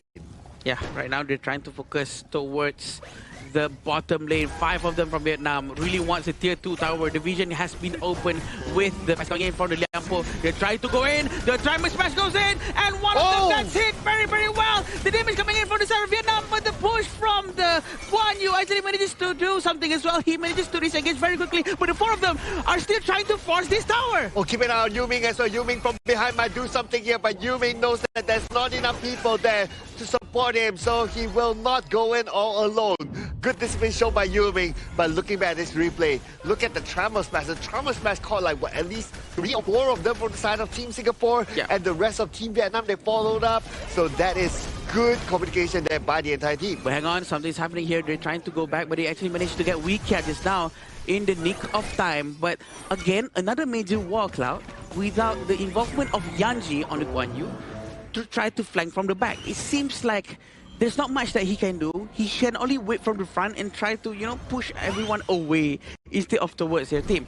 I think he needs to be much more opportunistic. He needs to try to make an effort to go all the way to the back, but provided that his team actually helps him out with trying to pull them towards the main core team. Right, and I can kind of understand as well, because they don't have a secondary tank or a secondary somebody who can start fights like like a Lampo, for example. Or right? Jampe, or Lapu-Lapu. Yeah, exactly. This is what they don't have right now, right? That's the problem that I mentioned earlier on. We can't is actually using a Moze. Even though Moze builds item tank, even he can't really go to the fight and open the vision. Okay, but right now, Team Singapore, they want to open up the vision against Team Vietnam. And they were coming from the side. Here comes the triple smash onto Weekend. Weekend is low. He has the backup, but he can still come with the cannon blast. It will not connect, but it's okay because Yuming is there to get a triple strike. A very good fight coming in from the side of Singapore. Still waiting for Yanji to maybe try it one more time to find from the backline of the mid lane. It seems like they want the objective. They want to try to extend the gold as far as possible, as close as possible to Vietnam. And the Tyrant is going to be theirs. It seems like there's a primal bond. I don't think Yuming should stay around that area. And this is exactly what happened just now, Cloud. The stun coming in from Moza is spot on. But Yanji's timing this time is perfect. The cohesion, that's what we want from every Guan Yu player. Correct. He's starting to find that angle and come in from the other direction when Team Vietnam, they were focused onto the front. And because of his disposition onto the players of Team Vietnam, that's how they kind of won that fight as well. And now Team Vietnam, they have to reset again because Team Singapore is starting to get that momentum. Yeah, the momentum is what very dangerous for Vietnam, because Singapore oftentimes plays with the momentum, plays with the inertia that they have to really try to have an advantage. They are very fired up right now. They know that they only need one more game before they go to the final of the last chance stage. Okay, and here comes Nampo with the treble smash, but he will turn back though because his teammates are not in the right position yet. All he has to get with him is Kui Tuk, not the biggest damage dealer. Ling Bang, not the best person in there, so he has to turn back. But now without the treble smash, Team Singapore, they know they can engage. True, and also look at this. Blizzard is looping with a burst. Look at the back. Look at the back. Behind. Yanji's gonna go in. But where's his teammate? His teammate is far away. But Yanji is gonna push everyone. That's the Guan Yu gameplay that we all wanted to see. But there's only Huiduk right now, and they're all gonna go back. Finally, a proper push coming in from a Guan Yu. Yes, and although Team Singapore, they lost 2 players, but then again, it's still okay. They got 3, so they got the benefit of that fight, and that's what we want to see from Yanzi. And now they're looking for another one on the corridor. They first have to take down the tower. Tower is down though, but Yanzi is kind of low, so they have to retreat. Yeah, they have to retreat. They have to reset. They have to reload all of their things that they need. But this is how it all started. They went in, and look at Yanji. Beautiful, beautiful. He knows his role, what he needs to do in the team fight.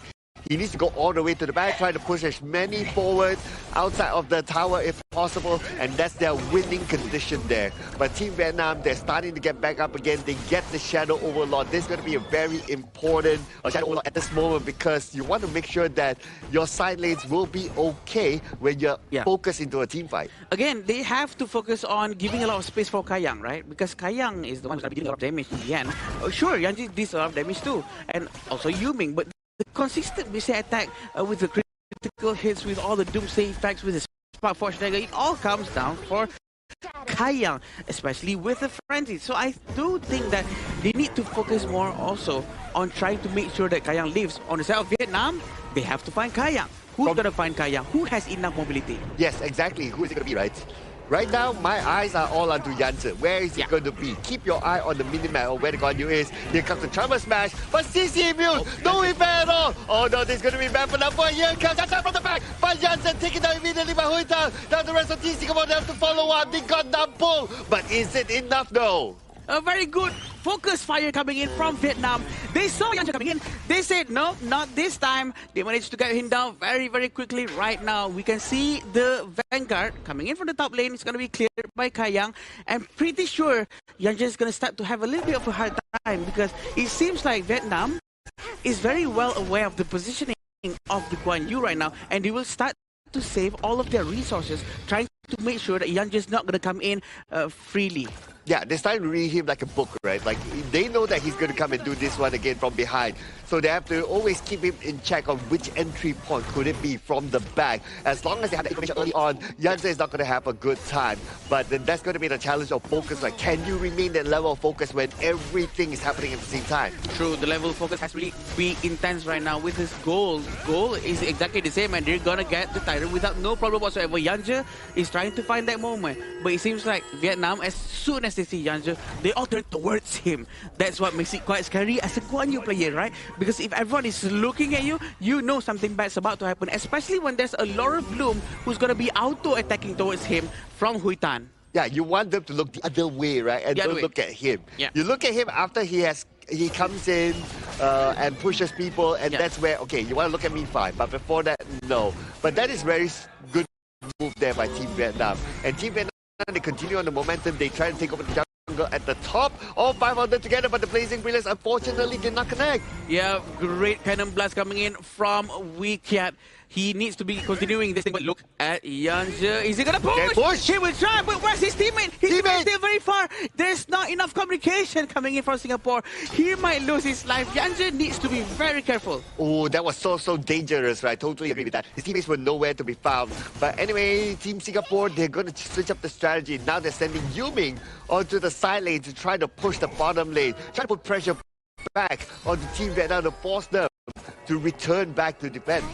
Previously, we saw the Republic of Korea and Hong Kong, China playing with Guan Yu and Nakoruru. The way they fight against each other is that Nakoruru does the counter flank because they were fighting against each other. But this time for Singapore, they have 2 flankers. They have 2 people with high mobility for Nakoruru as well, ignoring all terrains. She can just fly all over the place and make sure that she can have a very good angle to come into the team fight, which is very, very great, right? So right now, Vietnam surprisingly managing themselves to block the overlord, and there's nothing Singapore can do. Yeah, they block all the entrance, and Team Singapore, they're not able to get close at all. So they have to let go of this Shadow Overlord again and put themselves in a defensive position unless they can get a big team fight win, like an ace or something like that. And Team Singapore, they're looking for that opportunity, right? We can see them starting to like, okay, let's get into the jungle, let's gather information. But if Team Vietnam is as of 5 right now, then Team Singapore, especially Yanze, will need to get creative on like, okay, how am I going to go to the backline again? Yeah, that's the question. Yanze really needs to find his own opportunity to go to the backline, but very smart from Vietnam as well. They are all aware that Yanze is missing. For sure, they will keep all of their skill sets one more time, but it seems like Yanze actually met with Bahua, and Bahua is really trying to push him, really trying to find a lot of damage towards him, and he has to run away. But it seems like they're going to try to commit. Not at all. Almost. Okay. If they commit everything onto Yanze, then they might be counter-engaged again by the rest of Team Singapore. So, good discipline shown there. But keep your eye at the bottom as well. The Nakoruru, Yuming, trying to push.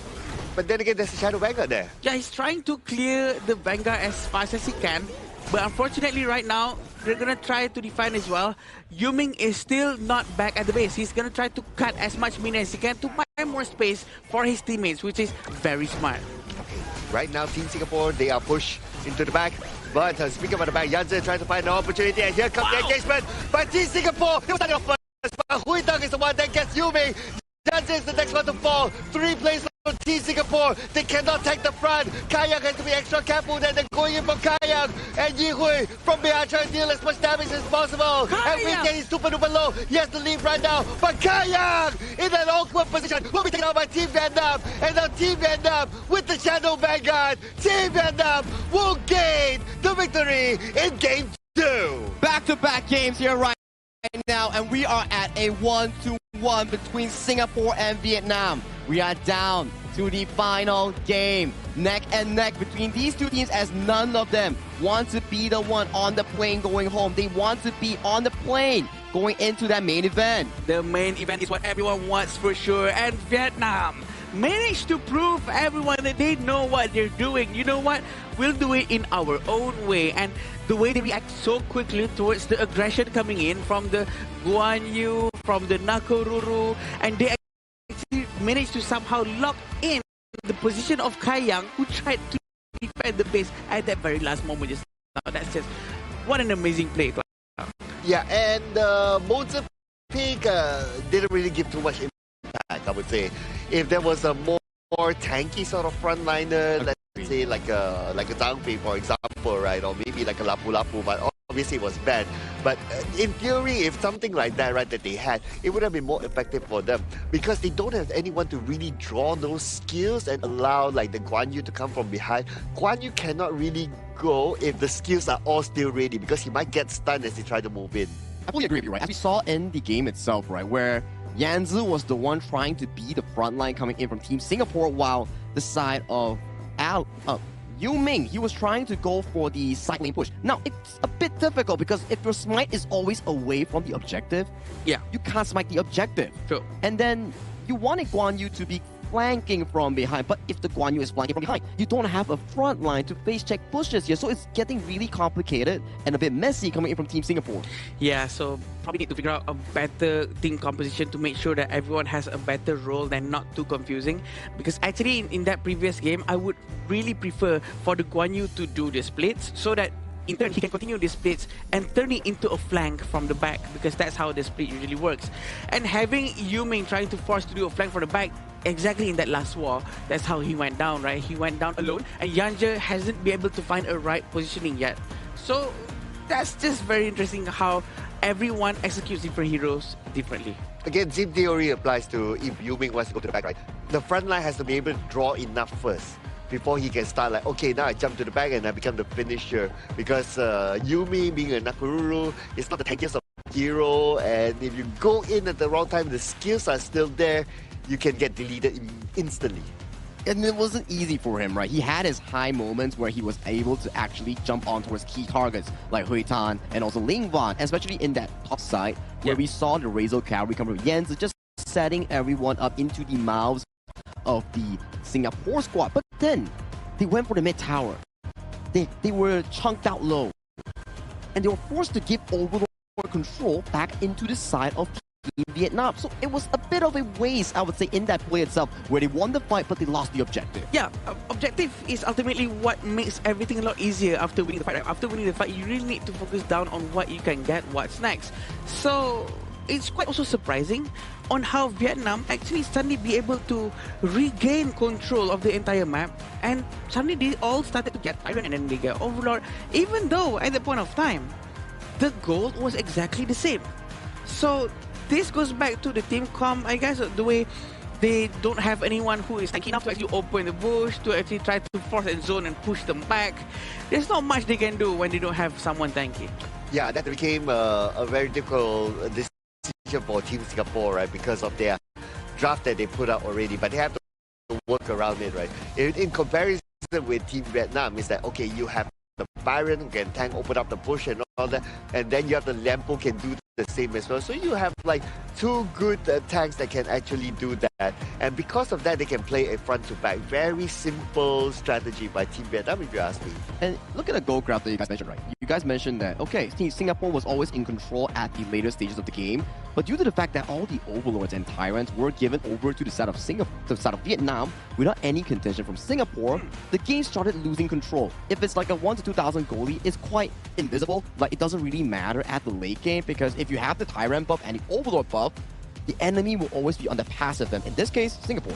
Yeah, and we want to see that advantage to extend towards Singapore, right? Because they were leading in terms of goal. They were actually controlling the entire thing for a while. Because at first, well, we do see this lead coming in from Vietnam. It's just not too big. It's just a little bit small. Just 1,000, which is, well, we can say it's nothing. But they're winning in terms of fight. So the way Yaji actually went in and tried doing a lot of different things in the top lane just now, it was all so good. And we were wishing to see more of that. But that one fight is enough to reset the mentality of the Vietnam players to, you know what, we have to focus on Yanji first, do not waste your skills. I would have liked to see Team Singapore challenge for the Overlords and the Tyrants a bit more. Yeah. It's like they almost give it like for free.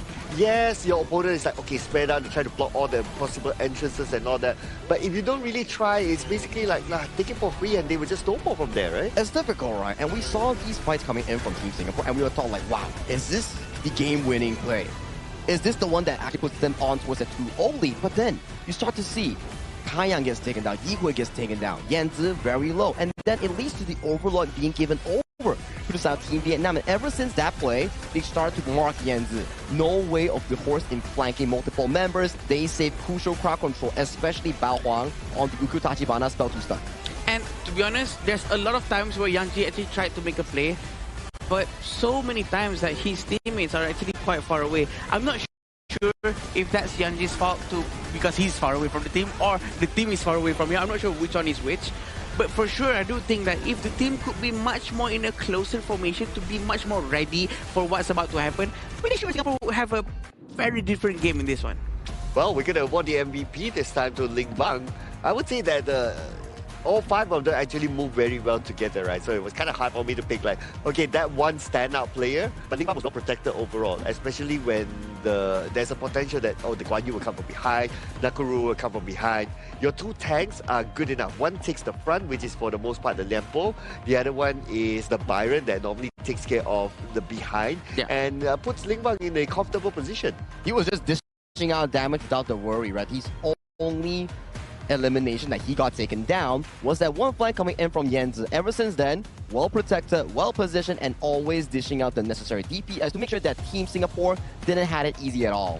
That's the benefit of having a frontline tank, right? Or, I mean, whoever that is sustainable at the very least, to just be in front, to just fend off anyone else who's trying to get close towards the damage dealers. I think that's the biggest difference in terms of the team composition, the hero picks coming in from both sides, because I was hoping for more of a much balanced pick for Singapore, but we do see that they're trying to be very aggressive with their picks, trying to really start the war and find opportunities themselves. Well, at least not all hope is lost yet, right? For both sides, now we are at a 1-1. Wow. But this is going to be the decider match. One team will surely go home, one team will move forward. And both sides, they actually have their own advantages, right? Game 1 was Singapore's draft. Game 2 was how Team Vietnam actually played the map, how they protect each other from the Guan Yu. They are at the top of their game here. And you have to put it into perspective where you're now first game from Singapore, second game from Vietnam. So the momentum shifts on towards Vietnam right now, out of a good victory here. You need proper mental guidance here. The team manager, the team coach must make sure that Team Singapore is in a correct mental state. Don't think about last game. Think of this final game as a regular BO1. You win, you advance. You lose. You know what? That kudos to the coach of Vietnam, because they managed to reset the mentality of the Vietnam players from the first game going into the second game. And right now, we're going to see the third game from these two teams. And Singapore is going to go with the blue side, having Vietnam on the red side. They're going to have to be doing the first pick. And not surprising if they're going to go with Nakuru again. We might see Ukyu Tachibana being taken away. I feel that the Ukyu Tachibana was the main factor coming in for the Team Vietnam in suppressing Yu Ming and the remaining members in the first few moments of the game. And then later on, we might venture into some of the key other picks. And then I feel like it's going to be a trade-off between Nakuru to the side of Vietnam and the Ukyu Tachibana to the side of Team Singapore. Yeah, and I mean, there's so many possibilities, right? And I believe that these two teams, they will be adapting based on how the draft goes as well. Like, nothing will be really, really fixed. Maybe some, like the channel, banned out or being picked out, that could be one of it as well. I believe the Mai will have some showing whether it's banned or picked too. Yeah, surely. And we're going to go into the draft right now. Let's see, are they going to be able to choose the right heroes this time? Charlotte has been banned out once more, and Heno. That's considered as a consistent respect ban that they've been showing. And it's been working out quite well for them because they almost managed to get the win. And Chano this time is going to be banned out by Vietnam again, so to make sure that Singapore, Kai Yang cannot do what he needs to do. And that's going to be a Garuda and Ata here. So that's the Game 1 draft that Singapore has showcased us in the previous game itself, and they found relevant success in that matter here. But not locking a farm lane here means that the subsequent draft, we might see a Aaron being banned out, a Diren Jie being banned out, then maybe Kai has to go for a pick like the Shouyue, for example. Ooh, the Shouyue that early on?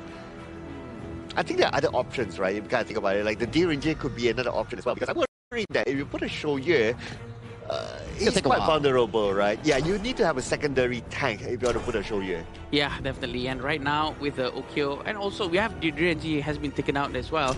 A lot of farm lane is being focused down because Vietnam do acknowledge that maybe the winning condition of Singapore really all goes down to Kai Yang. And right now, having the Kui that is being banned is quite smart, because Vietnam sometimes leans more towards playing annoying heroes. And you know what? They're doing the right thing. They are doing the right thing, and I want to see what they have in store right now. It's the exact same 3 picks coming in for Team Vietnam. The only difference is it's not an Aaron anymore. Both farm laners swap their positions in this case. We do get another form of a roamer here in the form of Yu Huan going over to the side of Weekend here, but improvements. At the very least, that's an Ata that can actually stand in the front for the team this time around. But then again, who's going to stand in the back? That might be a little bit of worry, right? Because before this, it's like, okay, there's only one tank that can stand the front, and then who blocks like the other entrances, right? So that can be a bit of worry for me, but Sagi. At the very least, they can go and open the map. Yeah, at least they can at the very least, to be fair. To be fair. Because previously, you need a Guan Yu to be consistently at the back line going in for the aggressive takes, but he went through the front line, and as Adam likes to say, Guan Yu's not the best of the tanks in the front. Not too tanky, not too cool. So it's definitely coming down to this final Ata pick here. Gentlemen, Game 3 on the line. Only one team makes it to the finals of our last chance stage. Thank you, Sagi. As we go into the game right now, we want to see on how the execution from both sides of the team. That's what matters, right? Because it all goes down to how they're going to rotate, how they're going to make good use of the Ata. Stankiness this time, very interesting to see a double smite coming in from the Singaporean side. It seems like they're sending Ata towards the clash with a smite. Yeah, the same success factor, right, as game number 1. When they had the double smite, it almost feels like Team Vietnam cannot contest for any objectives at all. Yeah. Even if they try, it will be very, very difficult unless they're able to really zone out the players of Team Singapore. So right now with the double smite, Team Singapore, we can expect them to be more active when the first Tyrant comes up. Then it's going to be Team Vietnam's calling card, whether they want to challenge for it or not. Yeah, for sure. Right now, we do have both of the team doing proper goal sharing just a little bit, but it seems like the damage coming in, just trying to poke the Singaporean players in the bottom lane, and they're doing it quite well for now. Yanji is still at the top lane, though. He's trying to get the spirit, but look at this, they're going to jump in.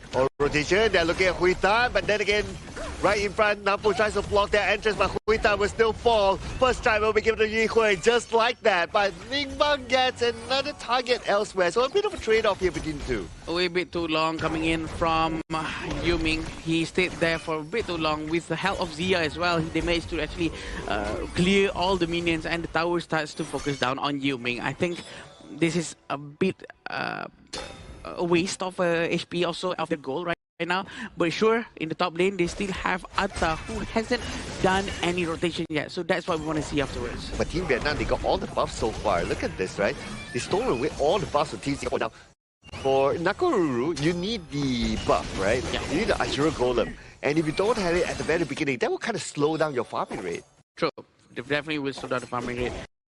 The rotation coming in from Yu Ming, trying to get the blue buff for now. Still have Zia quite nearby, trying to move from one bush to another. Wings of Judgment, trying to find them off from the area to make sure there's a lot of space for the teammates to farm at the bottom lane. And we can see on how Singapore is really trying to save Kayang from any move towards him. And Hui Duk just keeping an eye out to Janssen, but I don't think there'll be big engagement between the two for now. It's more of like, okay, I'll just wait inside here, just gather information and send it over. What will the big contest will be at the bottom? I want to keep my eye on the bottom here because they seem to be keep wanting to go for Hui Tang. Yeah, and also the damage coming in into Lin Van is quite high. He's forced to use his flash, trying to save his mid lane from minions for sure. But finally, Kayang might have a little bit of space to breathe, and he will try to focus down to get the RD. But RD from Tang manages to go back just a bit into the tower. Right now, they're going to be clearing the minion as fast as they can. Oh, that's a lot of damage onto Yi Hui.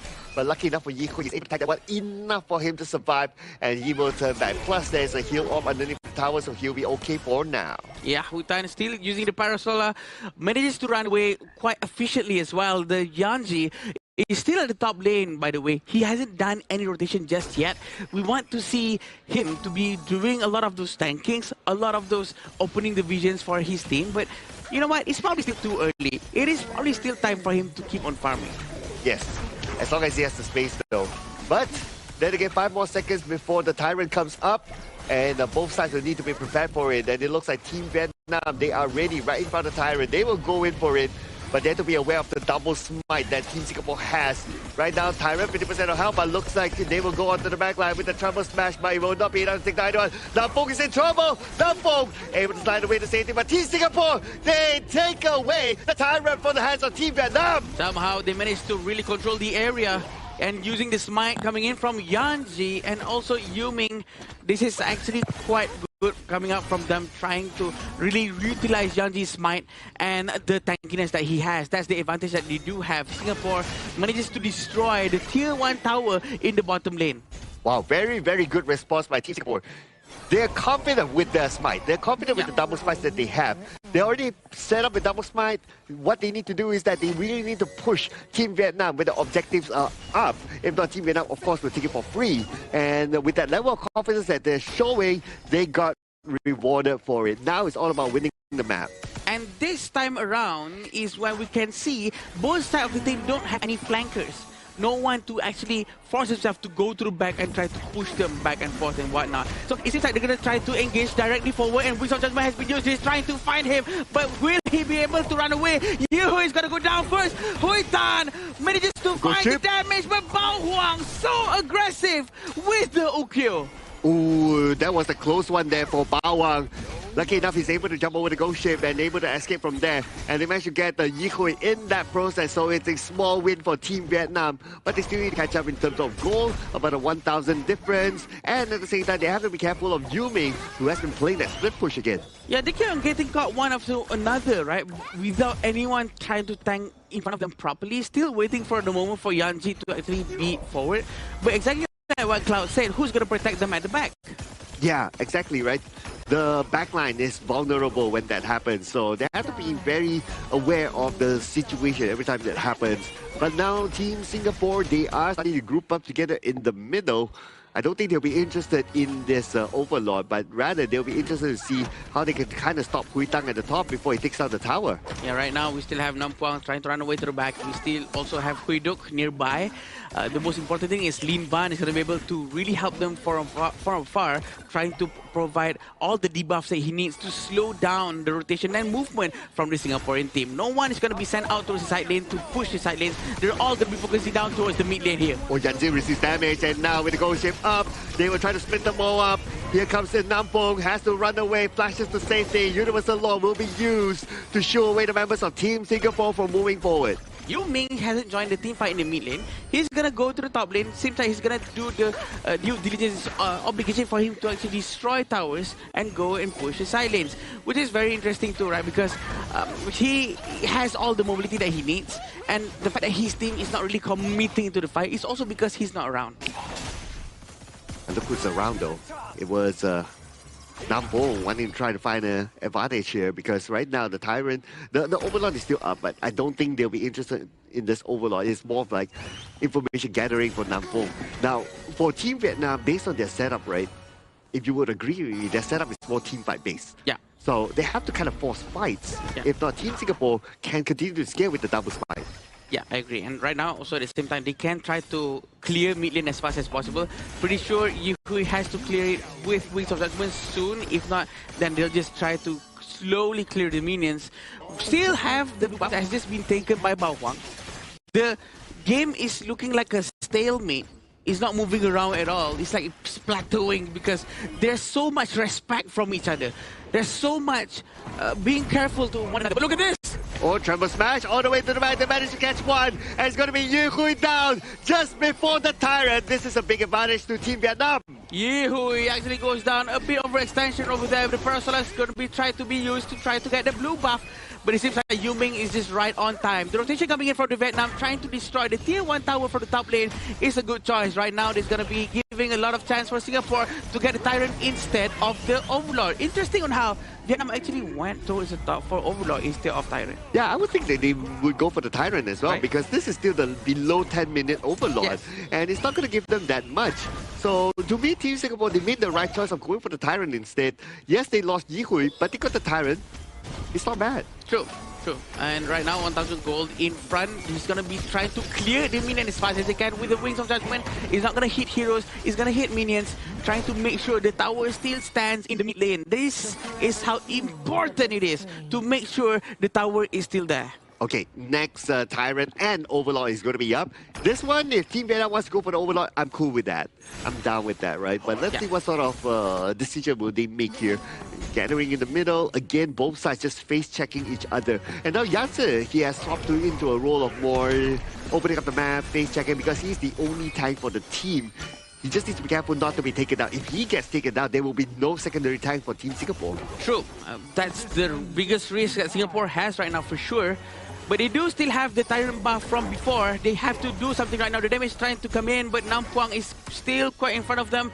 He's not going to try to go in just yet, waiting for Linpan to actually use his Universal Law to clear in the mid lane. But at the same time, 10 seconds before the Tyrant and Overlord spawns. Look at how tanky Nampuang is, right? Like, he's able to absorb all that and just feel ticklish after walking out. It's like no effect at all to him. And Team Vietnam, yes, they're going for the Overlord. Team Singapore, going for the Tyrant. This one, I okay it. Yeah, and Hui Tan actually managed to get the blue buff just now, just by stealing, going there. And I think it's a good move coming up from the Yumi. Actually manages to get the Tyrant, and the Tyrant goes down. But it looks like they're going to try to force him one out. Tremor Smash has to be used to try to run away. It's to disengage, and this means Vietnam doesn't have any crowd control coming out from them, and they have to be just a little bit more safe. Yeah, Tremor Smash is the big one, right? And the fact that Team Singapore is able to force that one out, they can actually plan for the next team fight. Yeah. And plus, they just got a shield for weekend, so that's going to be allowing them to sustain into team fights even more. But because Team Vietnam, they realize that they don't have the Tremor Smash, they play it safely for now, wait for the Tremor Smash to be available, then they will come back in. Yeah, this is what we discussed about just now, right? If they have the advantage, what do Singapore do? Where do they go? What tower? Do they have to focus all top or bottom, or what objective? This is the most important part, because right now they are even in the goal. They are almost you can say this is the lead that they have right now. And the tower in mid lane finally has been destroyed by Singapore. Oh, that took them a while there. And Team Singapore, they still have their own tower, so they still have that advantage of having that space, but they also have to be aware of, like, because they gave away the Overlord towards Team Vietnam, now the Shadow Vanguards are starting to push in all lanes. Yeah, right now they're trying to find all the damage here. But then he goes in with the Wings of Judgment, trying to get the back line as well. But look at this, Kaya is still in the right position, trying to find everyone. But the Yeoming is so ready from the side. They're still trying to get the rest of the team. Can he runs away? Haida manages to escape this team fight. And right now, Yumi is rushing back through base, trying to save the tier 2 tower from the top lane, including the Vanguard still down below. Vietnam still gonna get that one free tower. I love the positioning by Team Singapore, where they want to try to stop the Team Vietnam from turning back in that last fight. And they took down a couple of players from Team Vietnam. Now Team Singapore will be pushing down the mid lane. They take down the tower, but they will pull the handbrake, because the rest of Team Vietnam, they're going to be back on the course soon. Instead, Team Singapore, they're going to take this moment to clear off the jungle. Again, this is the crucial moment for Singapore, right? They really need to focus on what's the next objective. Where do we move together to? But this might be just a little bit too risky. If he gets caught, might be dangerous, and he escapes. But look at this, very aggressive from Hui Tan, trying to get Yumin. Can he manage to run? He does manage to do so, but they almost get flanked by Yanji. Yanji saw what was happening, and Yumin was quick. Oh, that was so close there. My heart almost dropped. If he gets caught, then that's it. Yes. And that's going to be the calling card for Team Vietnam to just push forward. But now with still all 5 players in time for Team Singapore, Team Vietnam, they have to play this carefully. They will start off by taking down the golem first, at least win a small buff for themselves. And by the same time, Yuming is very smart about that. He actually went towards the Azure Golem in the bottom lane. Yeah. But right now, he might get caught. He goes in, very brave. Tremor Smash has been used. He has wasted his Tremor Smash. This means Singaporean team knows about this. They can go in at any time. And no Tremor Smash. Before the Tyrant is up, this could be an opportunity for Team Singapore to try to snatch it away. But because they have to defend their lanes, they have to clear off the lanes at the top. So this will allow Team Vietnam to regroup again. But keep your eye on Yuming at the bottom. He wants to try something funny there. Yeah, I saw that. But he's trying to find a chance. But I'm not sure about Singapore sending 3 people to defend that one wave. I think it's just a bit of a waste of time. They know that Lampo doesn't have ultimate, right? So why don't they go in right now? Why don't they try to secure the objective? And they have to smite. Oh, but they're going to go for double here, okay? Anyway, Yuming will secure the Tyrant. Can they make it in time, though? Looks like Bawa will be able to secure that. Overlord is dead, and now they're going on to the back, where Yuming is there. Yuming trying to catch whoever who's still there. Huiduk is not the target that he was, but the ball will go down to the hands of Kayang. Very smart from Yuming. He just shows his presence to show present control, and no one was there to actually go and touch him. Actually, if the four of them actually turned around and looked at Yuming, I'm pretty sure he will get caught immediately. But the next objective for Singapore is trying to get the tier 2 tower in the bottom lane, and right now the high ground tower. Oh, and here comes the marching down the mid lane, but they have to clear off the waves as well, as Team Singapore have Weekend at the forefront, opening up the space with information. They know that Team Vietnam, they're going to be back as a 5 soon. They back off immediately. Very smart for Vietnam to actually keep the Shadow Vanguard all the way to the minutes 14. Right now, they will be able to send the Shadow Vanguard towards the bottom lane, and it is the responsibility for Kayang to clear the Vanguard from the bottom lane. But look at this damage dealt ranking. Is all for Lin Van with 83,000 damage just for himself. His involvement in team fights is just superb, making sure that Vietnam really stays on top of the team. Look at this. Kayang bought a Blood Rage. It's not an item that you often see with Erin, because normally you go like, okay, I just want to go for all in damage items and all that, right? But Blood Rage for Kayang, because he knows that he needs to stay alive as long as possible, and he's being targeted now by Team Vietnam, so he blocked the Blood Rage for himself. So I think it's a good thing too, because Blood Rage also has a little bit of physical attack as well, and providing a lot of shield, of course, especially when he uses it below 50% HP. But yeah, against Huy Tan, it's probably going to be good, because no one has true damage coming in from Vietnam, except for the one who is holding on to the Crimson Golem buff. Oh yeah, that's right. So the Blood Rage is a really, really good item. So far for Kayang, he's able to get one takedown, and that's about it. And he knows that that is not his typical standard, that he knows that he can get more, but he needs to find an opportunity. They need to find a good team fight, which is by first trying to bait out Nampong's Tremor Smash. Yeah, right now, Nampong still has his Tremor Smash. I wouldn't be surprised if Yuming manages to do the same thing over and over again. Very aggressive coming in from him. Even though he's just an assassin, he's very confident with the mobility that you have with the Nakororo. I'm pretty sure they will try to catch him if he shows his face, which he did. They're all going to go all over him right now, Cloud. Oh, they're going to come in from the other side as well. Yuming surely will not be able to escape this one. And it's going to be a straightforward takedown there. He stood too long in the lane, but Team Singapore, they have to take advantage of the fact that most of Vietnam players are at the bottom, trying to push at the top, but the Universal Law will stop them. This is a base race that's happening right now. They have to go back. 100% loss enough to clear all the waves. The high ground tower in the bottom lane is going to get destroyed. But look at this ultimate coming in from the Garuda. Will it hit? Will it connect? It's not enough. They're all still very much well alive.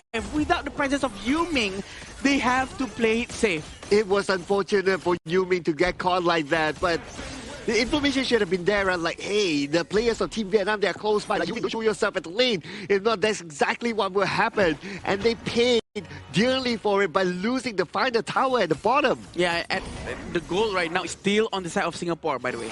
So they have to make good use of this. They have to rotate together with Yanji. And somehow they have to be much more closer to Yuming in case anything happens. Okay, right now the Tyrant is up though, but who's going to engage first? Ghost Ship will be used. Now, no Ghost Ship, but look at Yuming. He is keeping Team Vietnam busy by himself, and he's going towards the Tyrant area. Looks like they're not going to look at the Overlord. They're going to leave the Overlord for Vietnam, but at the same time, they're just going to buy enough time for maybe Yuming to do his thing, and Kaya will get the Tyrant. This is actually quite dangerous for them. They were only 3 of them. He's trying to force to steal it again, but look at this fight. Trying to get Nampuang, but Nampuang makes to run away. By the way, Dashman almost gets Nampuang. He managed to run away. But look at their base. They need to protect the bottom lane. They need to send someone over there. This is the problem when the high ground tower gets down and no one is there to just clear the side lane. When you clear the side lane, this is the problem, Cloud. You show your face. The enemy knows where you are, so they can react to that information that they have and try to, you know, take either objective or try to start a fight somewhere else, because the lack of one hero is all they need to make sure that the fight is no longer 50-50, it becomes 60-40 or 70-30. Exactly. Play with the man advantage, right? The moment they see that, okay, no, everybody's there, they go in for it. And that's where Team Vietnam, now they have the advantage of the Overlord. Now they're trying to chase down the Yuming, but it's not going to be that easy. They cannot overextend them, but keep your eye at the top there and the bottom as well. Yeah. The Vanguard keeps on going in and no one is handling the side lanes. I think this is very important to really focus on because they're going to keep losing high ground towers just for free.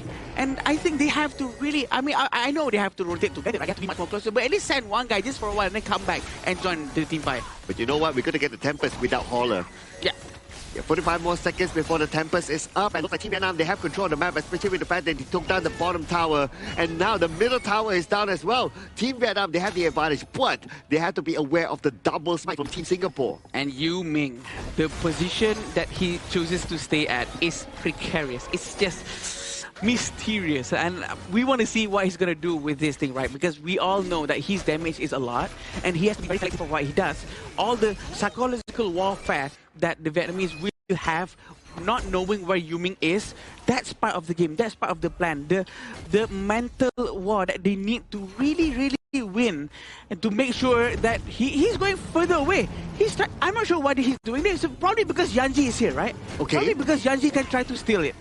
But that means that they don't have all five together. He has to join together with his teammates. Okay, he's rotating past the river right now. He's now in the middle. And Team Singapore, they managed to zone out the players of Team Vietnam. So nobody's going to really commit onto the objective for now. Everybody's playing dance. Yep, right now against Yu Ming. Oh, we can! But look at this! Wait, so judgment has been used once more time. But the Tremors smash has been used as well. Trying to run away to the back. He has wasted his ultimate. Right now, Yu Ming knows this information. They can try to start the war without the Tremor smash. They can try to go all into the backline and find whoever that is soft. But behind them, there's Hui Tan. He's so ready to go in. Oh, but Yu Ming goes to the back and holds on Hui Tan. Hui Tan is going to delete everyone available in front of him. But Yu Ming goes down. Yu Ming is very low and Yu Ming cannot do anything. Vietnam manages to destroy all of the heroes coming in from Singapore. And the minutes are here, ladies and gentlemen. Team Vietnam will be your second finalist. It took a full game series and a reverse sweep coming in from Vietnam, and they triumph too. They take down Singapore and they march on to the finals. What a game coming in from Vietnam and Singapore. Both sides of the team actually did the exact same thing. From Hui Tan and Yu Ming. Yu Ming goes to the back line. Hui Tan actually prepares from a very good positioning. Thanks because no one from Singapore was actually covering the left side. And you know what? Ali does have that capability of mobility to actually do such a thing. And I was thinking that, wow, are we going to get an upset coming in from Team Singapore? And they were just neck and neck at it for the full duration of the game. Just slight mistakes that deferred them from apart. And that really set the stone for Team Vietnam in their qualification. Oh man, this game was so close, right? I mean, the double smite was good, and the engagement by Yu Ming behind as well with the Nakururu was good. The attempt to split push was good, but there was that one mistake at the bottom. That one mistake, the Nakururu was caught. If that Nakururu was not caught that time, the story will be different.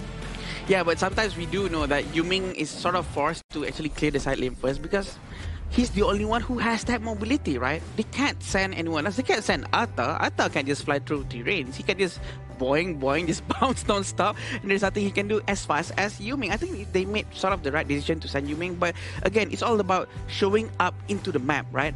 Okay, my face is here. I'm here. What are you guys going to do? So the response coming in from Vietnam is to actually to hold and not actually start the Tempest yet. They want to get that war first, Aki. And I think they had like a decision-making issue. I don't think it's an issue, but it's more of like a left or right sort of thing where do I want to fight for 50-50 on the Overlord, or do I want to consistently trade that Tyrant for the Overlord? So if you keep trading, there's not going to be any team fights happening. So for Vietnam, they have a Zilia that can constantly scale with that leveling here. And at one point, the Zilia was level 19, the Arlie was close to level 19, and it started to put more pressure into the late game composition for the side of Team Singapore. So actually, at some point, when they had that advantage, they should have tried to focus more on team fight, maybe instead of trying to trade the Overlord and the Tyrants. This is the second time I think it happened like this one more time, right? Because the previous game also sort of happened the same way. But what do you think, Cloud? Well, I like how Team Vietnam, they realized their weakness, right? Yeah. Their weakness is that they don't have a double smite. They know that if they want to go for a 50-50 clash for a Tyrant or Overlord, likely they're going to lose that one because of the double smite. So instead they choose like, okay, you take the tyrant, I will always take the overlord. And when they keep trading off that 50-50, they keep like the goal difference or even the advantages like about the same at least, even though like we kind of argue that the before 10-minute overlord is not really that worth it, but they would take it because they just want to keep it at pace so that the late game they'll be ready. I think that you made a good point, right? When they have double smite on towards the Ata and also Nakoruru, maybe they could have played more aggressively in going for that 5v5. Although yes, there is risk, but when risk comes, maybe you're rewarded with a win of a team fight. Because especially when you have a smite on Ata, right? The first skill is crowd control immunity. You can't get stunned when Ata is using the first skill. So if he just jumps into the area of Overlord or Tyrant trying to win that same objective instead of trying to win a trade of an objective, I think they should have an advantage, especially when Yuming also is holding another smite. But eventually everything goes down to decision making in the game, and like Sagi said, not to hesitate, not to be like, do we do this or not? You have to like go now. If it was me, right, if I was Team Singapore, I would challenge Team Vietnam for every overlord that they go for. Like, I don't care about my tyrant first, I think about that later, but I will always be at your overlord because I know that you cannot win my double smite. Yeah, I think that's a very good analysis coming in, because I feel like the double smite, the team fight potential coming in from Team Singapore just wasn't realized because they were just constantly trading left and right on the resources here, and at the final few moments, Hui Tan and Ling Wan was just so far ahead already into that late game marker. Yeah, so far ahead. And definitely the way that both teams really sends out their respective heroes to do their own jobs, like Yuming going to the back line and having Hui Tan going to the back line as well, is just super crazy. And what Cloud actually pointed out just now on how Erin actually bought the Blood Rage, that probably reduces the amount of total damage that she has. Usually if you compare to Hui Tan's itemization, he actually went with Sage Century. But also, again, these are two very different heroes. Arlie is more to a front-to-back hero, and Erin is a more front-to-back hero, and Arlie is more towards, you know what, she can do anything. She can flank from the side and whatnot. I think that both teams actually was so neck to neck, and I don't know who was going to win until the end. To me, it's really down to objective taking, right? Yes. Like whether you take the overlord first or whether how many towers do you clear. And when the moment Team Vietnam, they not only got the overlords, right, but they also got the bottom towers. That was also a crucial moment after taking down Yuming. You know that they have like 70% chance of winning by then. When you have a open tower tier 3 and a Tempest coming up, that wave pressure just constantly pushes you, because you have to be always thinking like, okay, post 20-minute minions, they can solo end base. Even if it's one little minion, it can end. So for Team Singapore, that unfortunate mistake in that bottom lane really costed them. Yeah, actually, you know what? You brought a very good point. I remember just now on how the Vanguards, even though it's a small Vanguard, they can destroy a tower very quickly, right? So no one was actually sent towards those Vanguards to actually clear them. I'm not sure who's the right person to do that as well. Probably it's only Yuming that can do it quickly, but at the same time, there's a lot of responsibility on Yuming, man. He has to go to the objective, he has to go clear the side lane because he's the only one who has mobility. It's a hard game for him, for sure. I would say if there's another person to do the wave clearing, right, especially when the minions already reach the tower, it's going to be Yihui. Yeah, Wings of Judgment, one time, clear everything. Yeah. Similar theory like how Ling Wan will use the Universal Law to clear at the top. I mean, it's just the CD, right? When we have the Universal Law, way faster compared to the Wings of Judgment. So he has to think, if I use the Wings of Judgment here, can I play the team fight? Yeah. And then if he uses it, what happens later on in the team fight? Because he's one ultimate down, where Ling Wan, his Ziya's ultimate, the CD is way faster compared to that spell itself. Tapi if you think about it again, what happened to Umi John just now, remember? How he keeps on spamming his ultimate no matter what. He doesn't care about the cooldown, about team fight. His team revolves around his presence, and that's just good. And it's good, right? As you can see the CD difference here, even though if Singapore was constantly at the advantage, up to a point where they had a 4,000 gold lead, they just couldn't realize it because they were not forcing the fights against Team Vietnam, which really cost them this game. It was so close between the two teams, but unfortunately, Vietnam was just one step ahead. Yeah, so this just shows on how close it was, right? Because 1,000 gold lead or gold difference is very small, extremely small. So the fact that this is what's happening this way and they cannot really find a way for them to dominate the map even though they're leading the goal, that's gonna be something that they have to work on in the future. That's what Vietnam is better at, the macro. Yeah, and we're going to see highlights that feature both teams, right? Like at the early stage, Team Singapore setting 4 onto the bottom because they want to stop Huita from scaling, so they want to try to put focus more onto the fountain, which is great. I think the early game, Singapore, they did really, really well. But when the objectives, the tyrants, the Ola starts coming up, the decision-making of where to go first gets a bit of a question. Yeah, all the 10-minute objectives that we've seen thus far, Overlord, Tyrant, the trade-offs, it's okay. We do get the 50-50 here, but if you allow the Ziya, the ROE consistently scale with their sanctification, then the pressure keeps on folding on towards you. As you can see, every single highlight, it's Tyrant finish coming from Singapore, then they want to fight for the side of Vietnam and trying to stop them from going back. And this was the most crucial one that Singapore had to suffer. They stopped that bottom wave, and you can see Nam Phuong's positioning here. Spell one flash into the backside here, finding 3 net rated charge, and then, as of this point, Kayang burned the flash, Yihui burned the flash, and it's all too late for Singapore to find that comeback in the team fight. Yeah, throughout the whole ordeal, Yuming was actually fighting at the back over there. He was trying his very best to get anyone, but he cannot touch them because they had help. But this will be the MVP for our match. Again, second time in a row, Lingban here with his Suya. Has to give a lot of respect to this guy. This time with the KD 104 damage, up 45.2%. That's highest. This is the highest? The highest. The highest. Wow, and damage taken only 8.6%. You can do so much damage, but you receive that little damage, you know you did everything right. 45.2. We have nothing to say about this. It's even higher than his previous game. Yeah, right? Wow. I was expecting maybe number 1 is going to be way higher than this, but yeah, this is definitely the highest. He actually did so well with Ziya. I thought that only Garuda could achieve such thing, but apparently he's proven me wrong because he played so well with the Ziya, and he's very consistent at it too.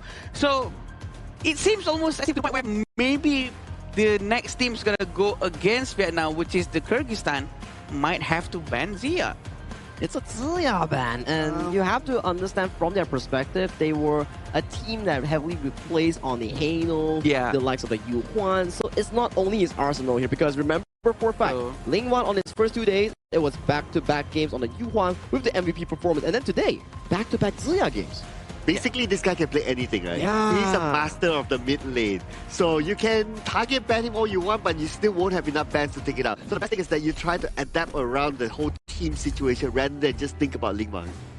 Yeah. What a game. What a series, gentlemen. Like 2-1 in a reverse sweep fashion coming in from Team Vietnam, and all 3 games were neck and neck. It wasn't any games that would go to a landslide of effect. It was all 3 games of close games. Yeah, definitely. Super close game between the two of them. And I think that after this, we're going to be seeing Kyrgyzstan against Vietnam. It's going to be even more crazier. But it's definitely a show of sportsmanship as well, right? Because they are trying their very best and no one is giving a chance whatsoever.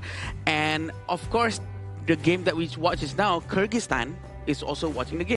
They're learning what is Vietnam doing right, what are they doing wrong.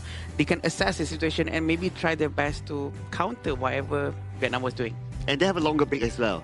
So they can chill, they can watch, they can analyze everything, and they're probably talking about the same things that we are talking about, right? Just in their context of like, okay, how we want to counter later on. Or can you play this? Can you play that? Can we play this strategy 1, 2, 3, 4, 5? They have they're probably doing that right now. So I don't know. It's going to be quite interesting to see how Kyrgyzstan actually plays against Team Vietnam, because they are showing that they are starting to bounce back from the Laos game. They are definitely needing of like both sides adapting to each other, because if you're Vietnam, you saw the first series of Kyrgyzstan, you're taking down nodes, and if you're Kyrgyzstan, you're resting, you're chilling on the beanbag coming in at Marriott Hotel, they're just looking at okay, that's what he picks. Maybe we'll have some preparation going into the series. Yep. And also, I would like to remind everyone about our new hero, Devara, that has been added.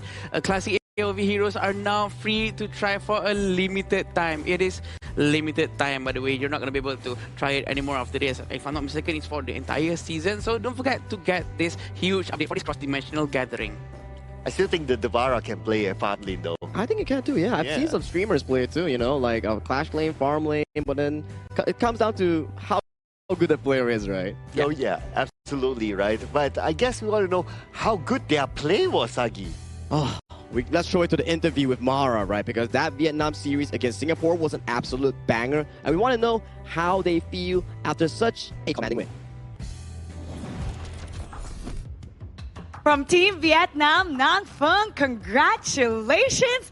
Oh my goodness, that was such an intense matchup. Now in game number 3, what we noticed was that there were moments that Team Vietnam was a little bit behind. But in the last few minutes, the last few seconds, you gained control of the game. Tell us what happened there and what was the chaos, the communication like with the team? Thì đầu tiên chương trình muốn gửi lời chúc mừng đến cho đội của mình vì đã chiến thắng. Thì theo như chúng ta đã quan sát trong trận đấu thứ 3, thì tại những phút cuối cùng đội Việt Nam đã hơi thụt lùi so với đội đối thủ. Vậy thì làm sao trong những phút giao đấu cuối cùng đó chúng ta đã vươn lên dẫn đầu và chiến thắng?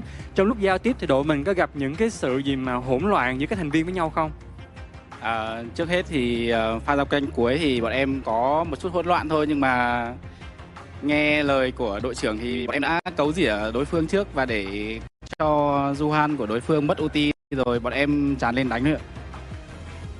At first, it was a bit chaotic between our communication, but by listening to our leaders' strategies, we tried to trick Johan to lose his ultimate, and then we start attacking together. There was a lot of surprises actually from Team Vietnam. What we noticed, there were role switches, the clash laner, the jungler, the farm laner. We were surprised with what was happening. Tell us about the decision of switching roles. Thì theo như quan sát chúng ta thấy rằng trong đội Việt Nam đã có tới tận 3 sự thay đổi về vị trí. Bạn có thể chia sẻ về lý do và cũng như là cảm xúc của mình khi mà có những sự thay đổi đó hay không? Trước hết thì vì game 1 là bọn em muốn thử sức với bài đánh là Lưu An và Mắc, nhưng mà không hiệu quả tại vì bên kia đã pick counter cá rồi, nên là game 2 bọn em sốc lại tinh thần và đổi lại vị trí như ban đầu để chiến đấu tiếp ạ. So at first we want to try a new strategy by trying to play fun with the other opponents, Johan and Mark, but then they picked our counter, so it didn't effective. So in the second round, we tried to play as we had planned in the beginning. And great thing, everything turned out really well. I want to know, how excited are you to have this last chance and you move forward in the finals for that one last ticket for the Asian Games? Nam Phuong có thể chia sẻ cảm xúc của mình khi giành tấm vé cuối cùng và chiến thắng tại giải đấu ngày hôm nay hay không? Trước hết thì bọn em cảm thấy rất là vui ạ. Và bọn em đã vượt qua được đội tuyển Singapore để giành quyền đi tiếp ạ. We are so happy to be here and thanks to Singapore. We are so proud of our team and so happy and excited to go further into this round. Now for sure, Team Kyrgyzstan later on need to study a lot of the things that you guys are doing. There were so many surprises. Tell the fans what they can expect from you for the finals and let's invite them to support you later. Nam Phuong có thể chia sẻ một vài lời gửi đến các fan Việt Nam để thể hiện sự ủng hộ của fan dành cho đội tuyển cũng như giải đấu này được hay không? Trước hết thì cảm ơn mọi người đã theo dõi và đồng hành cùng bọn mình và mọi người yên tâm nhé. Chúng mình sẽ đánh bại đội tuyển tiếp theo và bước tiếp đến Japan. Thank you for supporting us. Thank you for watching on our journey. Please do not worry. We will defeat our next opponent and go further to Japan. That's what we want to see. The confidence. Once again, congratulations and good luck on the final match later on. Lots of surprises from Team Vietnam. They came out on top, and now it's time to hear from our casters. Lead the gorge. Thank you so much, Nam Phuong and also Mara. And you can definitely see that was an amazing series. And thank you has been given over from the side of Vietnam or Singapore, because that was really, really intense between these two teams. For sure, intense and very nice of them as well. The sportsmanship from all the regions are just to die for. And this is the Uzbekistan and Kyrgyzstan, which they have played just now with 2-1 for Kyrgyzstan. Intense battle. And then the one that we just witnessed, Cloud, Vietnam and Singapore. How amazing was that one? Oh, that was an amazing match then, not gonna lie. I mean, I did predict Vietnam to win. Yeah, you're right, you're right. I'm Gucci, I'm you Gucci. and Holler, you and Holler. Yeah, you see me, you Holler best brothers. friends. Yeah. I mean, that's why later on after the break, we're gonna have Cloud and Holler casting for the final series of the day between Kyrgyzstan and Vietnam. both teams coming in towards the finals also have to play back-to-back full series, and then in a more similar way, the games went to a certain extent of the Tempest Dragon. Yeah, seems like Tempest seems to be the pattern of the day, and I'm not surprised if we're gonna be seeing 3 or 6 or even 10 more Tempest if there's 3 Tempest per game for the next 3 games that you guys are gonna go through. So I think it's gonna be very fun for us to watch a lot of Tempest for sure. Before we, you know how to see like towards the Tempest, you need a very good format because some phones you can't like handle 20 minutes of gameplay. Yeah. So you definitely have to check out iQOO 15R, our tournament official phone coming in for the 2026 Asian Games Esports Qualifiers for Honor of Kings. Once again, thank you so much iQOO for sponsoring this event. I have to say, that's so smooth, Sagi. That's so smooth. That's why, yeah. Just like the teams, they've been growing over the last 9 days, right? Like Sagi has been going through like, okay, how do I do my segues there? Yeah. Building up to this point. Leading up towards this point. The most important one. But you know what? Kyrgyzstan and Vietnam will be very interesting because Azad in the interview earlier, he said that they have been scrimming with Vietnam. Ooh. All right. So they have more than this tournament's data to play with. I think scrimming between each opponent, I think it applies to 2 teams, right? Like Vietnam is like, oh, I understand Kyrgyzstan, or Kyrgyzstan, I understand Vietnam. But, you know, sometimes like this, is like, maybe Kyrgyzstan makes it out of their last chance. So let's not show them everything in practice. Yeah, maybe that. But it's funny how maybe initially they thought that we need to practice with each other because it's okay because we're in different groups. But suddenly they're meeting here in the last chance stage, knowing that, oh no, I'm meeting the one that I practice with. It's going to be like, oopsie, we shouldn't probably have shown whatever that we have inside the scrims. I mean, you have no way of rewriting the history now because it has already happened right now. So it's going to be an epic showdown between these 2 teams, between Kyrgyzstan and also Vietnam, to fight for the final slot going into the Asian Games main event. We'll go ahead to a longer break this time around, but please come back later for our final match of the day.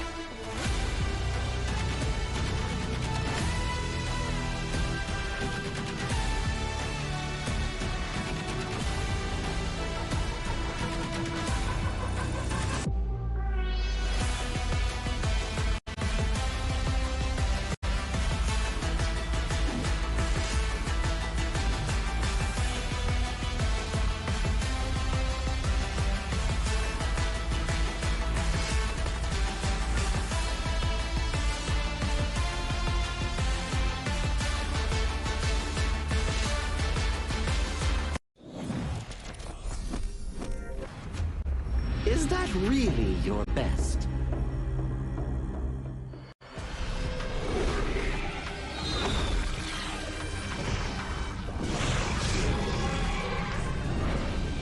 I reserve mercy for what's known as the masses. And as for my wrath, it is reserved for the wicked.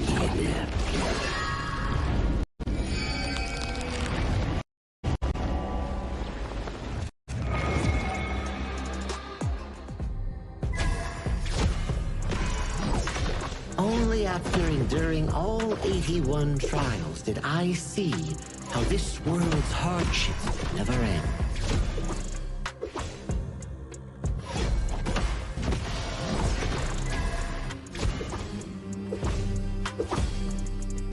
How does your head compare to the Serpent Sovereign?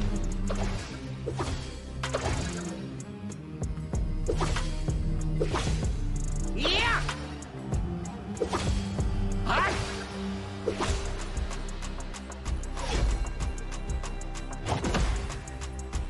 Divine form renewed!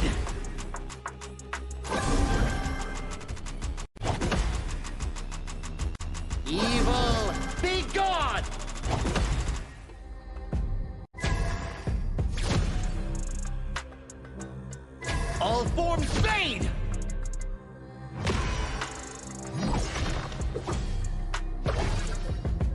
Before the Lotus podium, all suffering ends!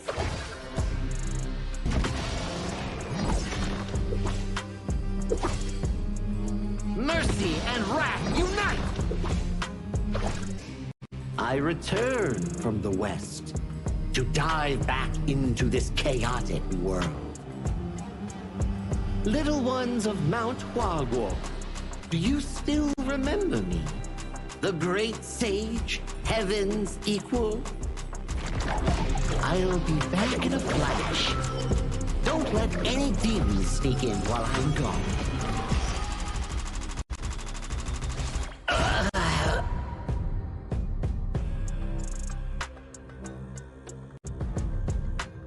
Time to leave the stone behind and see where fate takes me.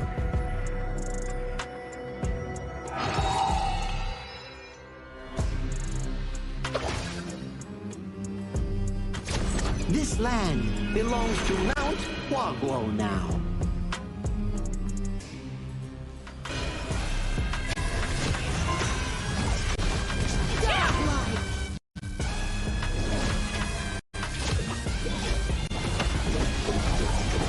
Legendary!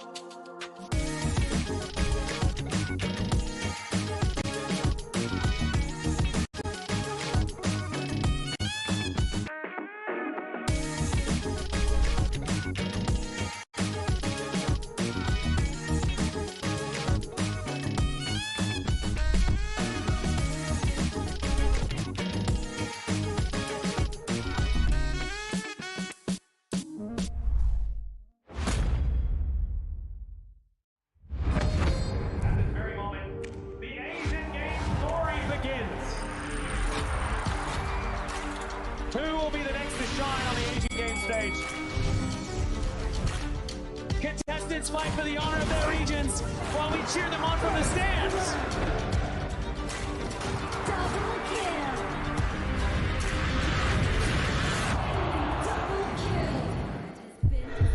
This is a challenge, but it is also an opportunity.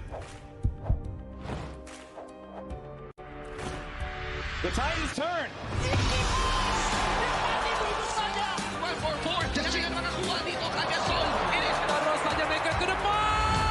Fastest in front. They're going to use it. Golden tight zone. That's happening. Victory! And we pulled it off together.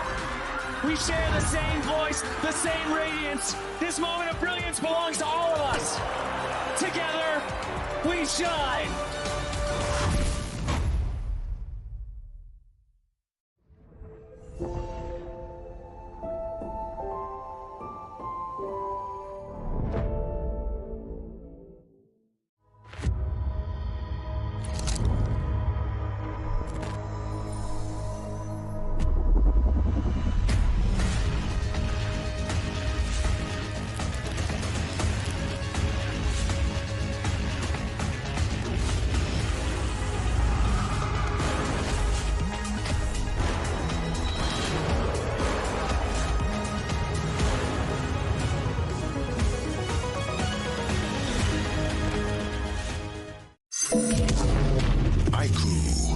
The new Honor of Kings version is here.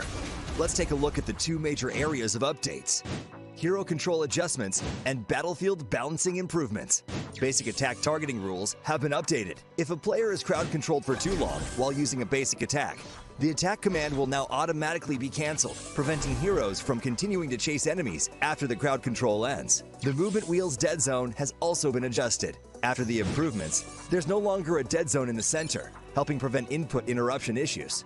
After improving basic attack and skill targeting logic, even if base attack target priority is set to lowest absolute health, you still prioritize nearby epic monsters, and targeting will feel more intuitive.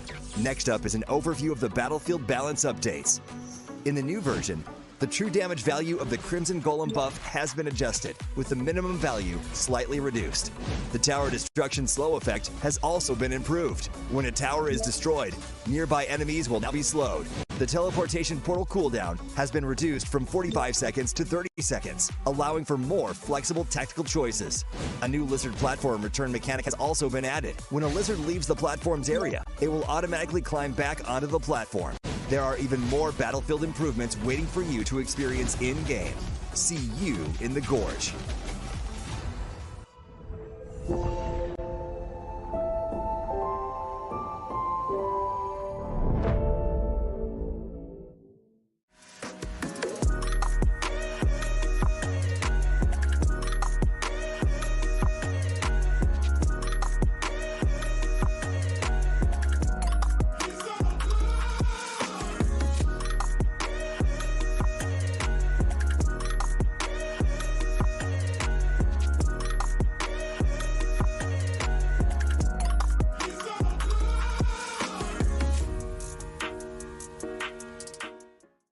Azuria, the southern archipelago of Primera.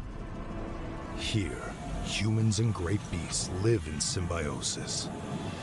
How this came to be traces back to a never-ending catastrophe.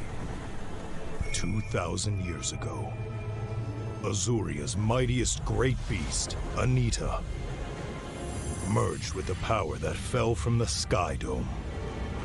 That power amplified Anita's strength, but shattered its sanity. Driven mad, Anita transformed into a massive vortex, the world devouring everything in its path. Where it passed, great beasts were torn apart and islands were destroyed. This was the disaster that would define Azuria's history, the Eternal Calamity. In its wake, Azuria stood on the brink of annihilation. This catastrophe became known as the Great Desolation. In despair, the humans and great beasts, once mortal enemies, became each other's only hope of survival. The great beast Devita and humanity's greatest champion, Devara, abandoned their conflict and chose to work together. The great beasts sheathed their fangs, and the humans let go of their hatred. All surviving life grasped at one final power, the churning. Deep beneath the sea lay Amrita, a force brimming with boundless vitality. Through the combined efforts of humans and great beasts, it was awakened, restraining the calamity at the center of Azuria and restoring life to the world. But the calamity was not destroyed, merely sealed within Azuria's center. It erupts from time to time, bringing countless disasters to the land. Devara collected his knowledge and power and passed them down through the generations, hoping that one day the calamity could be ended for good. And so, this has continued for 2,000 years. Chief Elder Devara! The calamity has erupted again! It seems trouble has returned. The secret to life is to just take every punch and keep going.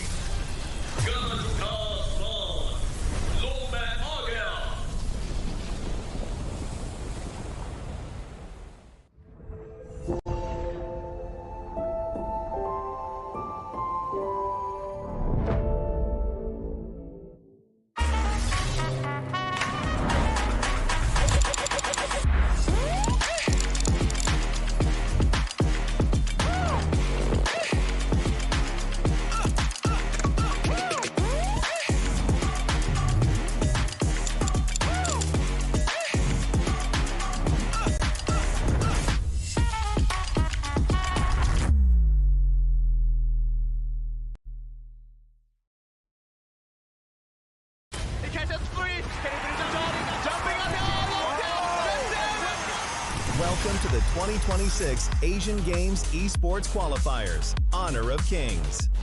20 regions, one stage, and only the strongest 9 teams will earn the right to shine above the rest. Taking place in Malaysia, June 13th to 21st, 2026.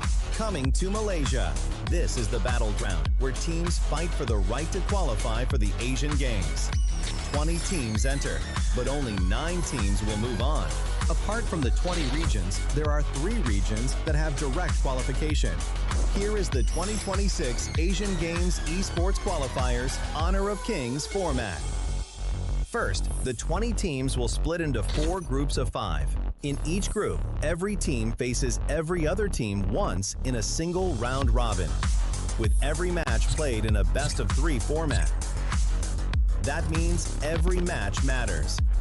Every game matters. Every single point matters. The point system is simple. Win the match, earn 1 point. Lose the match, earn none.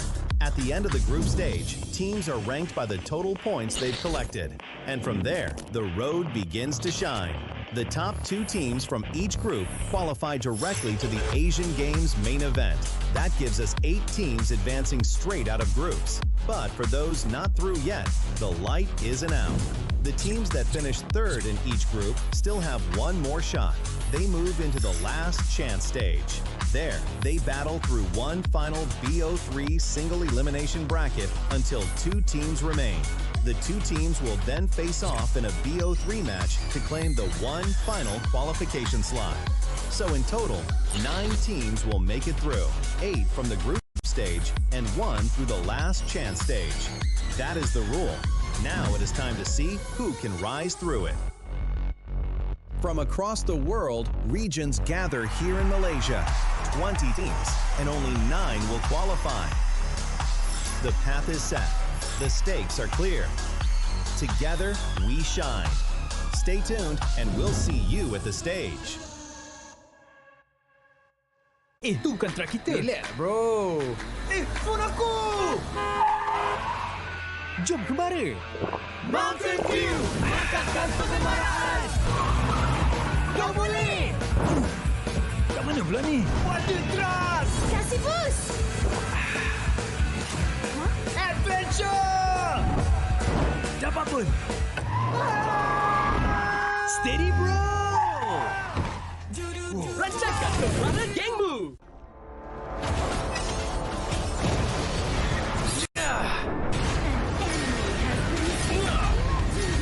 Double kill! Shall I compare thee to a summer's day? Slain. Don't engage. Slain. Don't crush us like insects. Slain an enemy. Defend our base. Our high ground tower is under attack. Amazing! Unbelievable! Triple kill. Ah, the fragrance of romance. Ally has been slain. Rampage. Double kill. Triple kill. Spectacular. Pentakill. Lady Fortune is on my side.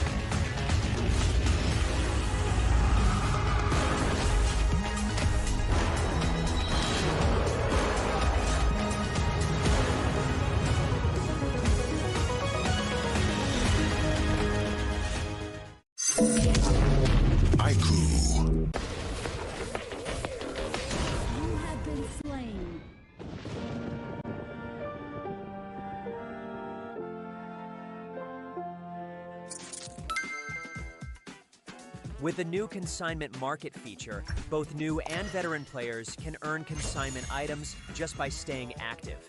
Sell them to earn tokens and purchase the items you've always wanted. Players can head to Dragon's Hoard to get tradable appearances, chests, and more.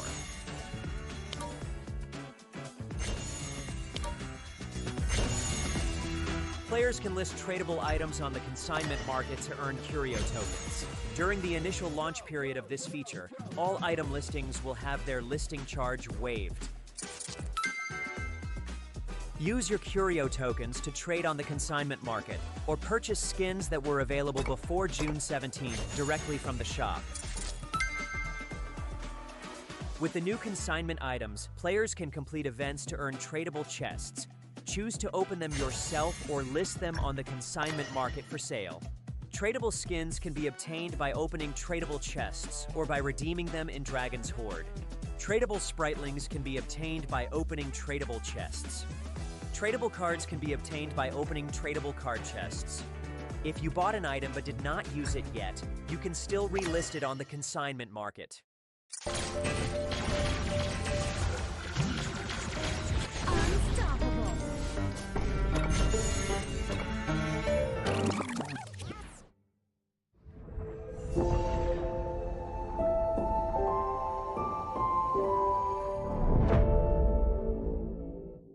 Itu bukan track kita. Relax, bro. Phone aku! Jom kembali. Mountain View! Angkatkan pengembaraan! Kau boleh! Kat mana pula ni? Water truck! Kasih boost! Adventure! Dapat pun. Steady, bro! Rancangkan kemana gengmu! Ultimate not ready yet. You have slain an enemy. My magic murmurs in ecstasy.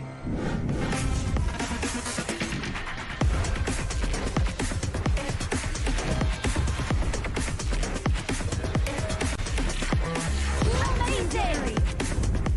There is no escape for you. Killing spree. Double kill. Triple kill. Spectacular kill. Don't worry. I'll be back for your life soon.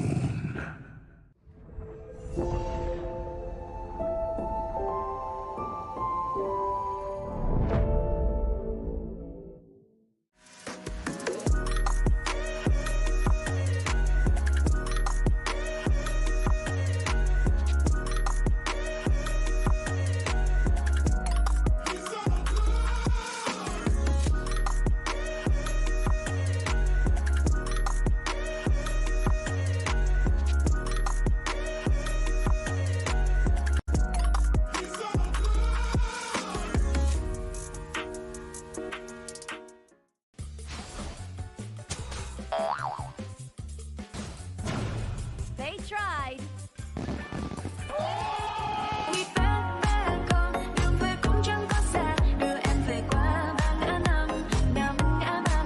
The new Spritling skill, Dig It, is a passive skill, which will automatically trigger at fixed times each match, up to a maximum of 10 times. The skill grants guaranteed standard rewards like gold, XP, shield, health recovery, and more. There's also a small chance to uncover mysterious grand prize effects during the match. Dig It may also produce tradable high-value treasures. Detailed information about acquired treasures will be shown after the match ends. Each treasure has its own rarity and storage size, and obtained treasures will be automatically stored in your warehouse. If you want more high-quality treasures, make good use of the Treasure Fusion feature. You can also copy and share your code so friends can help speed things up.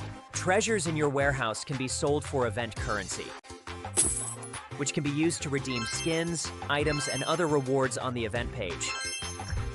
You'll even have a chance to win physical prizes like smartphones and cash. You can also spend event currency to bid on high-value rewards. The auction uses a hidden bidding system, where you can submit 2 bids for the same reward. The highest bidder wins, giving you even more ways to obtain rewards.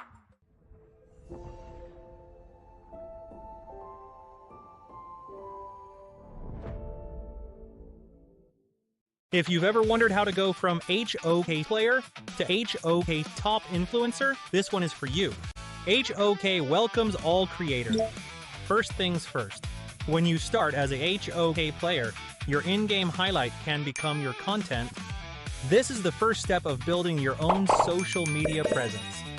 If you keep on creating and reach 100 plus followers, you will be invited to HOK Studio and become a HOK Studio creator, starting to earn various incentives as you grow. You'll get token and cash incentives for your creativity. Stay in the loop with the latest game updates and get exposure on HOK's official media and website. When you keep pushing and reach 10,000 plus followers, you will become a HOK Advanced Creator. Here's what comes with it.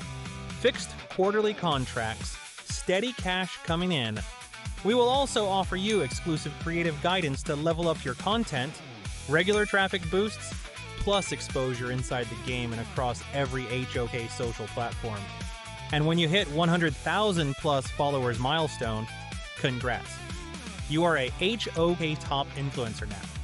At this level, you'll unlock custom game resources, exclusive emotes, your own pop-up banners, early access to the latest game events, skins, and even more. The next HOK top influencer could be you. Join us now.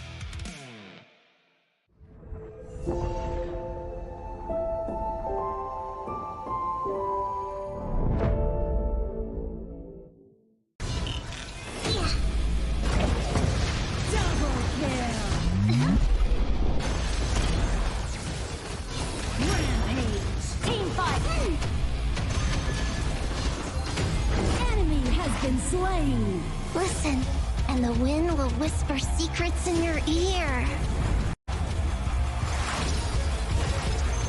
The Overlord and Tyrant have been hacked. Cannons moving out. Legendary! Fabulous! This is my storm domain! Our crystal is under attack. Double kill! Triple kill! Quadra kill! Pentakill! A sorceress never gives up easily!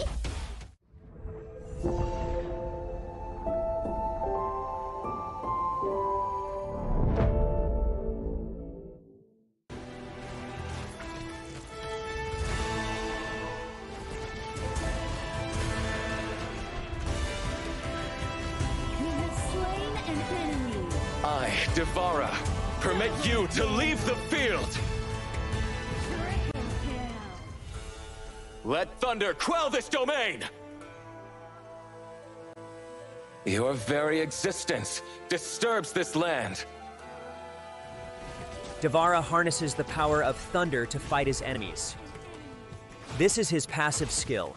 Basic attacks stock energy, and when fully charged, he gains an extra use of a basic skill.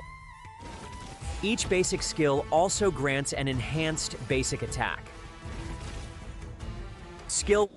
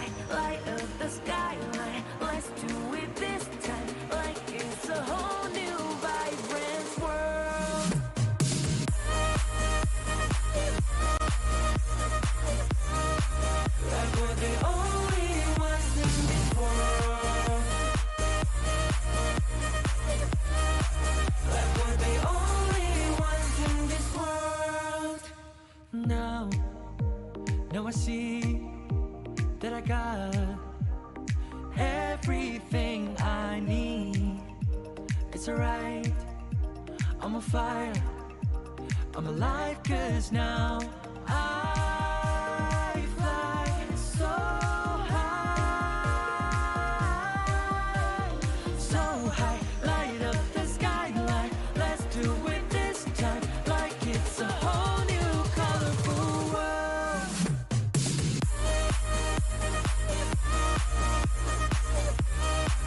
Like we're the only ones in this world. Like we're the only ones in this world. Never thought we'd get this far, burning like the stars. How we get this far? Like we're the only ones in this world.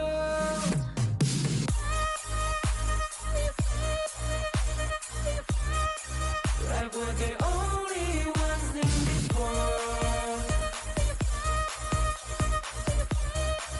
Like we're the only ones in this world.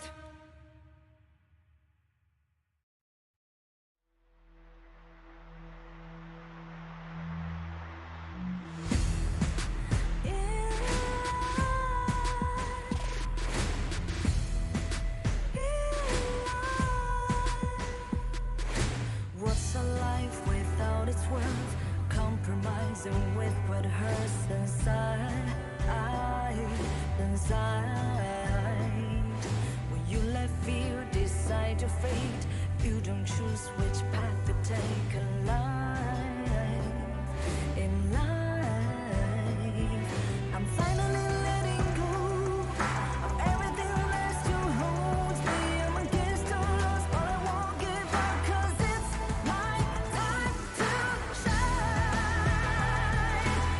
Standing in the starlight, can no one let me down. Destiny is calling high. I'm not afraid to fight for everything I love. Victory's on my side.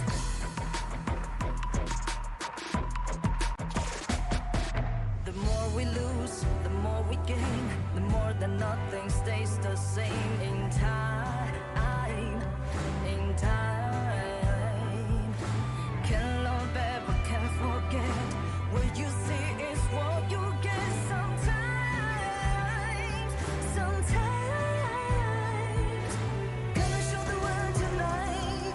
The light that shines inside us. We're against the odds, but we won't give up, 'cause it's our time to shine.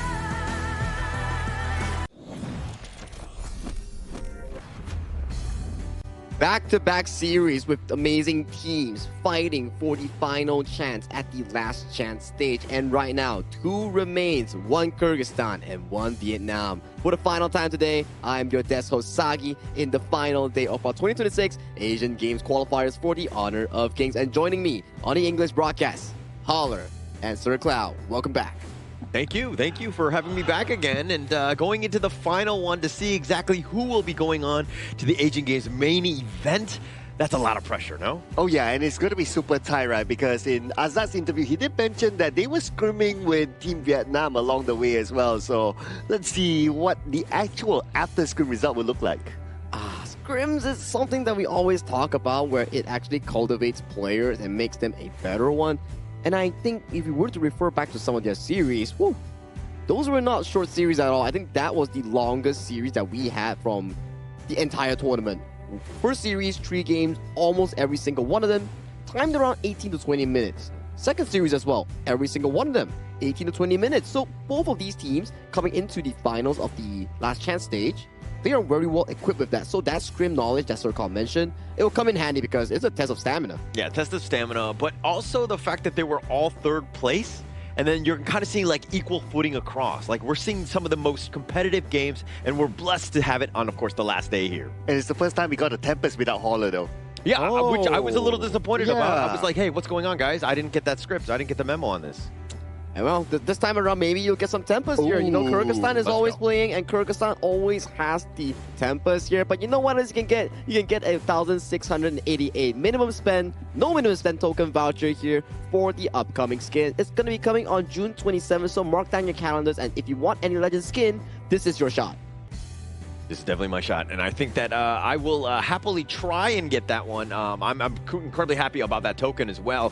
Just securing more skins, I think that will all just, you know, everybody wants that in the closet, so to speak, in terms of just like having more available to you. It's a flex, right? Yeah, it's a flex when you open your account, you show your friends, everybody starts comparing like, hey, how many skins do you get? Oh, do you have this rare one? Oh, do you have this limited one? And or do you have this flawless one? Yeah, that's always a thing, right? I like to decorate my own skin list as well, you know, like Mythic on the top, Flawless on the bottom, and then the Precious one, you know, it goes down towards there. Then you scroll it down, and then you shake your phone, jiggle it a little. It has that 3D poster effect. Yeah. Actually, that's the coolest factor. I mean, not only do you get also all kinds of different amazing skins in the game, but also just the way that they've kind of organized it so that you can kind of see everything. So it's like, again, like walking into a wardrobe and it's a full one, and you just like pick which one you want for how you're feeling that day. Yeah, and sometimes it's like, oh, which one do I want to use now, right? Like for me, I have the entire Houyi set. Yeah, I have the entire Houyi set. I'll be like, okay, this game I'm feeling like this. That game I'm feeling like that. You know, sometimes I need to roll the dice, but yeah, it's all good. It's always nice to have that. When you score, it's like, oh, I have everything. It feels good, right? Definitely feels good. But talking about our upcoming matchup here, it's gonna be between Vietnam and Kyrgyzstan. After a short break just now, Vietnam currently is ready to challenge Kyrgyzstan for that final slot into the Asian Games main event. So, without further ado, this is the final matchup for the final slot to the main event. Let's welcome Kyrgyzstan and Vietnam to the stage. Let's go.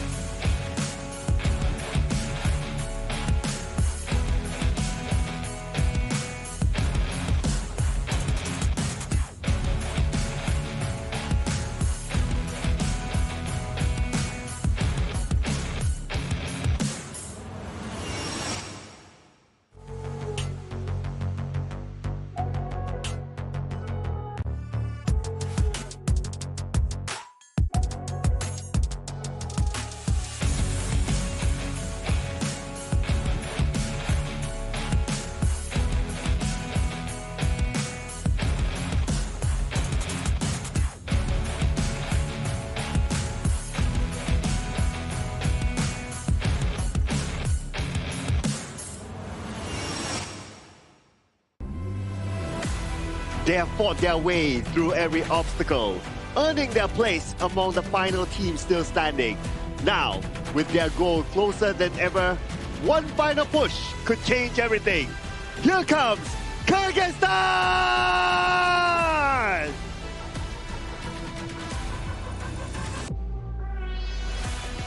Fast, aggressive, and always in control. Their exceptional zoning and relentless pressure have made life difficult for every opponent they have faced. Now, they return to the stage ready to dominate. Make some noise for Vietnam! The final ticket on the line. 2 teams and only one will walk away into the main event of our Asian Games. This is the final moment coming in for Vietnam and for Kyrgyzstan, and the stakes has never been higher in our Asian Games qualifiers. Oh man, a lot is at stake here, right? That slot. And Kyrgyzstan will be represented by Zalmabek, Dastan, Kubanich, Azad, as well as Marlene. Now, let's remind everyone out there, right, that Dastan got the first Penta strike in this tournament. Oh yeah, on the Hansen plus the Yaria on towards Marlene.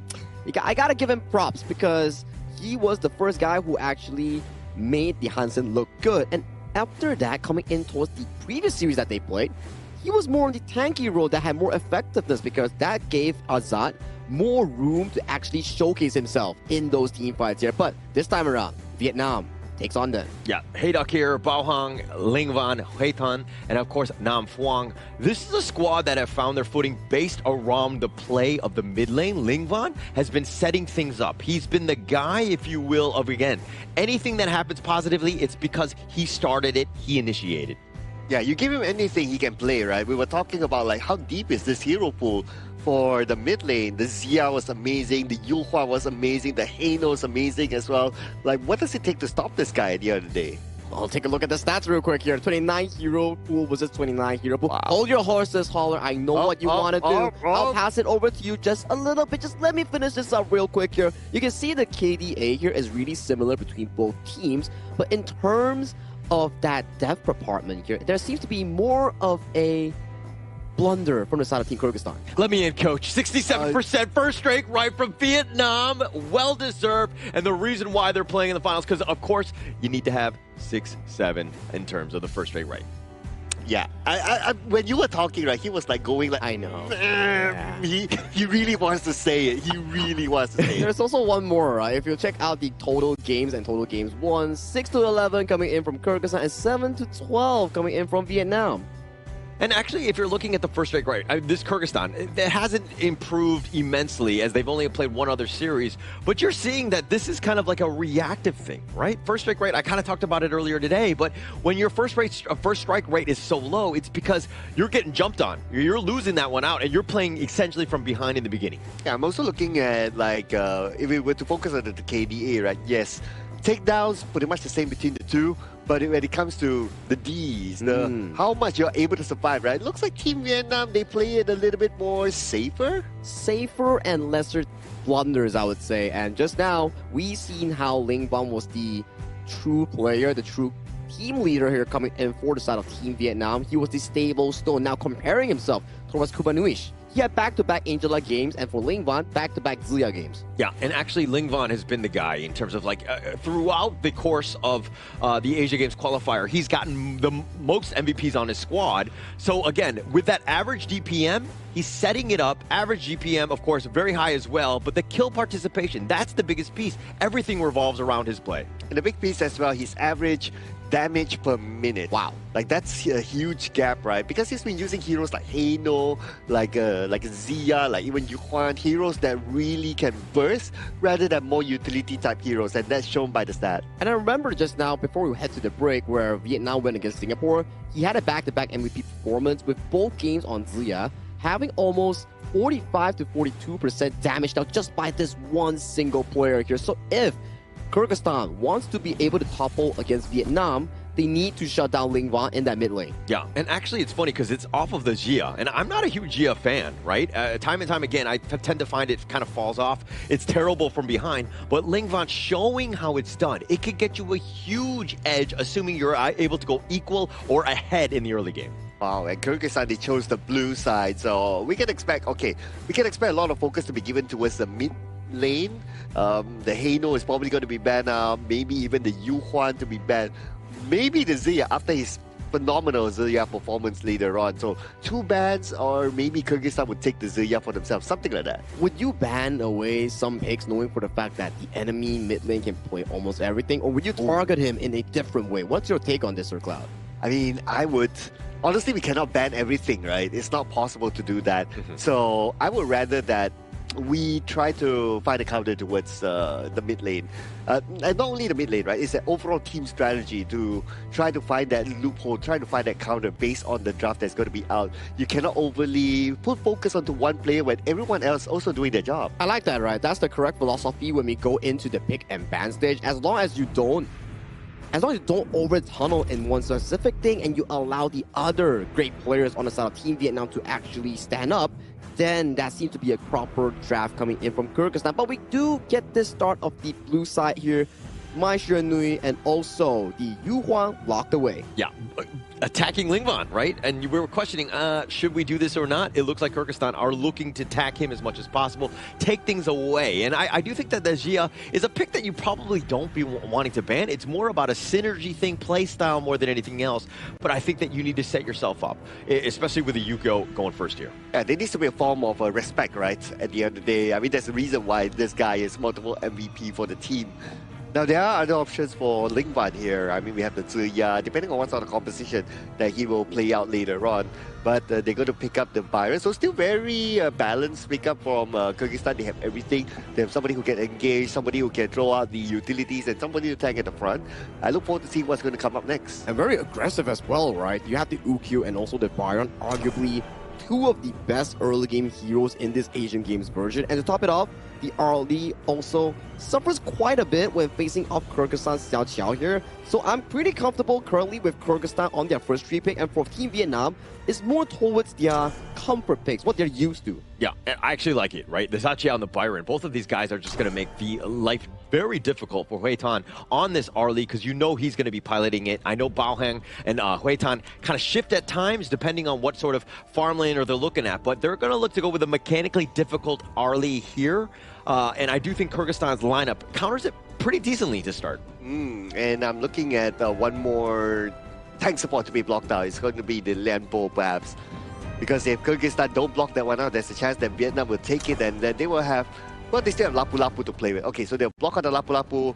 Vietnam right now, they're considering to go for the Lianpo, and they will before Kyrgyzstan gets it. Bit of a deja vu, right? Like, these are the roamers left available coming in, and then Nam Phuong, I think he has had a third game in a row on that Lianpo as well, you know? And then it seems a bit weird to me that you're banning away Zhang Fei and Lapu Lapu, giving away the Lianpo. So Kyrgyzstan, as we know, Marlin really favors the tank rope, so you're probably out of tank roamers here based on the second phase draft. Yeah, actually that is very odd. It seems like Nam Phuong is actually more comfortable on the Lianpo based on the, as opposed to like the Lapu Lapu and the Zhang Fei. But maybe they're playing 4D chess and they're like, haha, we're going to trick them into picking his comfort hero because we have the trump card coming up here. Well, what will the trump card be, right? They have been scrimming with each other. And it looks like the Dia Dia is going to be the trump card. Now, having the Dia Dia, it's not like you have many other options, right? Because of the bans. I'm not really a fan of the Kyrgyzstan lineup right now because they will be very dependent on the Byron to open up the map. Very early to make game draft, right? And then you only have a sole tank, like you mentioned, on the Byron here. So it's going to be a bit stressful if you are on the Kyrgyzstan side when you actually are looking for the aggressive vision. But the good part coming in from Kyrgyzstan's draft, super duper aggressive in the early to mid game. One Dia 2-2 coming in with a Xiao Qiao blocks me fan. That's going to be one pickoff immediately here. But if Vietnam can scale into the mid-late game, it will go entirely different of a story going in favor of Team Vietnam. The finals now, we're going to be into game one. Winner of this best of 3 moves on to the main event. As we're going into this one, I mean, if we're looking at both sides, Lingban finally gets his Haino as the last pick. Again, when your team revolves around a specific player, you generally want to be drafting it last. Yeah, I'm liking the draft from Team Vietnam, right? Okay, number one is because they have the Lianpo. He can be a good map opener. He can open up the space in front. And then you have the Haino with the Fate Rewind. So if he gets jumped somehow, he can Fate Rewind back. So technically, you can call him like a secondary tank to a certain extent. So Team Vietnam, they do have good options here. Yeah, and also, I mean, if we're talking about the fact that the Kyrgyzstan lineup is more early mid, they're going to be looking to push down towers.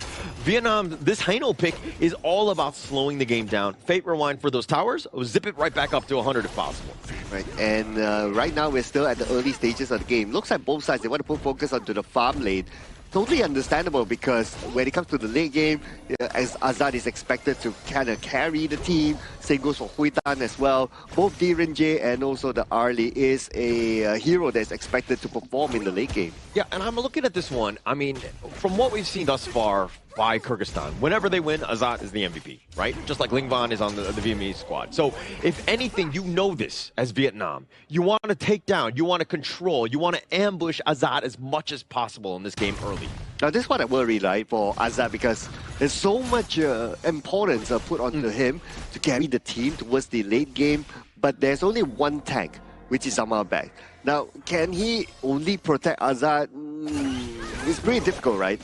Yeah, and it looks a little bit of action here. They get the nice little knock up and Dastan going down. He was caught with his hand in the cookie jar as he was looking for boars, and he pays with his life. Yeah, and he didn't even manage to eat that cookie there. Too bad for him. That's a sad story, man. Oh, man. Yeah, at least you get one. But yeah, but good rotation by Team Vietnam though. It was almost like, oh, they see that opportunity, they straight move in. No hesitation shown by Team Vietnam. That's why I like to see as part of teamwork. So one thing I don't like is that, I mean, if Kyrgyzstan are going to be aggressive, which you want to be, and now are they going to play timid? Are they going to be scared to, again, try to get, you know, a couple more steals here and there? Ooh. That was, yeah, you got to be aware of where the position of Team Vietnam is, right? Like earlier on, yes, they tried to steal the force at the side, but they didn't really have that information, or maybe it was not communicated that Team Vietnam already made the rotation from the bottom lane. If Team Vietnam is still at the bottom lane and they go for the balls again, I'm okay with that. Yeah, yeah. I mean, look at how Vietnam are threatening. You can see Lingvan right now threatening potentially those boars. Getting vision on, he understands who's around so that he knows where the rotations are going to be happening. And look at how Hui Tan and also Nam Phuong are potentially looking to gank because they know that somebody will probably make its way at least towards this brush. Okay, they show themselves, so that's okay. It's a matter of information gathering. Anyway, 40 more seconds before the first timer is going to be up, so nobody's going to overcommit onto something yet for now, unless they see a clear opportunity. Yeah, Vietnam, though, being very aggressive. I mean, they're efficient across the map as well. 1K net worth lead, and it looks like Hui Tan getting a little bit low. They actually try to get him with the light step and the heal, and now here comes the revenge tour. They might have dove too deep. Azad is going to be taken down. He pays with his life here. Again, good rotation shown by Team Vietnam. Yes, Hui Tan, very low on health. He has to turn back. That's okay. But what's important is Bao Huang and the follow-up. That was really, really fast. Yeah, very fast. And again, Hui Tan is one of the most mobile farm laners there are, right? And being able to lock him down, Kyrgyzstan, again, trying to go all in, trying to make some plays, get that potential kill, but unfortunately for them, they did fail. But now they're going to look to steal this Azor. Okay, now who's going to get this buff here? He's still kind of open there. Yeah, and back. Has to flash away. He gets a little bit low himself. The control from Marlon, he hooks on with that Hartwell. And now Vietnam, it looks like they're going to walk away with that blue buff as well. Oh, but look at the space created for Azad at the bottom.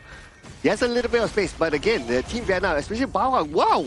Just like that in response. Yeah, I mean, but Nakaruru's got some serious burst. Azad, this is the problem with D-Renche, especially when you're solo. At this stage, you're down in terms of net worth, and then trying to deal with the Nakaruru, who, again, can just jump on top of you like that, you're going to have a tough time. I'm worried that Kyrgyzstan, right now, they are starting to lose the plot. They're starting to lose concentration, because a few times at the bottom, they've been caught. Yeah, definitely been caught here. And Jamalbek is looking to get caught as well. He was just wanting the pheasant, but the Tremor Smash is going to be for real. And now Vietnam just quickly taking down the bottom T1. Yeah, and this tower will be taken out without any problem. And especially if you have a Lingban at the front line, he'll be just throwing his spears and you cannot get close at all. If you want to try to take him out, everyone else is there. Yeah, now it's going to be a flash away. Kubanic does get to safety. Vietnam is on the side. They have 4 members of Kyrgyzstan trying to defend this tower, and you can see how dire things are. It's not even 6 minutes, and look at how aggressive Vietnam are. Oh, that made they turned this around! Oh, what? Walked into the trap. What? He thought he was low because he had used the bait rewind. He gets on back with that, but it was all a bait. Dude, that is probably the best bait so far in this tournament.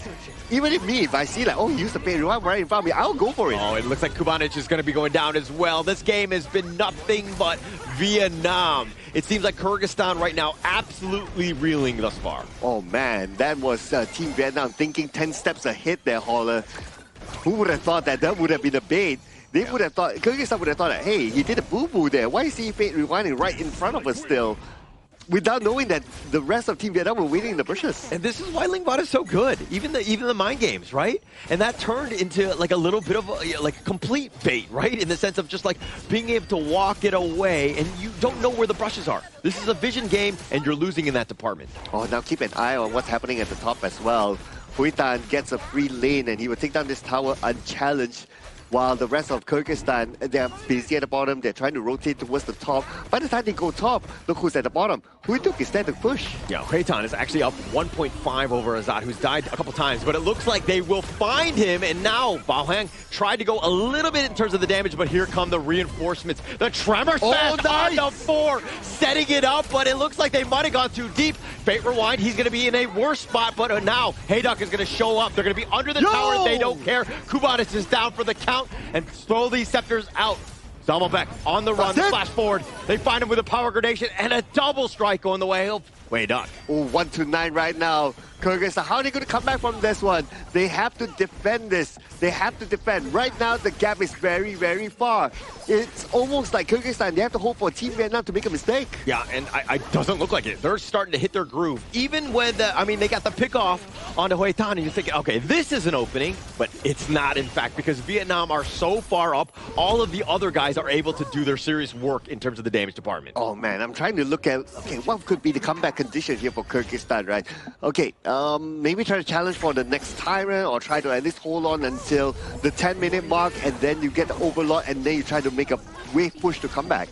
But this is an early to mid-game lineup, and they've been penalized. Now the burst ram, the tremor smash, only connecting onto one, but he's pushed it back. The mid-T3 is looking to go down. Hue Tan is getting a little bit low himself. They find Marlin. Hue Tan is down as well. So at least Kyrgyzstan hold that fort, and the mid-T3 still standing. Yeah, that's a bit of an overextension there, and that's what Kyrgyzstan is looking for, right? For Team Vietnam to overextend, be overconfident, jump into their base side and try to punish them from there.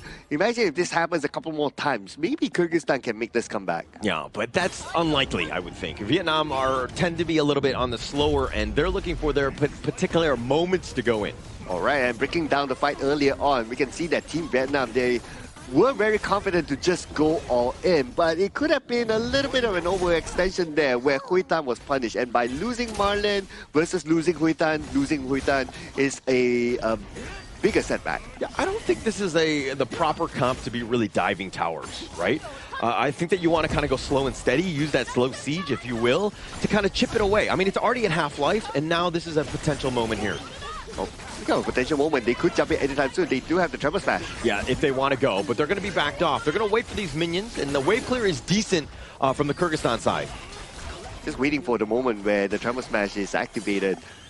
And Team Vietnam, they are now slowing down the pace. They're playing this patiently. They really want to hit a 5-man Tremor Smash, it seems. Yeah, it's not only that, but like Vietnam, you're so far up. It's not even 10 minutes into this game. All you need to do is just slowly stick around. Maybe the minions come in a bit, let Hue Tan melt some of these towers. That's exactly what they're doing right now. The minions have arrived, and they would take down the middle tower just like that. Azad could be the next target, but Azad somehow still all right. Yeah, he's going to be back into the fountain, but space created. Azad is at half, you can't fight, and now it looks like they're potentially going for the backside. Namfuang with another amazing tremor smash. Jamalbuk has to flash away. He gets on to the back to all the way to the fountain. Whoa. No, he gets sniped out. Lingvan goes in for this. They're all the way back into the fountain, and Vietnam have found an opening. They have control, and they're going to take the crystal, and Vietnam, just like that, take game number 1. Quick and easy fashion coming in from game 1 of Vietnam in this important series with such a demanding victory over Kyrgyzstan. How does Kyrgyzstan respond? Man, Kyrgyzstan, what they felt earlier was control, right? Control by Team Vietnam. Team Vietnam had control from the start of the game to the end of the game. It was entirely theirs from there, and it was kind of shown through the draft as well, right, while we were discussing it. For Kyrgyzstan, they are very dependent on only the Byron to open up the map. Now, if you don't have a secondary hero to open up maps, then you're not going to win space. Yeah, you're not going to win space, and you're going to be completely playing a defensive game. You're completely back. Nobody wants to go in. Nobody wants to initiate because you are so far behind. Sorry, he caught me laughing on that one. I mean, he's feeling it. You know, the Kyrgyzstan coach, we had a little chat with him just now, right before the game itself. They are confident and they are looking to actually represent their region going into the main event. But right now, this strong iron wall in front of you, if you can take him down, which is Vietnam, then maybe you have that shot. Because if we were to review back the game, there just seems like there was no real proactive play or opportunities coming in from the side of Kyrgyzstan in finding a comeback. It didn't seem so much because it seemed like they were all pressured to play into the hands of Vietnam, right? It came not only in terms of the draft. This Haino was a problem. Lingvan going in, using those Fate Rines aggressively and defensively, baiting things out at times. Just a full kit, if you will. Dude, that bait. Yeah, that bait with the Fate Rewind, that's the highlight of the game for me. It's like, oh, you Fate Rewind in front of your opponent? Oh, he's still there? Oh, let's get him. They didn't know that the rest of them were like at the side waiting in the brush, right? It's like crazy. And it's one of those plays where it's like psychological. It's like, if your enemy doesn't know what you're doing, how do they know how to respond? And they're like, oh, that's the play. I'm like, oh, let me jump in. I'm like, oh, that's why he did that. Yeah. And you could be like, Dastan, at that moment, you're kind of thinking, oh man, why was his spider senses not tingling?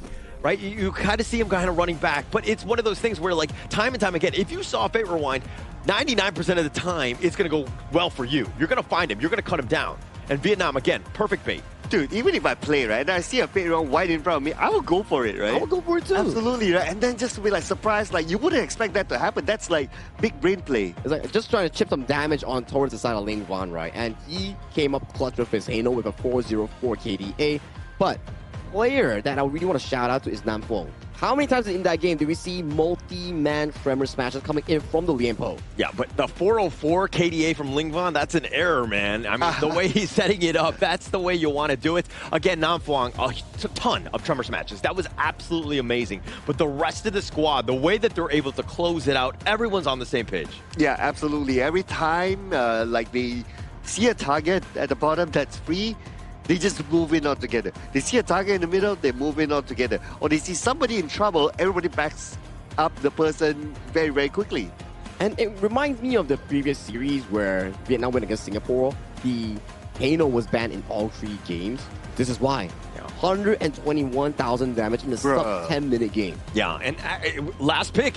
It's the best pick that they could have picked up here because it slows it down. You've got poke, you've got reach, you have, you know, ability to kind of shake things off. You're very tanky as well. And when you're able to have Ling Van doing 121,000 damage, I think you're going to have a GG easy type of game. Wow, GG easy. Well, this is something that we also talked about during the pre-show, right? It's like, do you want to target ban one player? Or do you want to try to work around it? Well, it almost feels like, well, whether you target ban onto him, he always has a workaround around any scenario. Because we saw during the pick and bans, they banned away the Maestro Nui and also the Yu Huan, but still, Ling Van has something in his pockets, and this time around, it's the Hano, which has, I would say, arguably one of the best ones we've seen so far. Yeah, complete control. That was a perfect game by Vietnam. And they were, like, this is off of that momentum of that created from Game 3 in the last series against Singapore, bringing that into here, and they're like, hey, we're in the groove, we're in the flow, let us just play these games out. And Kyrgyzstan, it seems like they haven't really warmed up, and they've been reeling in this game early. Or they cooled down because they had to wait. But for Vietnam, it's like, okay, we play, yes, there's an extended break, but we continue to play. It's like their hands are on fire. It's like warm up before an actual sports. For Vietnam, it's like they're already warmed up in their series against Singapore where they are feeling it. You know, it's like back-to-back MVP coming from Ling Van. Bringing that form in towards this game is Kyrgyzstan. So it's a bit of a, I would say, psychological fight coming in. Yeah, and as we go into these highlights, we'll see. I mean, Dastan, he's trying to be aggressive. He thought he was going to be mobile enough to get on out, but the rest of Vietnam were like, okay, that's a trap. We're going to go. And this is another one where Azat was trying to be aggressive, almost took down Hayton, and unfortunately for Azat, dying twice early in this game. Again, it just shows that Team Vietnam, they move as a team. You won't see Team Vietnam like alone. Like, there are always like 4 people there, 3 people there, and this one, this Fate Rewind. Okay, just that distance, they're like, oh, let's go for it. Then the rest goes down. Oh my god. Oh, that is a clickbait that I would say, you know? Got baited, he had to pay with his life there. And this pickoff here coming in from Kyrgyzstan was actually really smart, utilizing the Diadia and also the Ukutachi Bana here, but beautiful.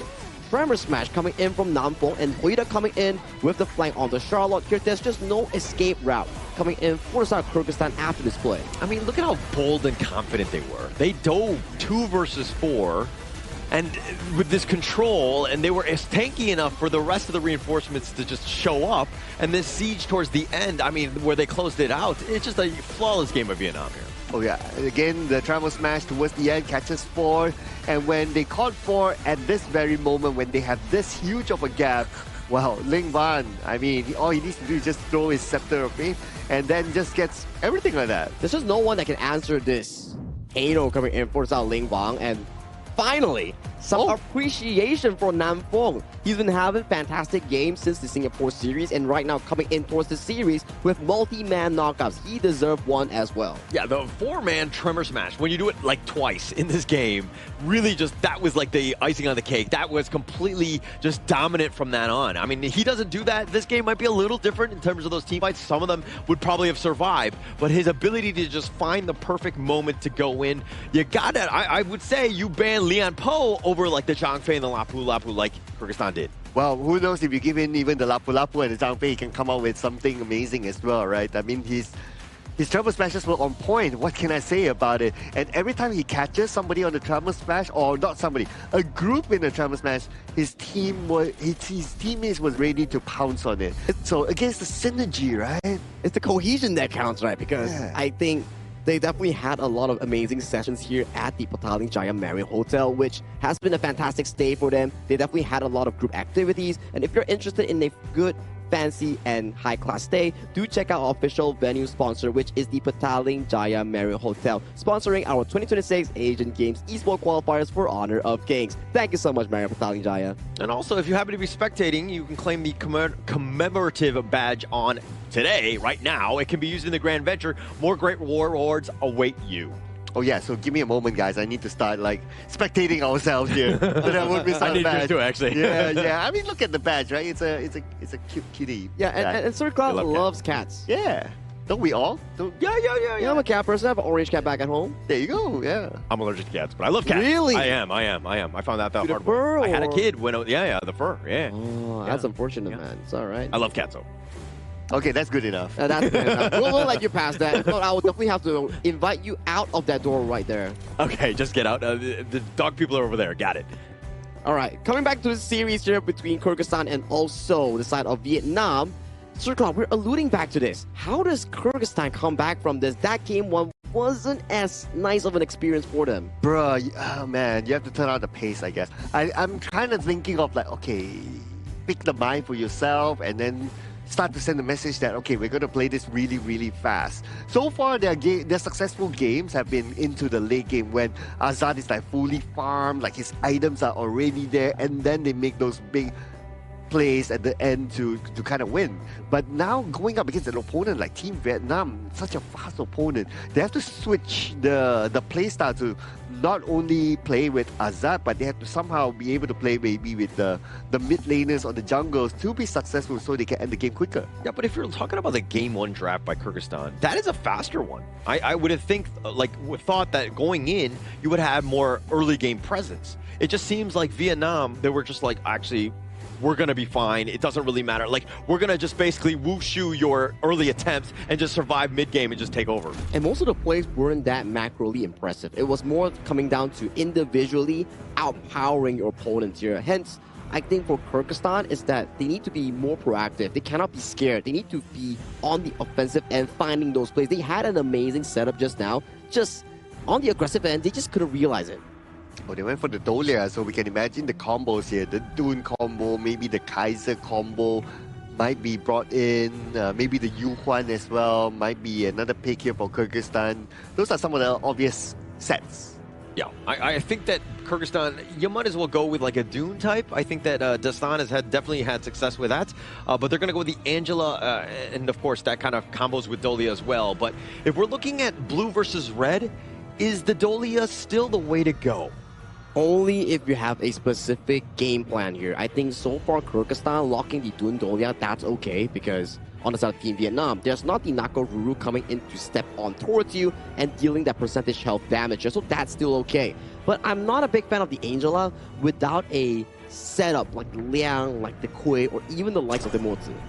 Yeah. And without batting away the gun and more, right, if you think about it. Right now, Vietnam will be happy to... I wouldn't be surprised if Kyrgyzstan don't ban the gun and more, Vietnam is going to take it. And we know that gun and more will be played by who, right? By one of their best players. You just drop the spears on towards you when you're ulting on the Angela, and they open it. So I think likely the Ganemo will be locked in here coming in from Ling. It's just too good of a pick right now. Yeah, it just completely decimates what they're trying to do. Again, and they're going to go with the Lian Po, the tried and true Nam Fong. You had an amazing game. Let's run it back.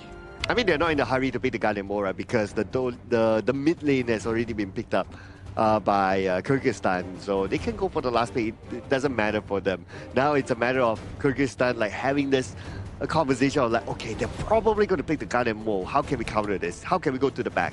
Neza, maybe? Neza, you know, the Guan Yu, something to actually flank the back line. That will be really appreciative coming in from Kyrgyzstan's draft because right now, Their front to back is decent, but there's still no answers towards the Direnjie or the potential mage pick that will be picked up by Vietnam later on. I like the final pickup here coming in from the Vietnam, leaving Ling Van the last pick. They do pick up the Marco Polo and also the Byron here. Likely we might see a Zia once again coming in.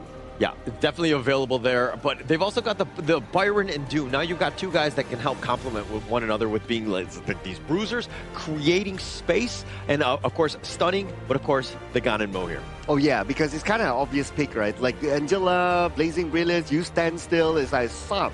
Comes in. And imagine with the pace of Team Vietnam they've been playing, right, there's a chance that they can get the first strike. And when they get the first strike together with the Ganon mode there, then he will be able to scale faster. Yeah, more and more magical attack if you get takedowns or assists coming in as the Gan and Mo. So you can't allow Vietnam to once again outscale you and out-combat you in the early game here. I think the most important player for me right now for Kyrgyzstan is the Dun and also the Byron here. If they can sustain the early game aggression coming in from Bao Huang's Ukyu Tachibana, then maybe they can stop the bleeding and extend the game into potentially a shadow objective or extend the series into a game 3. Vietnam right now, if they win this game, they move on. They will be the 9th and final slot at the Asia Games main event. The other side, we're looking at Kyrgyzstan somehow having to just hold on, push for a game 3. Cloud, is this lineup good enough to get us to a game 3? Oh, I mean, I did call the Ganon Mo, right? The moment I see like an Angela, it's like if they don't ban the Ganon Mo, if they don't, well, they obviously can't pick it for themselves, right? But if Kyrgyzstan don't ban the Ganon Mo, then it's going to be an obvious pick. And the Ganon Mo is playable until the late game.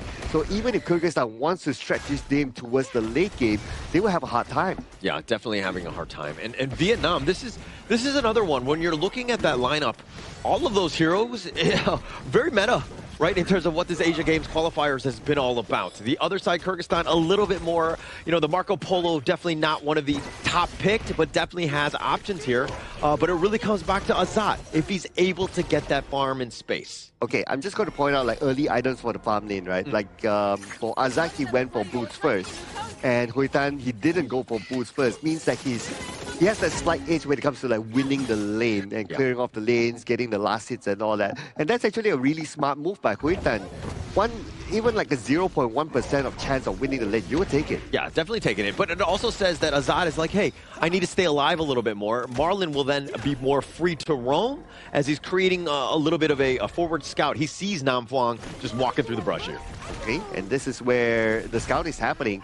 Well, very early for them to still fight though, if you ask me, because right now Nam Phuong is still not at level 4.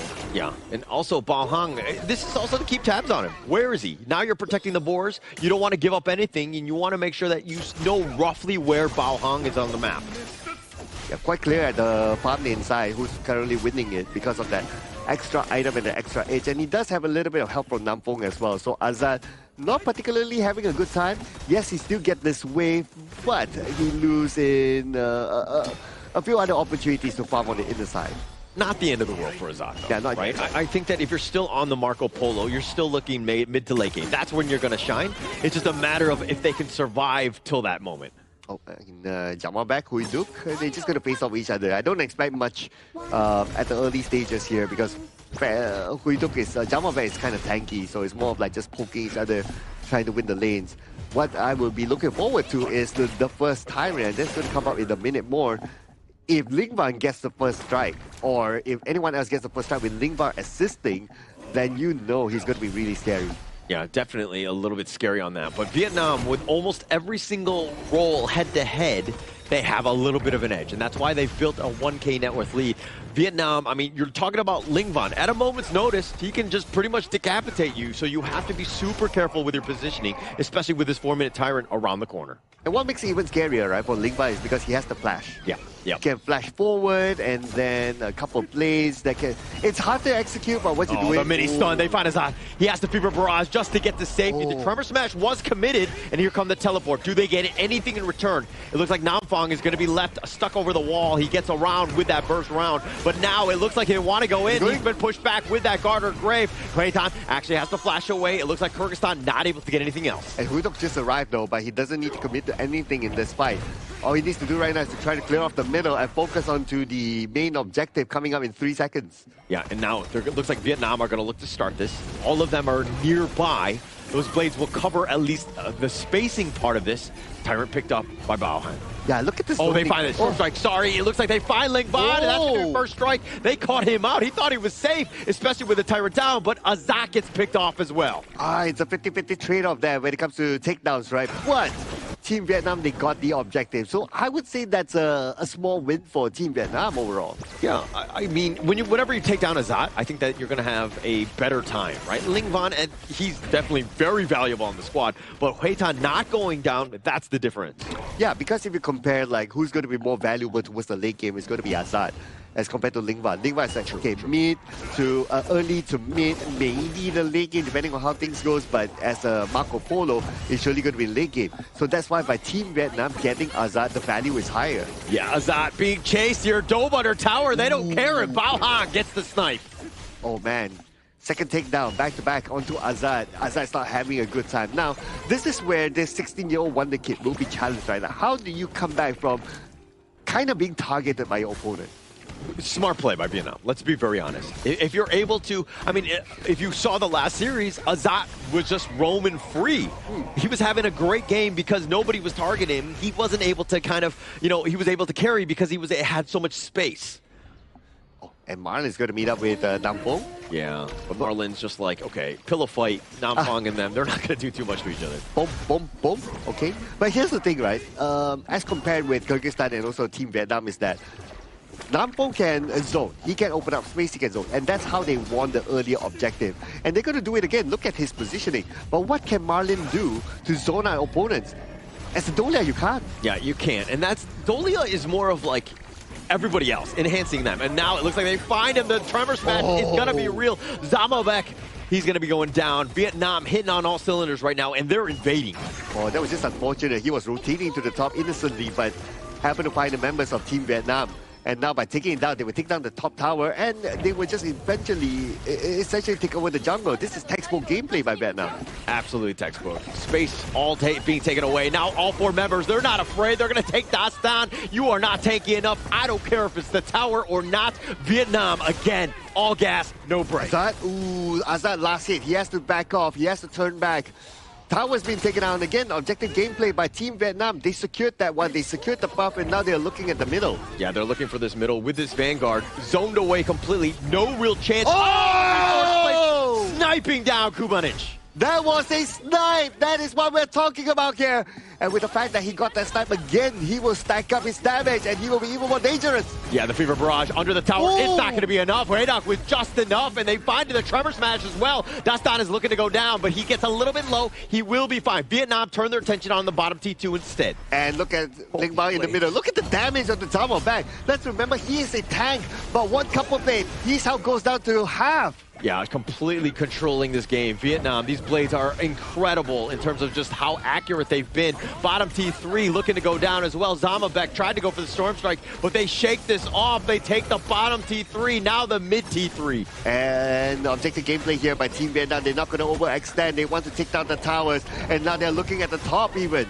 Yeah, they're looking for that. I mean, the Vanguard will eventually make its way. Zamobek does a little bit of work, gets control himself, and he's going to be going down. Hayduk finding him all the way to the back line. They find Azad as well. They're all in the fountain. 2 members standing. Vietnam, all they want are the minions to end this game. And the minions will arrive soon. This is going to be the final defense by Kyrgyzstan. And Kubanich will need to do it. Kubanich together with his teammate Marlon will not be enough though. Unlikely so, as Team Vietnam will look to close things off before that. They get a hot streak. And Team Vietnam will lock in the final ticket to the main event. Welcome to the Asian Games, Team Vietnam. They took a 2-0 convincing victory over Kyrgyzstan, and they booked their tickets to the main event. Perfectly played. I mean, it could not have been better, right? The way that they were able to control this game, it didn't seem like Kyrgyzstan were ever able to find their footing. They were not really into this game. There was just too much control by Vietnam. Oh man, what a game it was for Team Vietnam. Consistent from game 1 and then game 2. It's all about control from start to finish. This round at least we did see some fight from Kyrgyzstan, because they know that, okay, if we don't fight back, they will snowball and it's going to be bad for us. So they did show some fight, which I admire from Kyrgyzstan. I think for Kyrgyzstan, it's definitely going to be a disheartening loss, but this is not where they end. they don't really have much experience in Honor of Kings, but they made it this far to the final stage. Just one step closer to that podium of the Asian Games. But that's the problem. One step is not enough. They need more of that. This experience, this gameplay, will find them later on, that it will improve them in the near future. Yeah, they're definitely going to grow. They're still so very young. And I mean, in terms of experience, definitely on the lower end. But you got to pat them on the back. I mean, they were as close as you could get. They got themselves at least a chance to go in. Unfortunately, I mean, Vietnam was definitely one of the favorites going into it. I mean, all the way from the beginning, even before this all started. And for Vietnam to just sneak in and, you know, just unfortunate for Kyrgyzstan in the end.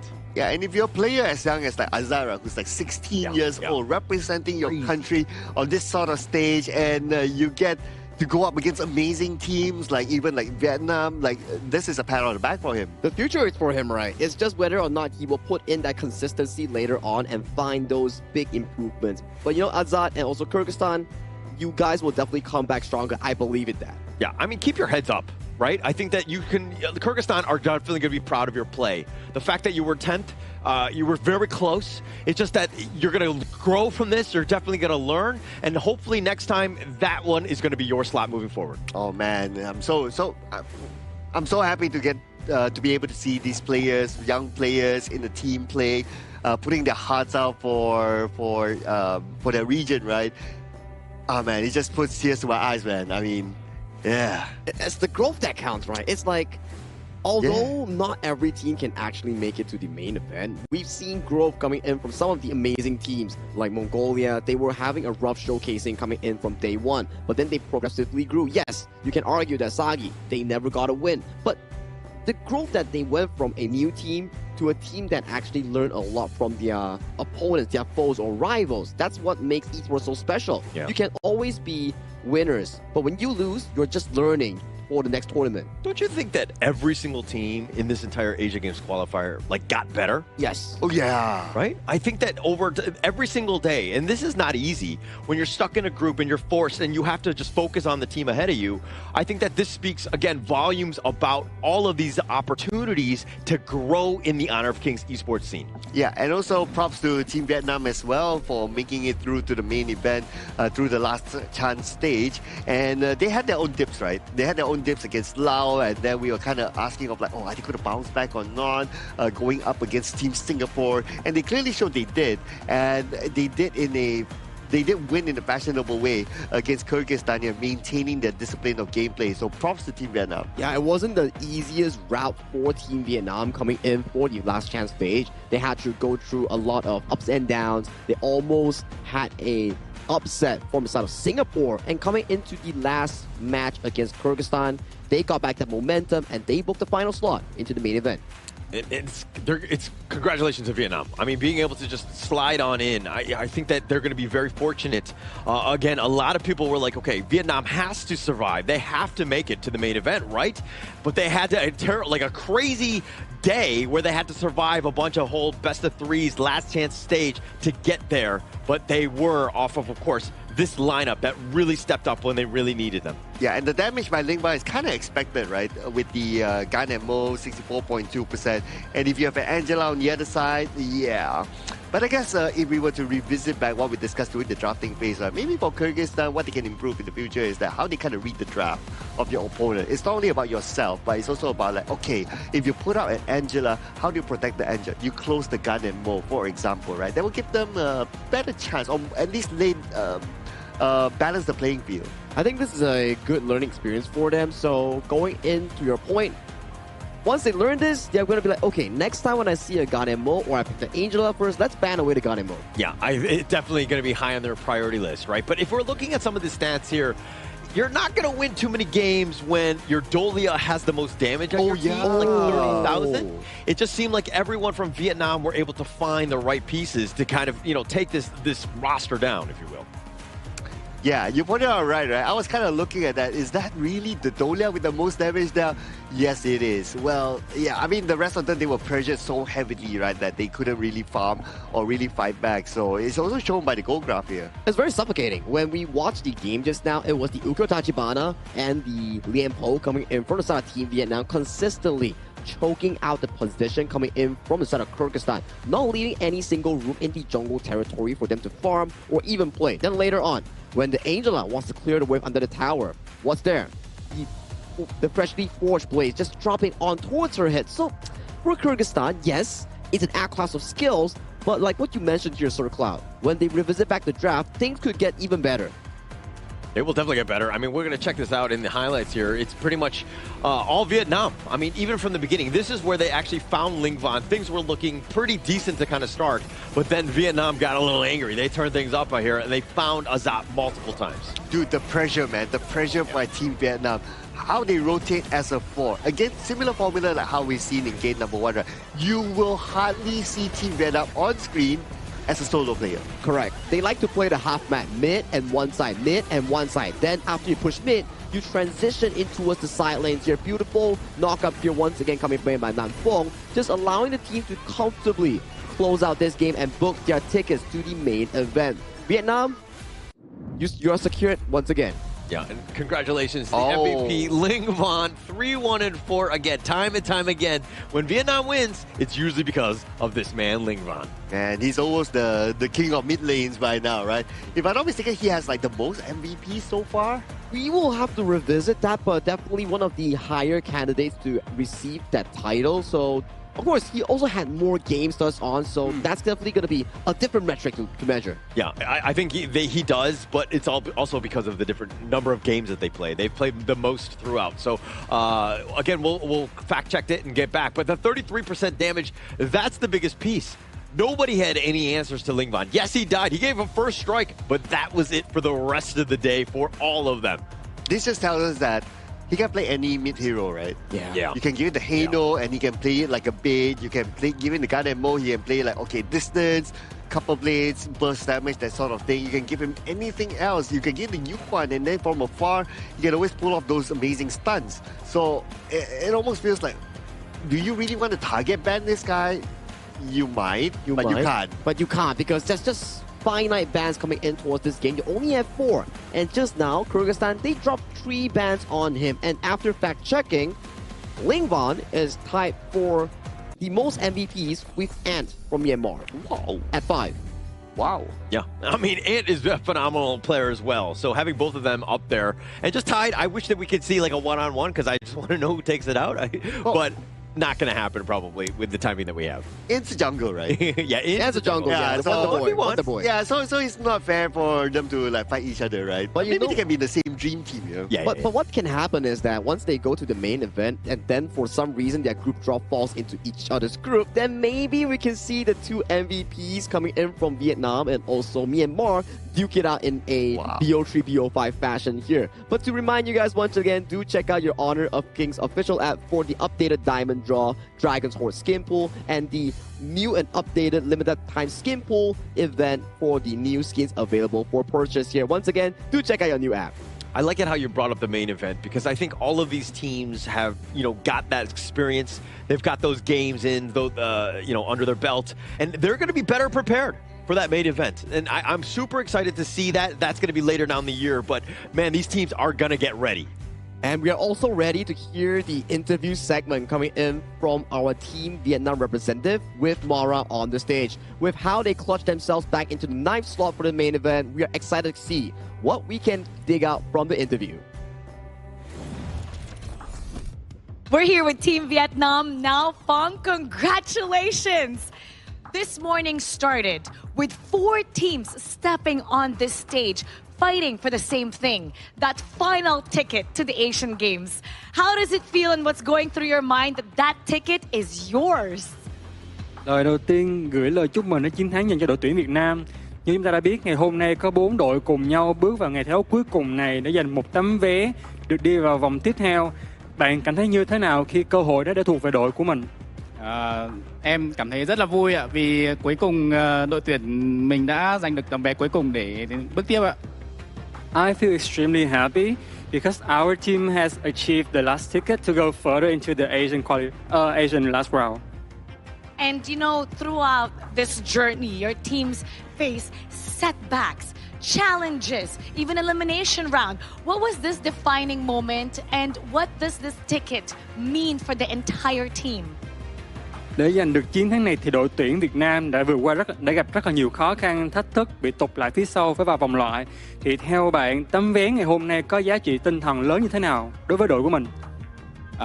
Tấm vé hôm nay quyết định tinh thần rất là lớn, tại vì trước đó thì tụi em có để thua 2 trận rất là đáng tiếc giữa Kazakhstan và Lào ạ. Nên là bọn em phải không may mắn là lọt vào cái vòng này, nên là bọn em cảm thấy rất là tự hào vì đã có tấm vé này ạ. So before we can achieve this ticket, we had 2 losses, and that has significantly affected our spirit. But after today, we had gained our confidence again, and as well as our esports spirit love. I hope today's win is now giving you enough confidence to move forward and give it your best at the Asian Games. And for sure, people in Vietnam are watching. They're cheering for you, and they're proud that you're representing the region. What would you like to say to them? Những người hâm mộ tại Việt Nam đang theo dõi hành trình của đội và đang muốn lắng nghe những lời chia sẻ của bạn dành cho người tại Việt Nam. Bạn có chia sẻ vài lời của mình được không? Cảm ơn mọi người đã theo dõi và đừng lo lắng nhé. Bọn mình sẽ cố gắng cải thiện và chiến đấu tiếp trên con đường đi tới Nhật Bản. Cảm ơn mọi người rất nhiều. Thank you for your support and watching our journey. Please do not worry. We will continue to training and practice more. Go further to Japan. You should be proud of your team. You did amazing. Congratulations on getting the final slot to the Asian Games. Now we'll head back to the casters. Lead the gorge. Congratulations, Ray. They regained their confidence and they also gained their ticket into the main event. And these are the final 9 qualified teams directly to the main event in Japan. We have Indonesia, Philippines, Myanmar, Laos, Kazakhstan, Hong Kong, China, Republic of Korea, Nepal, and finally, with the win just now, Vietnam. I mean, it took us a while, 9 days, to finally figure out who the 9 teams are going to be to make it to the main event. But we finally got to the finish line, and I'm actually super impressed with all of these teams that qualified. And I personally did a prediction on social media, right, on the official page, right? So, and I got everything correct. Wow. Except for Kazakhstan. I think that's for me too, because we all felt that Kazakhstan, we didn't really have much information on them. They really surprised us coming in towards this event itself. And of course, congratulations to all 9 teams. We'll be seeing them later on in a few months later in the main event itself. Yeah, I think that did you have in the predictions though, like where they would be? Because like, I would not have thought Vietnam would be 9th, right? Just being able to just slide in like that, right? Oh yeah, I wouldn't have put them there, right? I would put them like, okay, when I was doing my prediction, I was submitting it for social media, right? I was like, okay, Vietnam is going to be one of the top 2s. The last chance stage will be Singapore for me. Yeah. But then when they draw the bracket and then you see, Singapore versus Vietnam, I go like, well.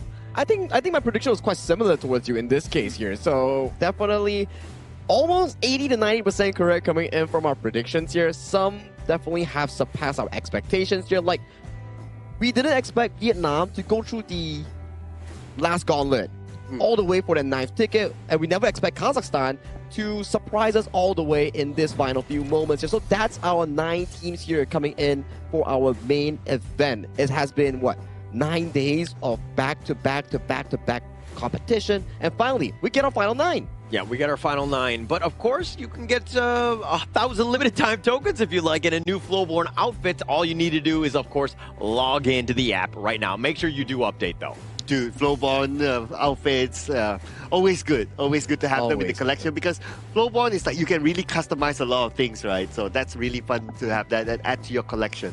And it's infinite skins if you can do like the mix and matching, right? All depending on your creation here. And if you want more creativity with a high graphic phone, do check out iQOO 15R, the tournament official phone coming in for our 2026 Asian Game Esports Qualifiers for Honor of Kings.